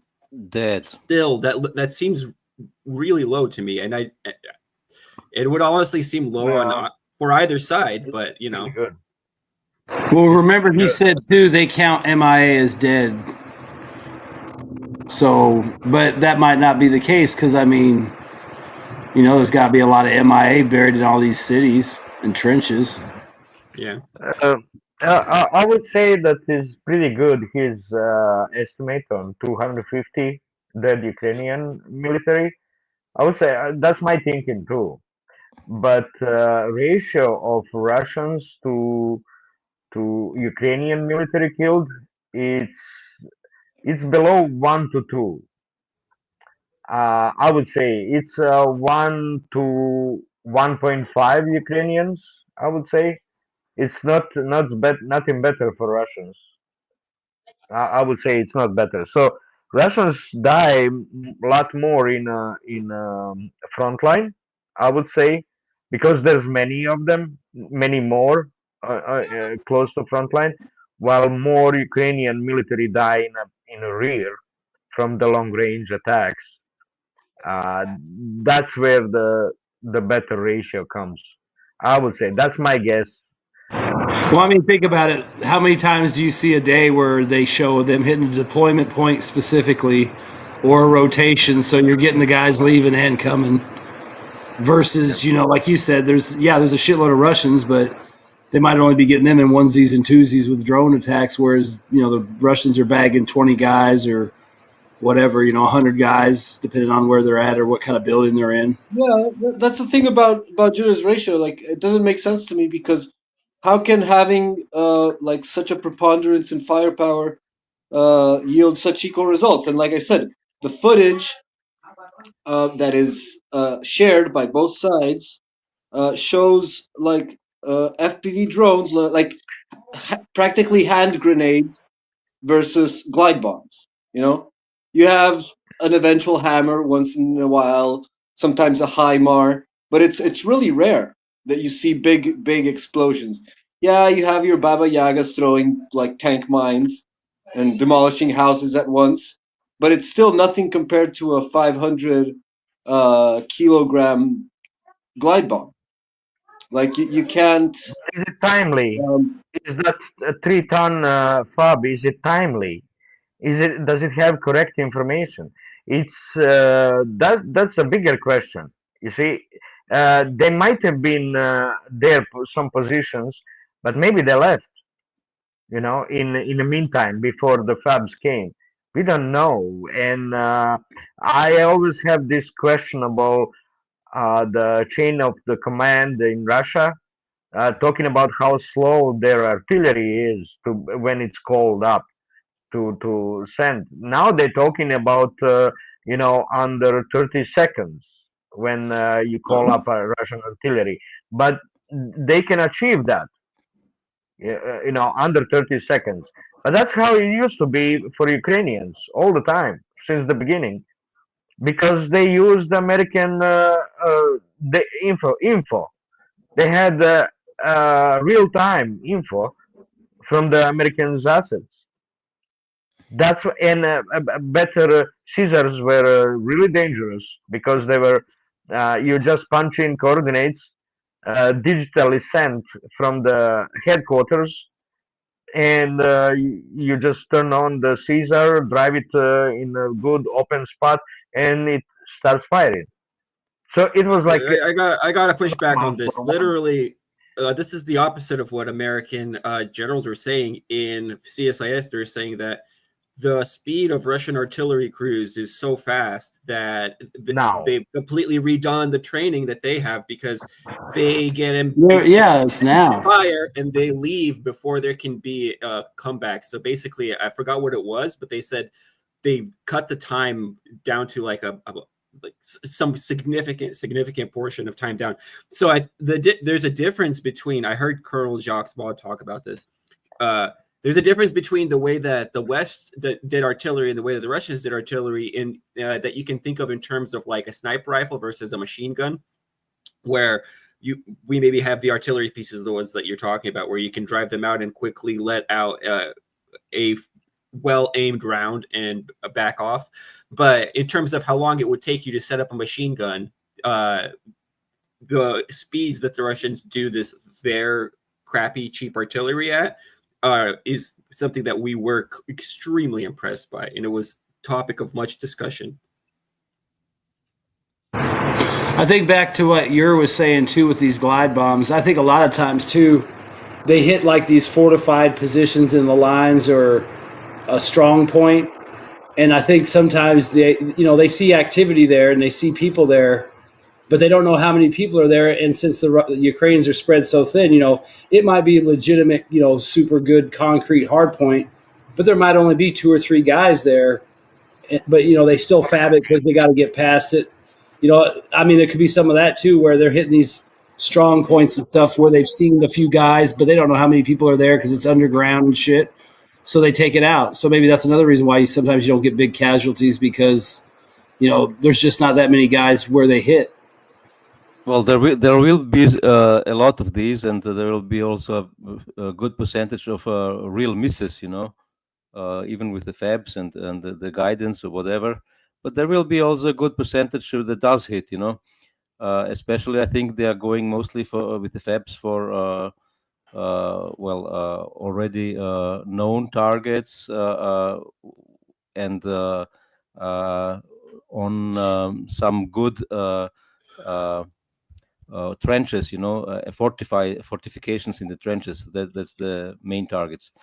But even if the Ukrainians were so rare in the front lines, then the front will be moving faster, in my opinion. I think the Russians are not so much more frequent in numbers on the front Yeah, line. it's a matter of doctrine. I mean, you can't have accumulations of forces in the front lines. Speed. But more to the point, look at the ratios. Like how much ordnance is dropped throughout the entire front line on both sides, and it's like, yeah, you can have 2 or 3 guys for each glide bomb. That's still much a bigger kill than whatever FPV drones are doing against tanks. Okay, which is like what you're seeing. They hit the odd motorcycle, 2 or 3 guys, and that's it. Like you don't see a massive amount of ordnance on both sides. You just see it on one side, and so it's like ridiculous to think that can render equal results. When you have such a mass, it's like thinking that in the ratio between Gaza and Israel is similar. It's not. The problem with Russian speed is it timely? That's what I'm saying. This is the problem. Yeah, I don't know if they're doing it now, but they used to do carousel with Su-34 carrying FOBs, right? Yeah. And while flying, they were waiting for coordinates. But course they do. most of the time, they will be getting the coordinates before starting the flight. That's how but they think used to about do. this too, though. So that means, imagine how much time it comes from the getting the info that some positions are occupied. Like usually, they don't bomb so much positions, but the headquarters or command post or drone operators that are occupying a building, right? They usually occupy the building for longer periods. But even destroying the building that's full of equipment while the personnel was alarmed and skedaddled, disappeared from the position. That's what I believe what most of the time it happens, but it's still worth to destroy that equipment that's set up, electronic warfare, drone operations, all the interlink. It's still worth it for the Russians to destroy it. But I'm questioning how many personnel is still there due to the, all the required approvals, checking if there's civilians nearby. If there's civilians nearby, they will use only Iskanders. That's how Russians do. I think you're. I think spaces. Only Iskanders are for the close civilians near the target. That's what they do. That's why you keep seeing Iskanders while Gerans are flying around, because they're high precise weapon, highly precise. While Gerans might not be, and that's what Russians think about. And you have to have approval if it's near civilians. It takes time. All of these for the Russian military, they have how say, you can call it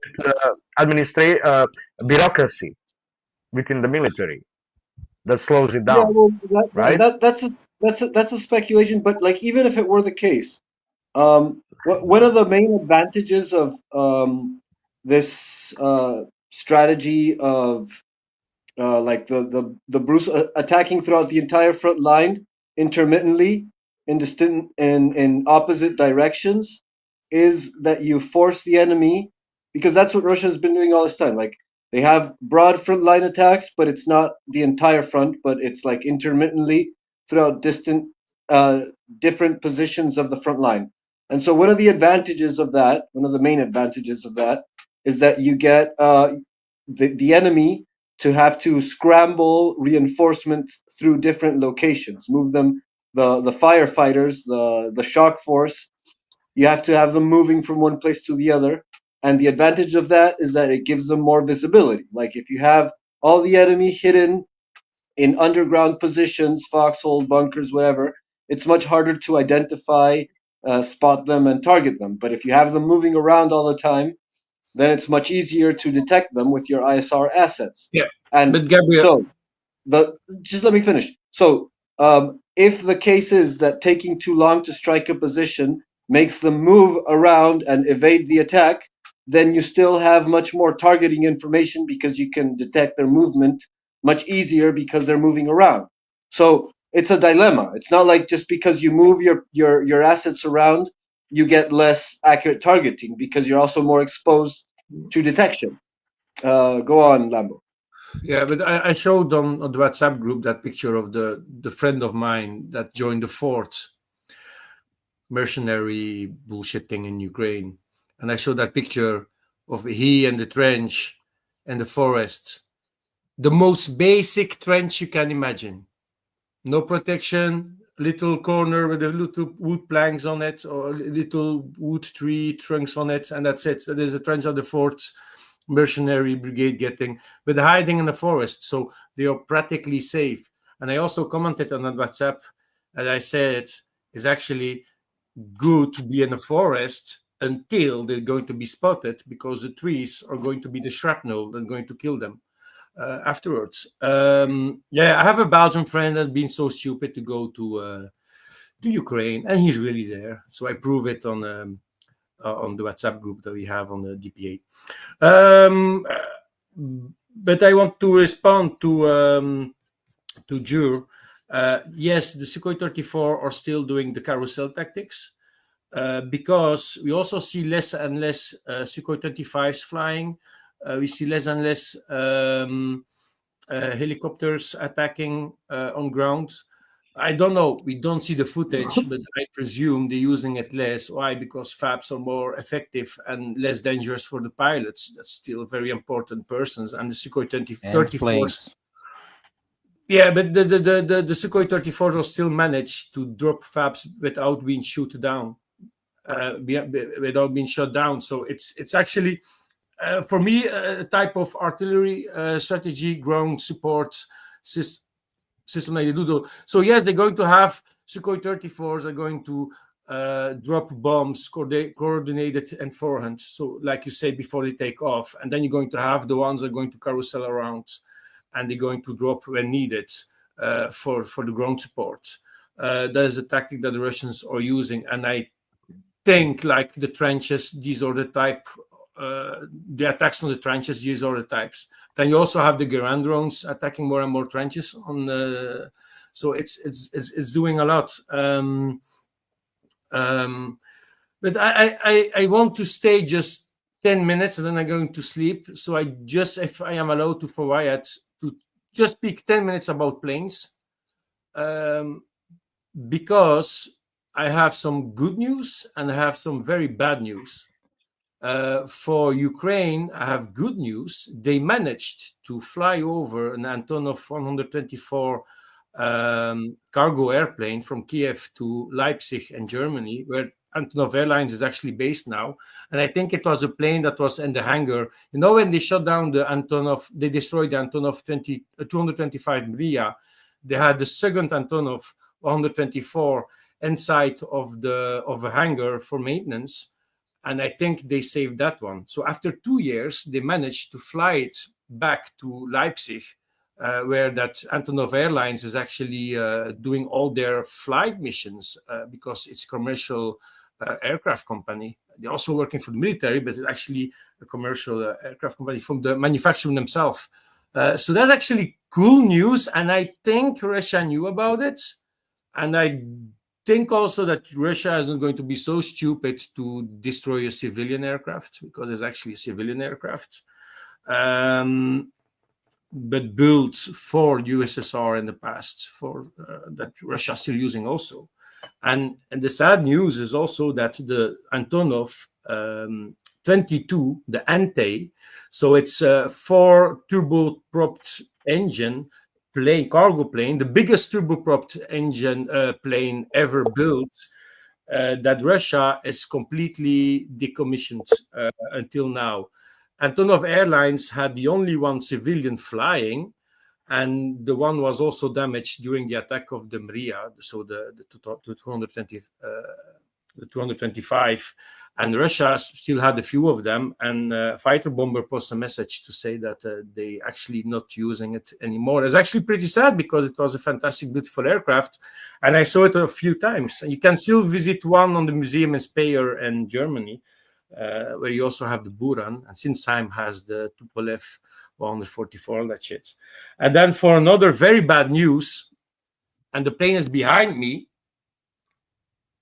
the American A-10 with the fantastic Go-8 Gatling gun.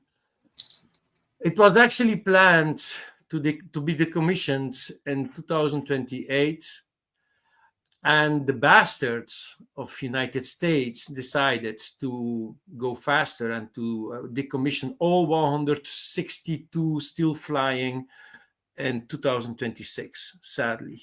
And they're going to need, I think, are they gonna send them to Ukraine? No, they're going to put it in a boneyard. Sadly, it's going to be an end of a fantastic era. You know what they should do? They should take that fucking cannon and mount it on a damn truck and use it to shoot fucking drones down with it. Yeah, I know. I know, but it's so fucking sad because it was the most favorite ground support aircraft that the United States had from the military. I think veterans going to say all to everybody that yes, it was our more favorite ground support plane. I saw the plane, so the picture behind me, I took it myself. I saw it one time during the Paris Air Show in 2015. And it's an amazing, it's a very big plane actually, compared to an F-16, it's much bigger. I didn't saw it flying, sadly, but no, it's an end of an era of a fantastic plane. And United States decommissioned, I think for 2026, I think it's something like 258 planes. They're going to need F-16s or in the pack, F-15s also. So these are the planes that they could give to Ukraine. I still don't understand why Europe needed to give F-16s to Ukraine and not USA, because they have a ton of them. So it's sad for Ukraine. This opportunity for them could make a little bit of difference, even if they had it much earlier also. But it's a very sad part of the history. In a few months, we're not going to have any flyable A-10s, operational, I'm going to say military operational A-10s in the world. And it's fucking disgusting and sad. Well, I think it's another reason why the United States really needs to rein in the MIC. Because it's, obviously it's not going to go into Russia or China and go down against the integrated frontline air defense system. But there's plenty of places it could be used. And there's actually some systems that have been developed. There's like a Maverick missile that's a little bit bigger that has like 100-kilometer range. So, I mean, there's things you could do to extend its life and make it everybody's going to standoff stuff. And it's like the Air Force doesn't want to buy that missile, but, they're going to shit can the A-10 and, either come up with some stopgap bullshit or but the military, somebody that's spending $100 billion to make a new one. The American Air Force said, yeah, we're going to replace the A-10 by the F-35, and it's like so fucking stupid and useless compared to what the task of an A-10 is. I don't going to say it's just a big drama.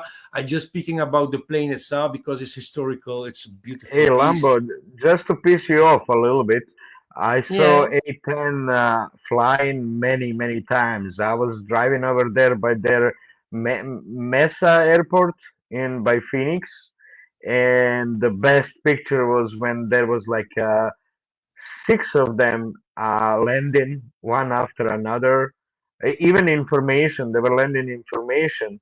So it was just a cool sight to see. I stopped. Don't piss me off. You're actually making me jealous. That's it. Fucking jealous. I'm jealous. Yeah, it's just a cool plane, and it was designed very well, and it did his task. Now the drones is going to replace the A-10, and we see that in the conflict of Ukraine and Russia. I think that everybody agreeing that the A-10 is actually pretty obsolete, but it's still a fantastic plane that you still can use. It was designed as an anti-tank plane. So even the Gatling gun was made to destroy a tank. The uranium thing on the bullets, the plated uranium on one round. One round was capable to destroy one tank because the heat going to, if you aim at the right spots, because of the heat that's coming inside of the tank is enough to destroy the tank completely. To damage it enough to make it unusable. And after that, they started to using it as a ground support aircraft. But it was not intended to be a ground support aircraft. But now it's like the major part of his task. Also, every country they use it to fight against. They didn't barely have tanks, so yeah. It's still obsolete. You can love it, whatever, but you can place it in a museum and it's obsolete. Yeah, I hope. Yeah, I mean, the only thing you can really do with it is, I mean, it can carry a lot of payload. So, I mean, I think they would be smart just to upgrade the avionics, maybe attach some kind of targeting pod and just use it to launch standoff shit. Because that's where everybody's going. They got all those miniature cruise missiles and bullshit like that. It's like, why not use the fucker until they just break down and you can't use them no more, then build more. And they don't need to. I mean, we got workhorses. Say, why not just build the workhorses, instead of fucking building... the F-35 is never going to do what an A-10 did. I mean, granted, and think about it, an F-35 is not going to fly around strafe and tank things because it's stealth.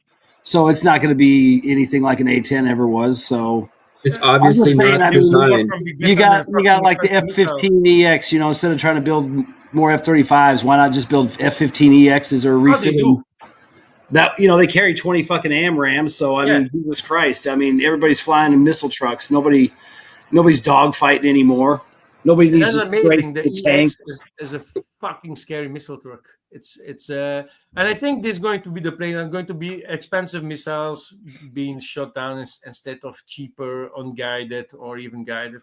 So like you see, Sukhoi 25s will still be used in Ukraine and Russia. About 10 minutes. So, jerk, stop.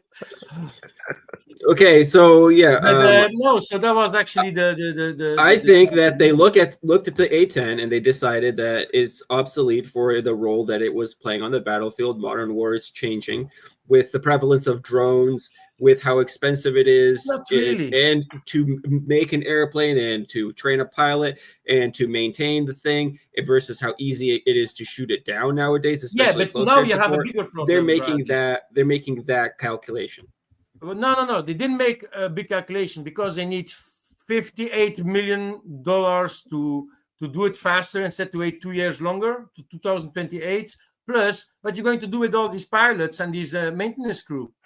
Same thing that they did with the F-14 pilots and F-14 maintenance crews. They'll either reassign them or they'll just get rid of the unit. No, they don't need pilots.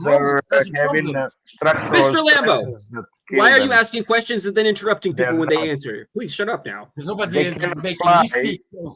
Yeah, you know what they'll do? They'll either transfer those guys to other aircraft. Some of those guys will probably leave the service. Maybe other guys will be like, hey, you can fly fucking, they got those UCAV drones and shit that are fighter planes. Maybe they'll fucking train them to fly those. You need to watch. You already know how to fly a fucking F-22. I'm sure flying a stupid-ass drone ain't that much harder. There is the problem. United States is producing less planes compared to the past. So it's the same like here in Belgium or another country. Every F-16 they're replacing is not by one F-35. They're going to use 3 F-16s for 135, and it's the same that's happening in the United States. You're not ramping up, or they're not keeping level the number of planes. That's the problem. You need to watch the Mover and Donkey show, Cedric Lemoyne and Donkey. These are very good live streams, and they're also showing clips of the live streams, and they speak about it. It's like they're going to be more than 1,000 persons unemployed because the A-10 is gone, and it's gone 2 years faster. And the problem is also they're not going to have directly a solution for these persons because suddenly they decided to do 2026 instead of 2028. And also, like I said, the number of planes... Well, I mean, just so you know how the military works, just so you know, they can say those guys are going to be unemployed. They're not unemployed because they have contracts, and those contracts have so many years. And there's a little saying, it's called needs of the Army or needs of the Air Force or needs of the Marines. So guess what they'll do?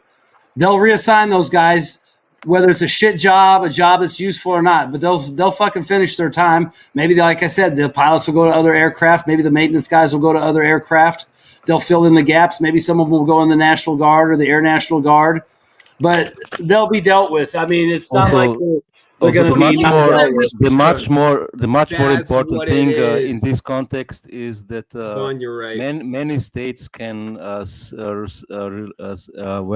have a sigh of relief, because the United States will not attack them, because these planes can only be used against weak air defenses in some weak states.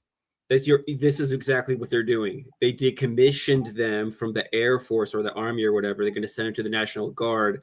These are going to be used in close air supports for riot suppression, Ukraine style. No. You think so? They're going to the boneyard. It's got to be the only. No, I mean, because I think they're already in the National Guard. I'm I think they're already in the Air National Guard pipeline, so they're going all the way out. But yeah, I mean, all the pilots and the mechanics, they'll either go somewhere else or they'll fucking get out because their contracts are up. They're not going to kick them out. Like I said, for the mechanics, I'm less concerned. You could imagine the stresses, material stresses of those planes firing those guns. They're destroying those planes. They are, maintenance and everything. Yeah, they are. They are too, Lambo. Every time they fire that, I guarantee you, they know how long hours of that life they have on that airframe with that gun fired. Yeah, but it's just the government that decided it. It's not the army itself. It's the fucking government that decided it. Well, it's probably the engineers that built it. They're like, hey, you can fire this gun, 5,000 times over 10 years, or you can fire it for 3 minutes once and that's it. I mean, it could be something like that. It depends how quick you want to fuck up the airframe. You just can't fire 15 seconds. I mean, when they first started putting 50 cals and stuff on Humvees and shit, they figured out real quick that the continuous recoil of the 50 was cracking the aluminum frame. So then they realized they had to reinforce them. It would be the same thing there. I mean, those planes are probably built to take fire that gun so many hours. It's not just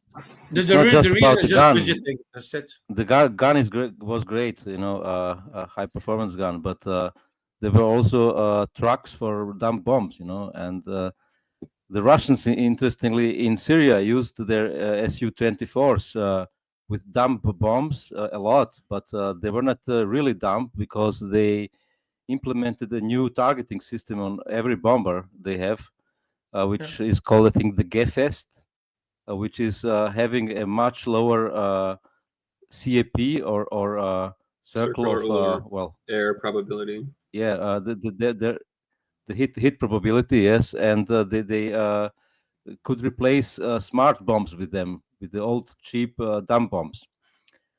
But I think in any war where they have to fight against any kind of more modern air defense like Ukraine, they can't simply use them.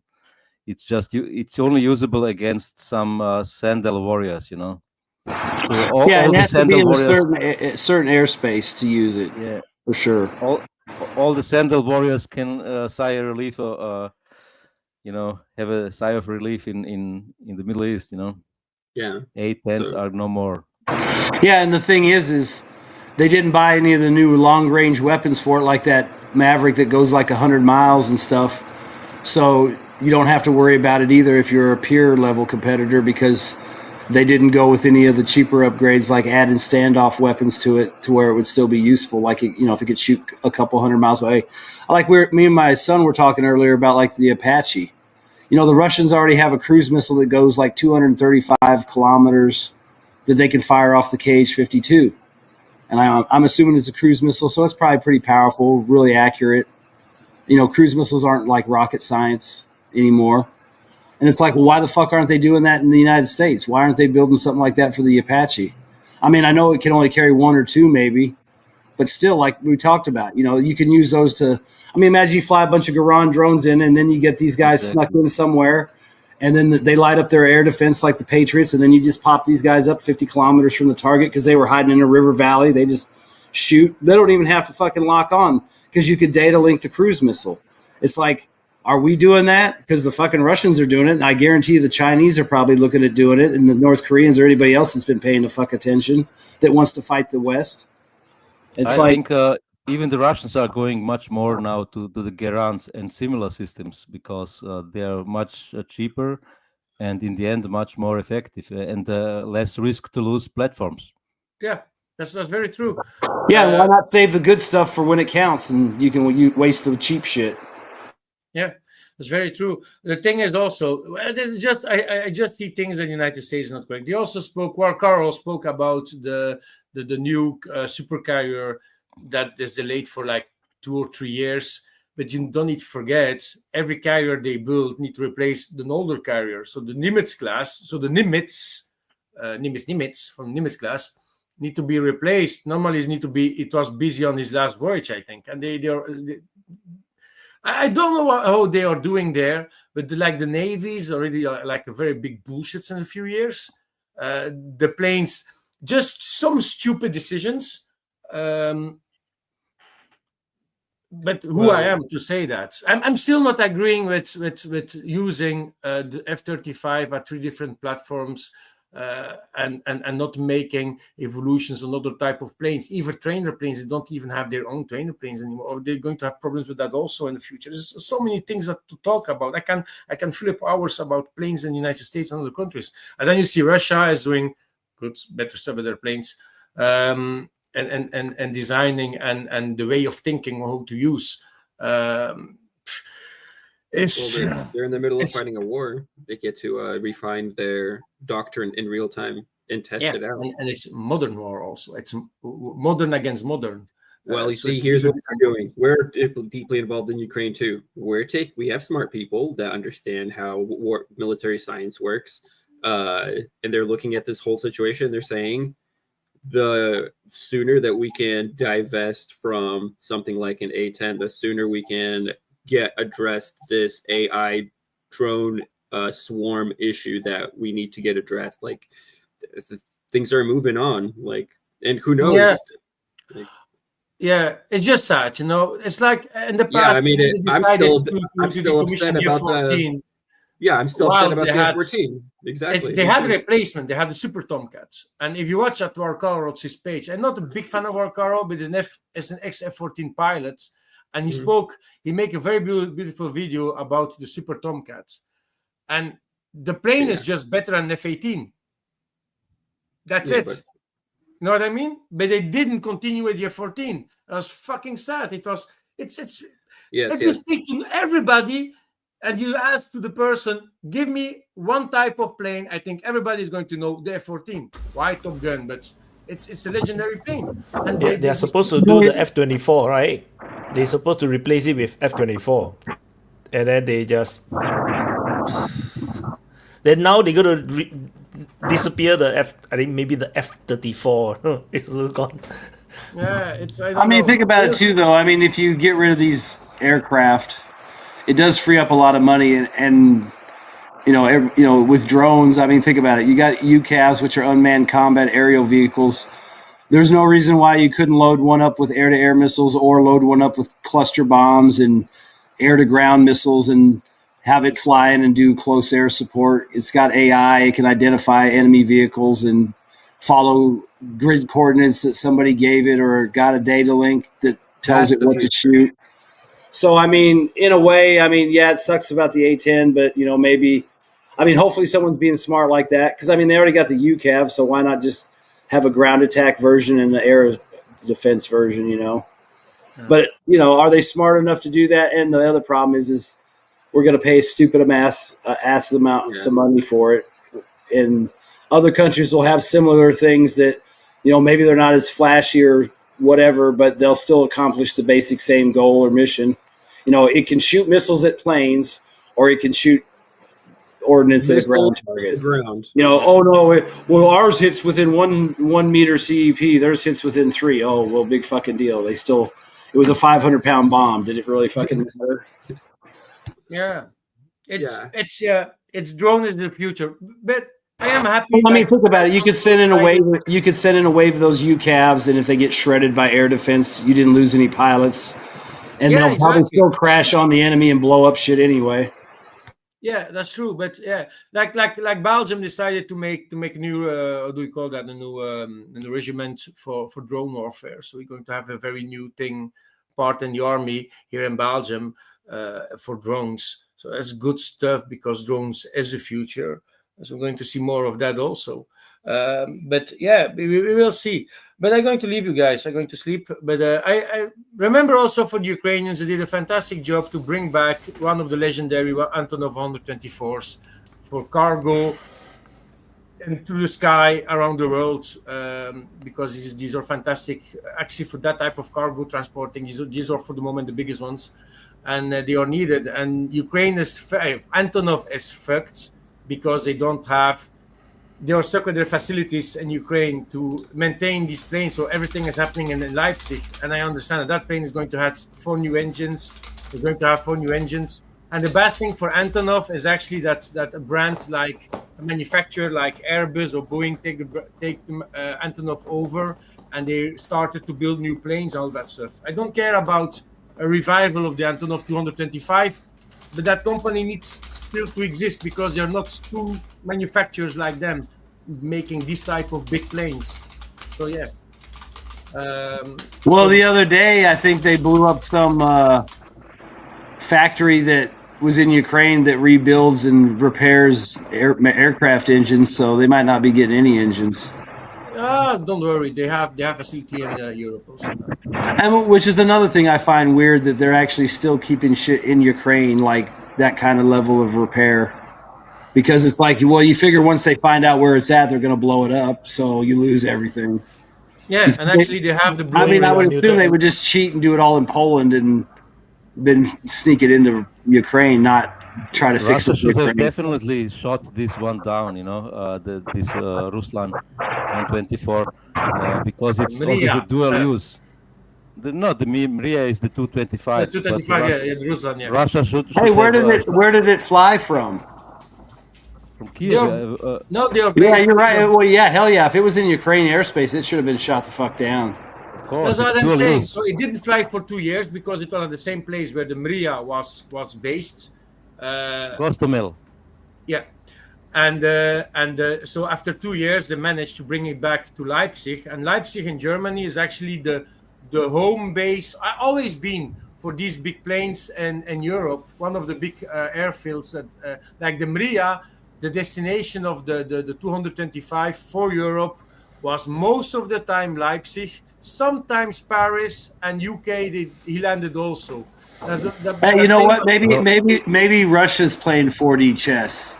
They let the plane get repaired. They let it get fixed. They let it leave. And then when it comes flying back full of new toys, it gets shot down. It's not going to fly back. It's just going to fly in Europe. We have them here in Belgium a lot of times, landing in Ostend. We have them here. Well, you know what? Maybe some angry Palestinians can throw paint in the engines. You need to know that Zelensky was arguing that the Americans are charging them money for transporting stuff. So they use a lot of this donated money for transport, even if they could do the transport themselves. And think about it too. This plane, they could fly to the United States and load up and get around the transport. I was just going to give you little quotes or just little story, Yvonne. And before 2013, United States Army rented, or how do you call that? They called to the Russian Army. They asked if they could have Antonov 124 from the Russian Army to transport planes or tanks from the American Army. That's not a joke. So we should have been friends with them. We shouldn't even be in this situation. But they did that in the past. Even after 9/11, they used Russian military airfields, air bases to land their planes to go at. All these things happens. No, it's just impossible. Like the picture of the air show behind me. In 2013, I went for the first time. Guess for which plane I was there? Sukhoi 35. It was the last time we saw an active Russian plane on an air show. It was 2013. It was on Paris Air Show. I saw it. And that is the sad story from you also. Let Boeing go. regards the Antonov, Voin. I think Russia still has some 30. I think Russia still has some 30 of these Ruslans 124s, and I think they will maybe revive it again, the brand, because the Antonov was based in the Urals mountains, I think, and in Soviet times they moved it to Ukraine. Was it a? Does it have a reputation for just being a good, durable, like rugged, like cold weather, like good for like places like Siberia and shit kind of aircraft? Yeah. The 124 could handle some of the planes, yes. up to 150 tons of cargo. The 124 could handle up to 150 tons of the latest versions cargo, and these were all-weather cargo planes like the C-17 in United States. And it has also. I agree with Voy. I agree with Voy, and an Su-57 should have smoked that motherfucker. No. I love that brand. I love Antonov. If you want to see a Reslan, then you'll see it from the Russians, and you won't see it from Kiev. I see it here at 30 kilometers from my house, and I went specially to Berlin in 2018 or 19 to see the Mria in real life. I saw the plane taking off at Ila Berlin. Sure, it can be used for civilian purposes to make money, but it can also bring weapons from, let's say, America to Poland. Oh, but they do. They already never do. Get back into Ukraine. Yeah, so they should shoot it down. And it could have been shot down. But they're still a civilian airplane. Oh, well. I mean, tell that to the Lusitania. Didn't they German sink it because it was a civilian cruise ship full of weapons? I mean... And the other thing is, too, it's like that, what was it, the AN-124, the big airline that was at Hostomel? So that is Ruslan. No, but I mean, there was that big airline that was at Hostomel, whatever. Yeah, the Mria, that's the 225, I think they were talking about. And it got destroyed, and they made a big stink about how the Russians destroyed it, and now apparently they're trying to raise money, or they were, to try to rebuild it or some shit, or redo something. They have still a second unfinished But no, the thing is it's bullshit because, even if they didn't know the war for sure was going to start, if they really wanted to protect that plane, they could have flown it out before the fucking invasion and flown it to Germany or something. Maintenance, and they didn't do it because they left it there because they wanted it as a prop piece for a fucking war. No, and they let it get destroyed. So I mean, hell yeah, the Russians should shoot that motherfucker down the first chance they get. There's the Mria, and it was fucking corruption. The thing is, one of the engines, I think, was the right one here. They pull it out for repairing, so it had still 5 engines. And Dmitry Antonov, actually the main pilot of that plane, was visited also after the strike, visited the place, and he was fucking angry. Every member of high-ranking person, big bosses of Antonov, fled the country a few weeks before, and they asked if they were allowed to retake that plane with 5 engines, so they can just use 4 of the 6 engines to take it back to Leipzig, and they just were too late to do that. There were so the bosses, the big bosses, the CEOs were all gone to Germany. Yeah, but like I said, the way they played it up, it's obvious that they wanted the PR from the greatest plane ever built, destroyed by the orcs, because they really played it up, and then they even had a fundraising thing about it.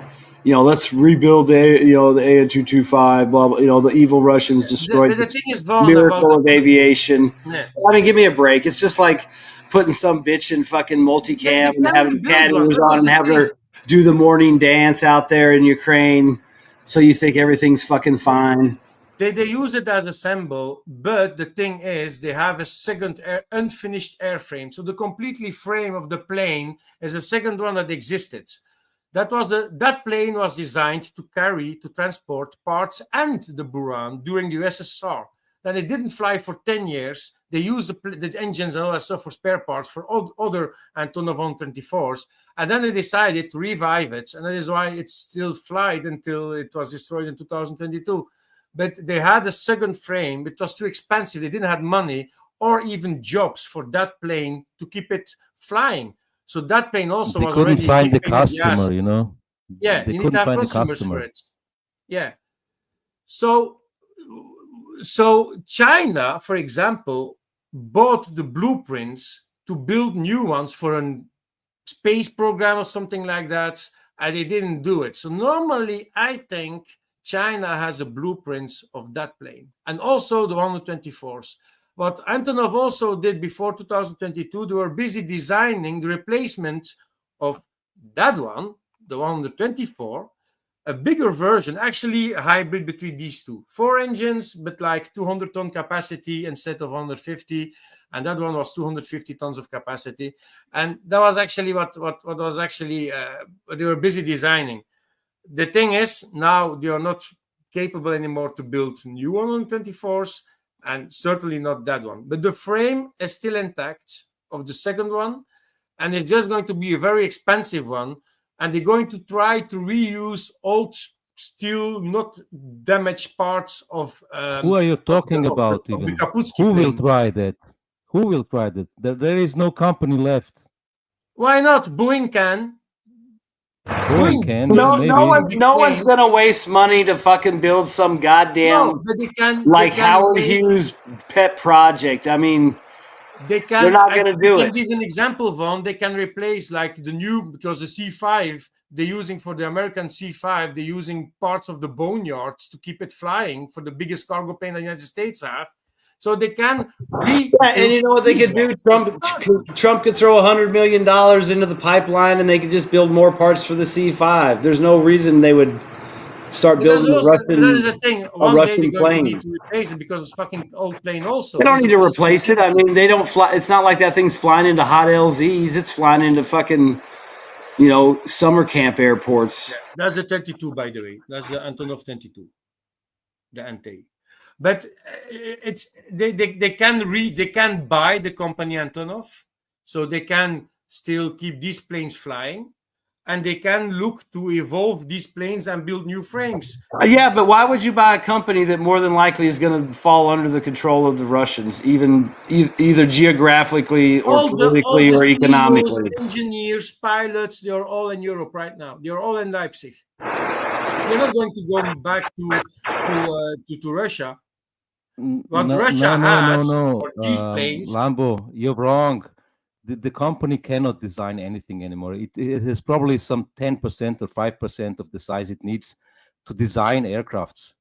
But they still have the blueprints. The people have gone.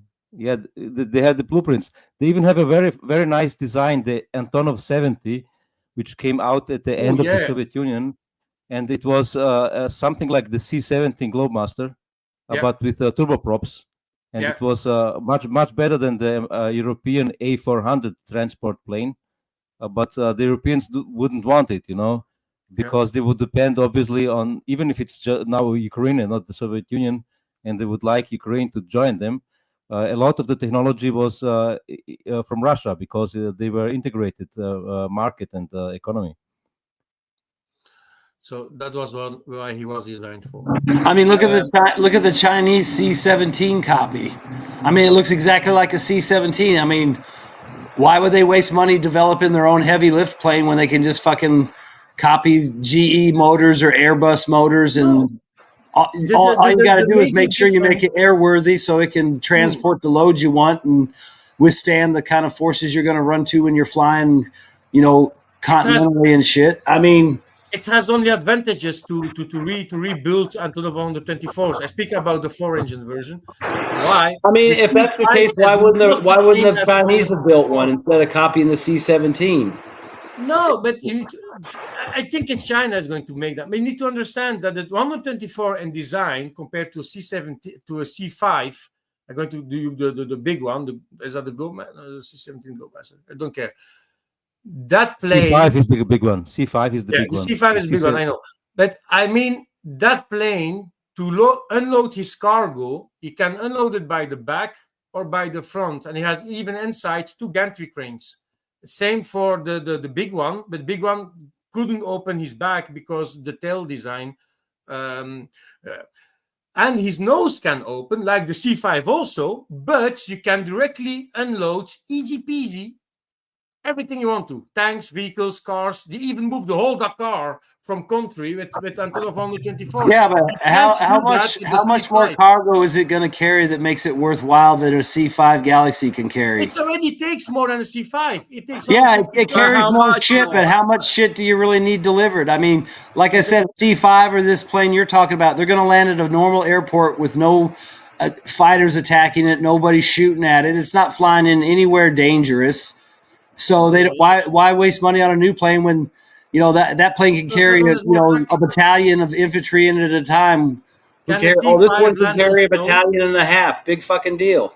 Yeah, the only ones who will build new Ruslans are Russia, because their Ruslans they will also age and will need replacement, and they are the one who will rebuild it. No one else. They're going to do it. I'm not saying they're not going to. I speak just about the company.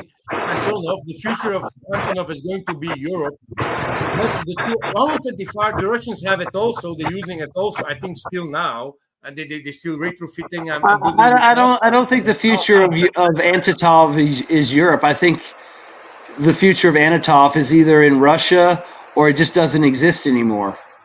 I mean, like Voyan said, most of the people are gone. I mean, more than likely the brick and mortar parts of that company are going to be in Russian territory. The machinery and all that, the equipment. I mean, who cares if some engineer snuck off to Germany with some blueprints? I mean, for a plane that no one's going to build anyway. It's like big fucking deal. I mean, it's not like Antonov in 2022 was on the cusp of plasma thrust or something, and they snuck out. And I mean, they were building shit that it's already done. I mean, whatever they were building at Antonov in Ukraine, I'm sure there was a place in Russia building the same fucking shit. Lambo is just sentimental for the A10 and for the Antonov. I love the brand. Sorry, I just love the brand. And the other thing is too, I mean, if Antonov moves to Europe, it's just going to be because somebody bought the logo rights and put it on the side of a building, and that'll be the most Antonov it ever is. I just hope that the manufacturer is not going to disappear. That's the only thing. Are they going to continue to build new planes? Like Voin said, I think at Le Bourget. What do you mean continue? When was the last plane built? When was the last plane built? But they were busy testing prototypes in 2021-22. Still busy. Yeah. No. When was the last plane built for a customer? Oh, 90s, that's a long time ago. 80s, yeah, 70s, 90s. No. 90s. 90s, and all the rest were upgraded. I mean, the best you can hope for is Antonov will become one of the design bureaus in Russia that competes for jobs. Antonov, not Antonov. No, it's just like I said, I am maybe sentimental about the A10 and about Antonov, but these are legendary planes. Antonov of Anton, except for you just switching Anton of. That's literally what that is. Any last names? Antonov. Yeah, of Anton, but Antonov. And that's what all of the OV last names kind of literally mean. Like the suffix kind of means like of that thing. It's funny, like of is kind of like of. That's a C5 Galaxy. It's Galaxy. Globemaster is C17. That's 5 Galaxy. So, and I have in these scale models, I have a Tupolev 160 coming on my way and a Tupolev 22 M3M. Lambo, didn't you? Hey, make sure you buy some Hot Wheel tires so you can put them on the wings. Oh yeah. Brilliant. You can use Lego and Legos also can. No, you just use black paper and cut. That's scale 1/500, and the Tupolev 160 and the 22 is a scale. That's from Herpa. The brand is Herpa. It's German. It's not far. It's in Nuremberg, not far away of Nuremberg. I have the 2 other ones that's coming here because, and that's the thing also. Since the fucking war, they stopped producing Russian toys. Russian brand manufacturing plane, so you can't buy Ilyushin Sukhois anymore. You need to go on AliExpress to buy some junk. You're not good because Herpa made the Sukhoi 27. Well, that's how you own Putin. You know, you quit selling quality models MiG-29 of models. Russian aircraft. You know, that's how you own Russia. You know, you not only do you sanction them, you don't allow anyone to buy the plane models. Exactly. That's the real own. I'm literally losing sleep over this right now as a Russian American. Maybe the plane model companies are making like plane models but drones, but like, you know, used for war, you know. Do you see? Oh, okay. Or see, what I'm thinking is like, when are we gonna start getting little when are like army models gonna be like little ground drones already? Like, oh wait. Speaking about models, that would be so boring, man. Oh, well, no, think about it. You know how people do dioramas, you know, little model dioramas? I mean, think about it. You could have a little road with a tree line and some, you know, going in. Russian-looking guys with a little piece of thin wire with a little drone coming in, and some guys with a little smoke coming off their shotguns.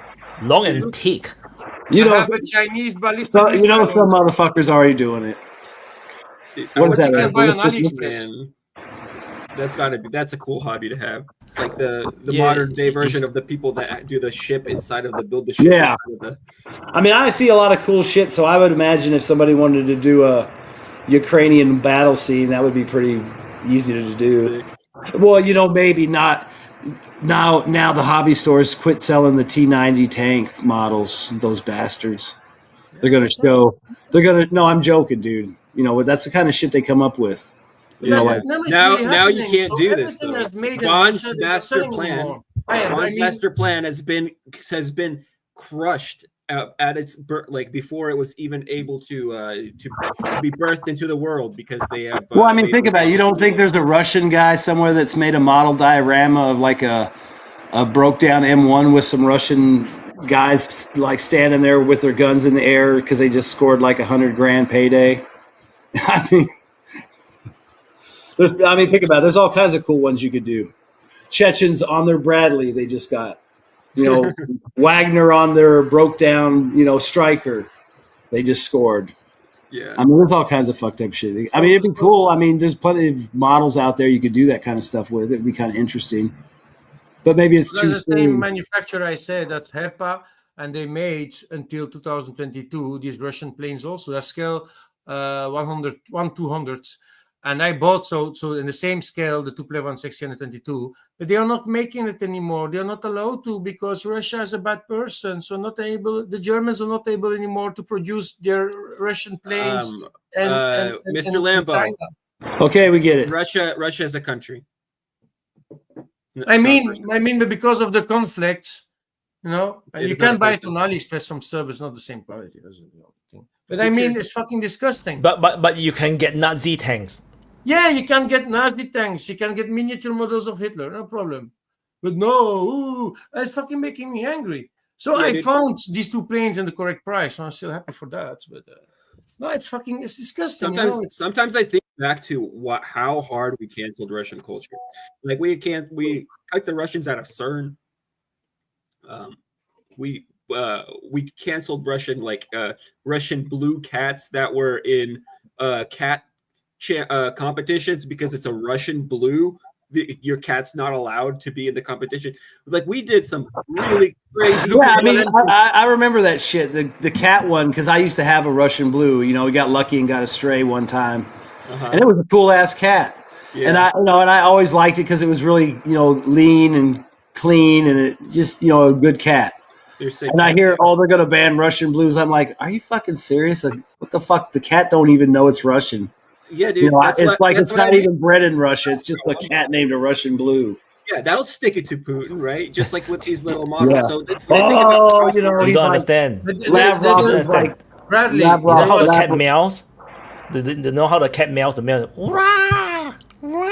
Oh, gosh. Okay. So the cat. I mean, think about it. When they announced the Russian blue ban, you know, Lavrov probably fell to his knees and shook his hands at the sky, like, why have you forsaken us? His Russian blue cat, wiped the tears off his Russian blue cat's eyes, and said, "It's okay, little buddy." Wow. But they're like the past weeks. We had like a hardcore metal band started to prevail. Alex Terrible, the singer. These guys are Russian. and he was not allowed to bring up on the stage during festivals the Russian flag, and he said, "Fuck, you're going to do it still." Well, I mean, think about it. They always do dumb shit like that. Like if in Iran the hairless cat was popular, 2 weeks ago they would have been telling us how hairless cats are satanic and germy and cause AIDS and shit, and they're the devil. No. So it's the same stupid. And they ban hairless cats from competition, or they always come up with some stupid gay ass shit. This is what or I no mean. no though. shaving of pubic hair. No. We went further with the Russian war. We went further, right? We went further than okay, look, Israel is still concerned, right? We really went hard again at this cultural stuff. So I think that they were thinking that if everything goes to plan, the only way you're going to be able to legitimate this whole thing, where, for example, NATO counterattacks and takes out the overstretched Russian forces, is if you really make them bad guys. You really have to make bad guys out of them. We got to start now. Everything Russian has to be canceled. You can't use a Russian flag at the Olympics. You can't, like Russian athletes are being banned from all kinds of random stuff, right?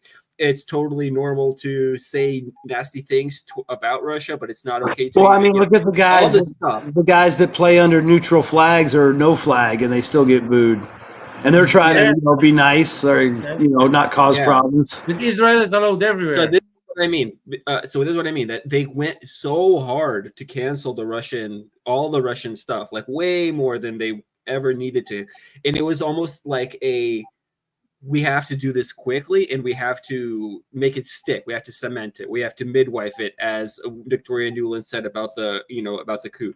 So war is not popular. People are not going to want to fight the war. But if we can really put the Russians into a compromising situation, then we can get enough, and we really make them hated, right? We really crank up the Russophobia to a new level.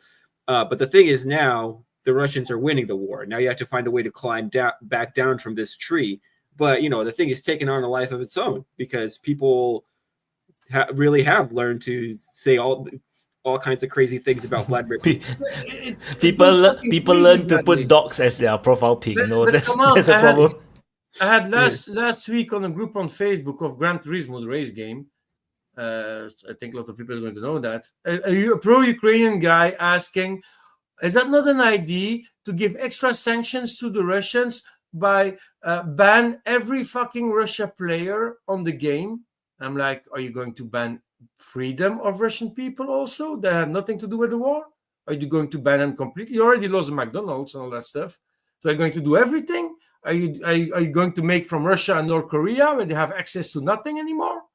It's ridiculous.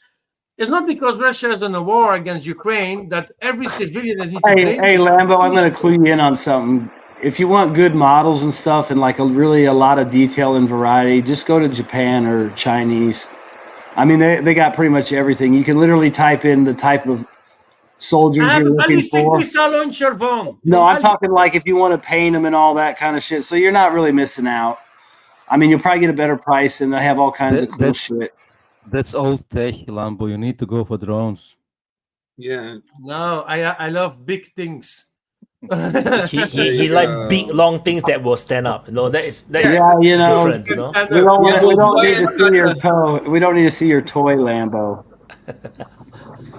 Okay, it's definitely demonetized now. I need to go, guys. If you stay, have fun. Okay. All right, let's do closing. I guess. Let's do closing. Yeah, I'm going to do closing first. Okay, gonna stay. Okay. Make it quick because everybody wants to do closing first. Yeah. Start aviation news, good aviation news. India Airlines with the Boeing Dreamliner. It was, I think, a pilot error or maybe suicidal. Voila. Very good talk, guys. See you next time, and bye-bye. Oh, that's the fastest closing by Lambo ever. Yeah, I thought I would have to wait a half an hour again. I did my best. Yeah, but you said you would stay just 10 minutes. Now it's almost an hour in. Sorry, your fault. Bye-bye. I'm really gone. Bye-bye, guys. So, well, great talk again. We touched some topics, interesting topics, Epstein, then a bit of the war again, and now Lambo hijacked the talk with the aircraft stuff. But regardless, it was nice talking, and like, subscribe, and see you again next week. See you. Peace. Thank you for it. Oh, Bradley, go. Okay, I'll go next. So, in true DPA fashion, we didn't discuss the supposed topics of discussion, but it was a live discussion nonetheless. Some interesting things were said in regards to the casualties in the Ukraine war by Bigari. And that's kind of, for me, that's been like, my mind is still blown about his estimates, because it seems to me like the total casualties in the war had been far greater, as we had discussed. Like, both sides have charted out the million casualties figure at this point. I don't think we can know the casualties, of course, but it's crazy for me to hear that it could be roughly around 500,000 figure. I mean, and it's insane to say that 500,000 dead people. I mean, that's a lot of dead people, but I'm thinking the figure is likely higher, but I guess there's no way that I could know, and I'm not in Ukraine. However, there is a understanding to be so close to not see the forest for the trees. So it could be something like there, right? Hello, Mike F. Then to reiterate my opinion over this A10 decommissioning, yeah, it looks like it's not good for the old girls' prospects, but, you know, modern warfare has moved on. We've witnessed it. We have to adapt our aviation to the realities of modern war. So it looks like we're going to be doing drones. So they're cheaper and they're safer, and they're oftentimes just about as effective for the same problem. So the only problem is we also have to do drones differently too. Like the MQ-9 Reaper is probably still a great weapon, but we need Landsets and we need quadcopters, and they need to be affordable and they need to be plentiful, and that money's got to come from somewhere. And this is overhauling massive parts of your military doctrine is probably a very expensive and time-consuming and labor-intensive undertaking. So other than that, I'd like to say don't forget to like, subscribe. Thank you for all of our awesome panelists that showed up, especially Big Ari for holding the fort down when everybody was snoozing. So thanks very much for it ended like you guys were by yourselves for like 50 minutes, something like that. It was just the commander and Big Ari. But other than that, so I got to say, of course, props to our awesome tireless commander, our awesome audience, and be sure to come back next week for more conversations like this. Peace. Thank you, Bradley. Vaughn, closing. Yeah, I just want to say, as always, thanks to Wyatt for providing the platform every week so we can come on here and shoot the shit about whatever. And, you know, I appreciate the audience that watches every week, even if it's not great. I hope you all get out there, like, subscribe, and share so we can get more people out there. And if you're out there watching, come on the open mic. I mean, we're always looking for new perspectives and new locations around the world, because that helps us, you know, kind of keep tabs or kind of get a feel for what's going on, or at least what normal people think, not what somebody tells you on the news or some diplomat. Like with the A10 thing, you know, I mean, it sucks. It's a cool plane.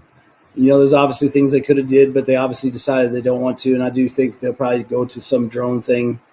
And, you know, like with the UCAV, that's got a lot of potential because you could just load it up with whatever. And it's kind of stealthy. So maybe there's going to be a ground attack variant and an air variant. And I mean, think about it. You know, everyone's worried about these thousands of guys. For all we know, they already got a, you know, prototype of that UCAV, and they're going to have these guys go test it. And the mechanics can just get dispersed to other aircraft and retrained. I was a helicopter mechanic after I was a tanker.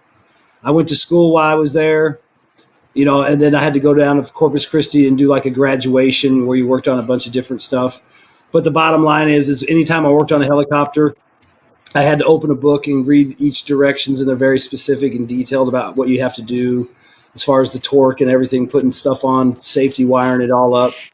And if you're already working on A10 engines, it's probably just like a refresher to learn the F-16 engine or the F-15 engines. You know, it's a jet engine. You're already familiar with it. You just got to learn this new engine. So those guys will go wherever. And like I said, who knows? Maybe these pilots will be flying drones or something, or doing other things for the Air Force, but they won't just get wasted. And then with Ukraine, real quick, you know, obviously Pokrovsk, Kramatorsk, and Kupiansk are the ones to watch. I kind of feel like there's more going on around Kupiansk than maybe the Russians are letting on. even though they make some claims, but especially the Ukrainians. And the way it looks, if it's kind of what I suspect, I kind of feel like Kupiansk might be the first one to really fall apart and go down. It seems like they're kind of a ways off on Kramatorsk, and they still got a good buffer around it.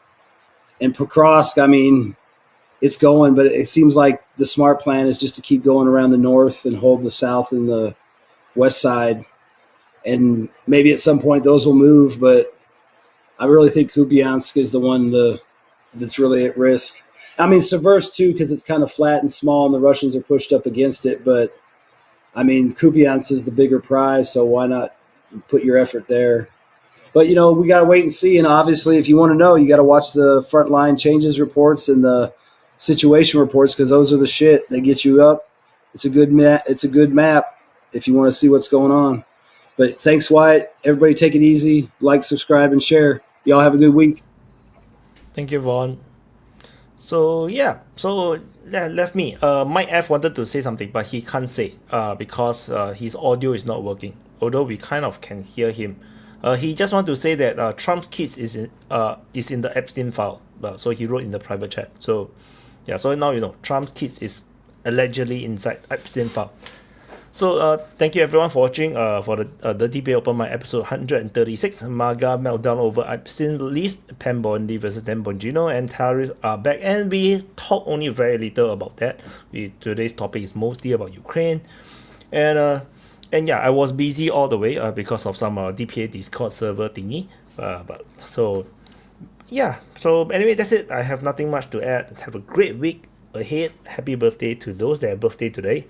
And thank you everyone for participating in the conversation and the chat, in the live chat and on screen. And yeah, I will see you guys in the frontline changes report soon. And I'll see you guys in the next update. Bye guys.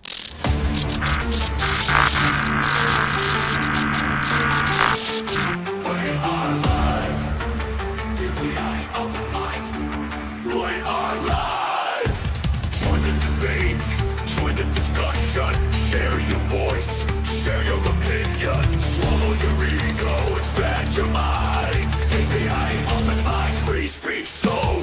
DPA Open Mic, we are live. DPA Open Mic, we are live. Don't hold back, 'cause here we go. Let's go, let's go. We are live.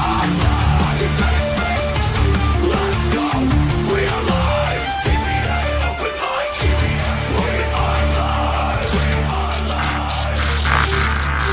We are live. From every corner of a spinning globe, gathered voices, the stories they probe. Ideas like rivers they ebb and they flow. In the meeting of minds we grow. Together we stand, like diverse yet alive.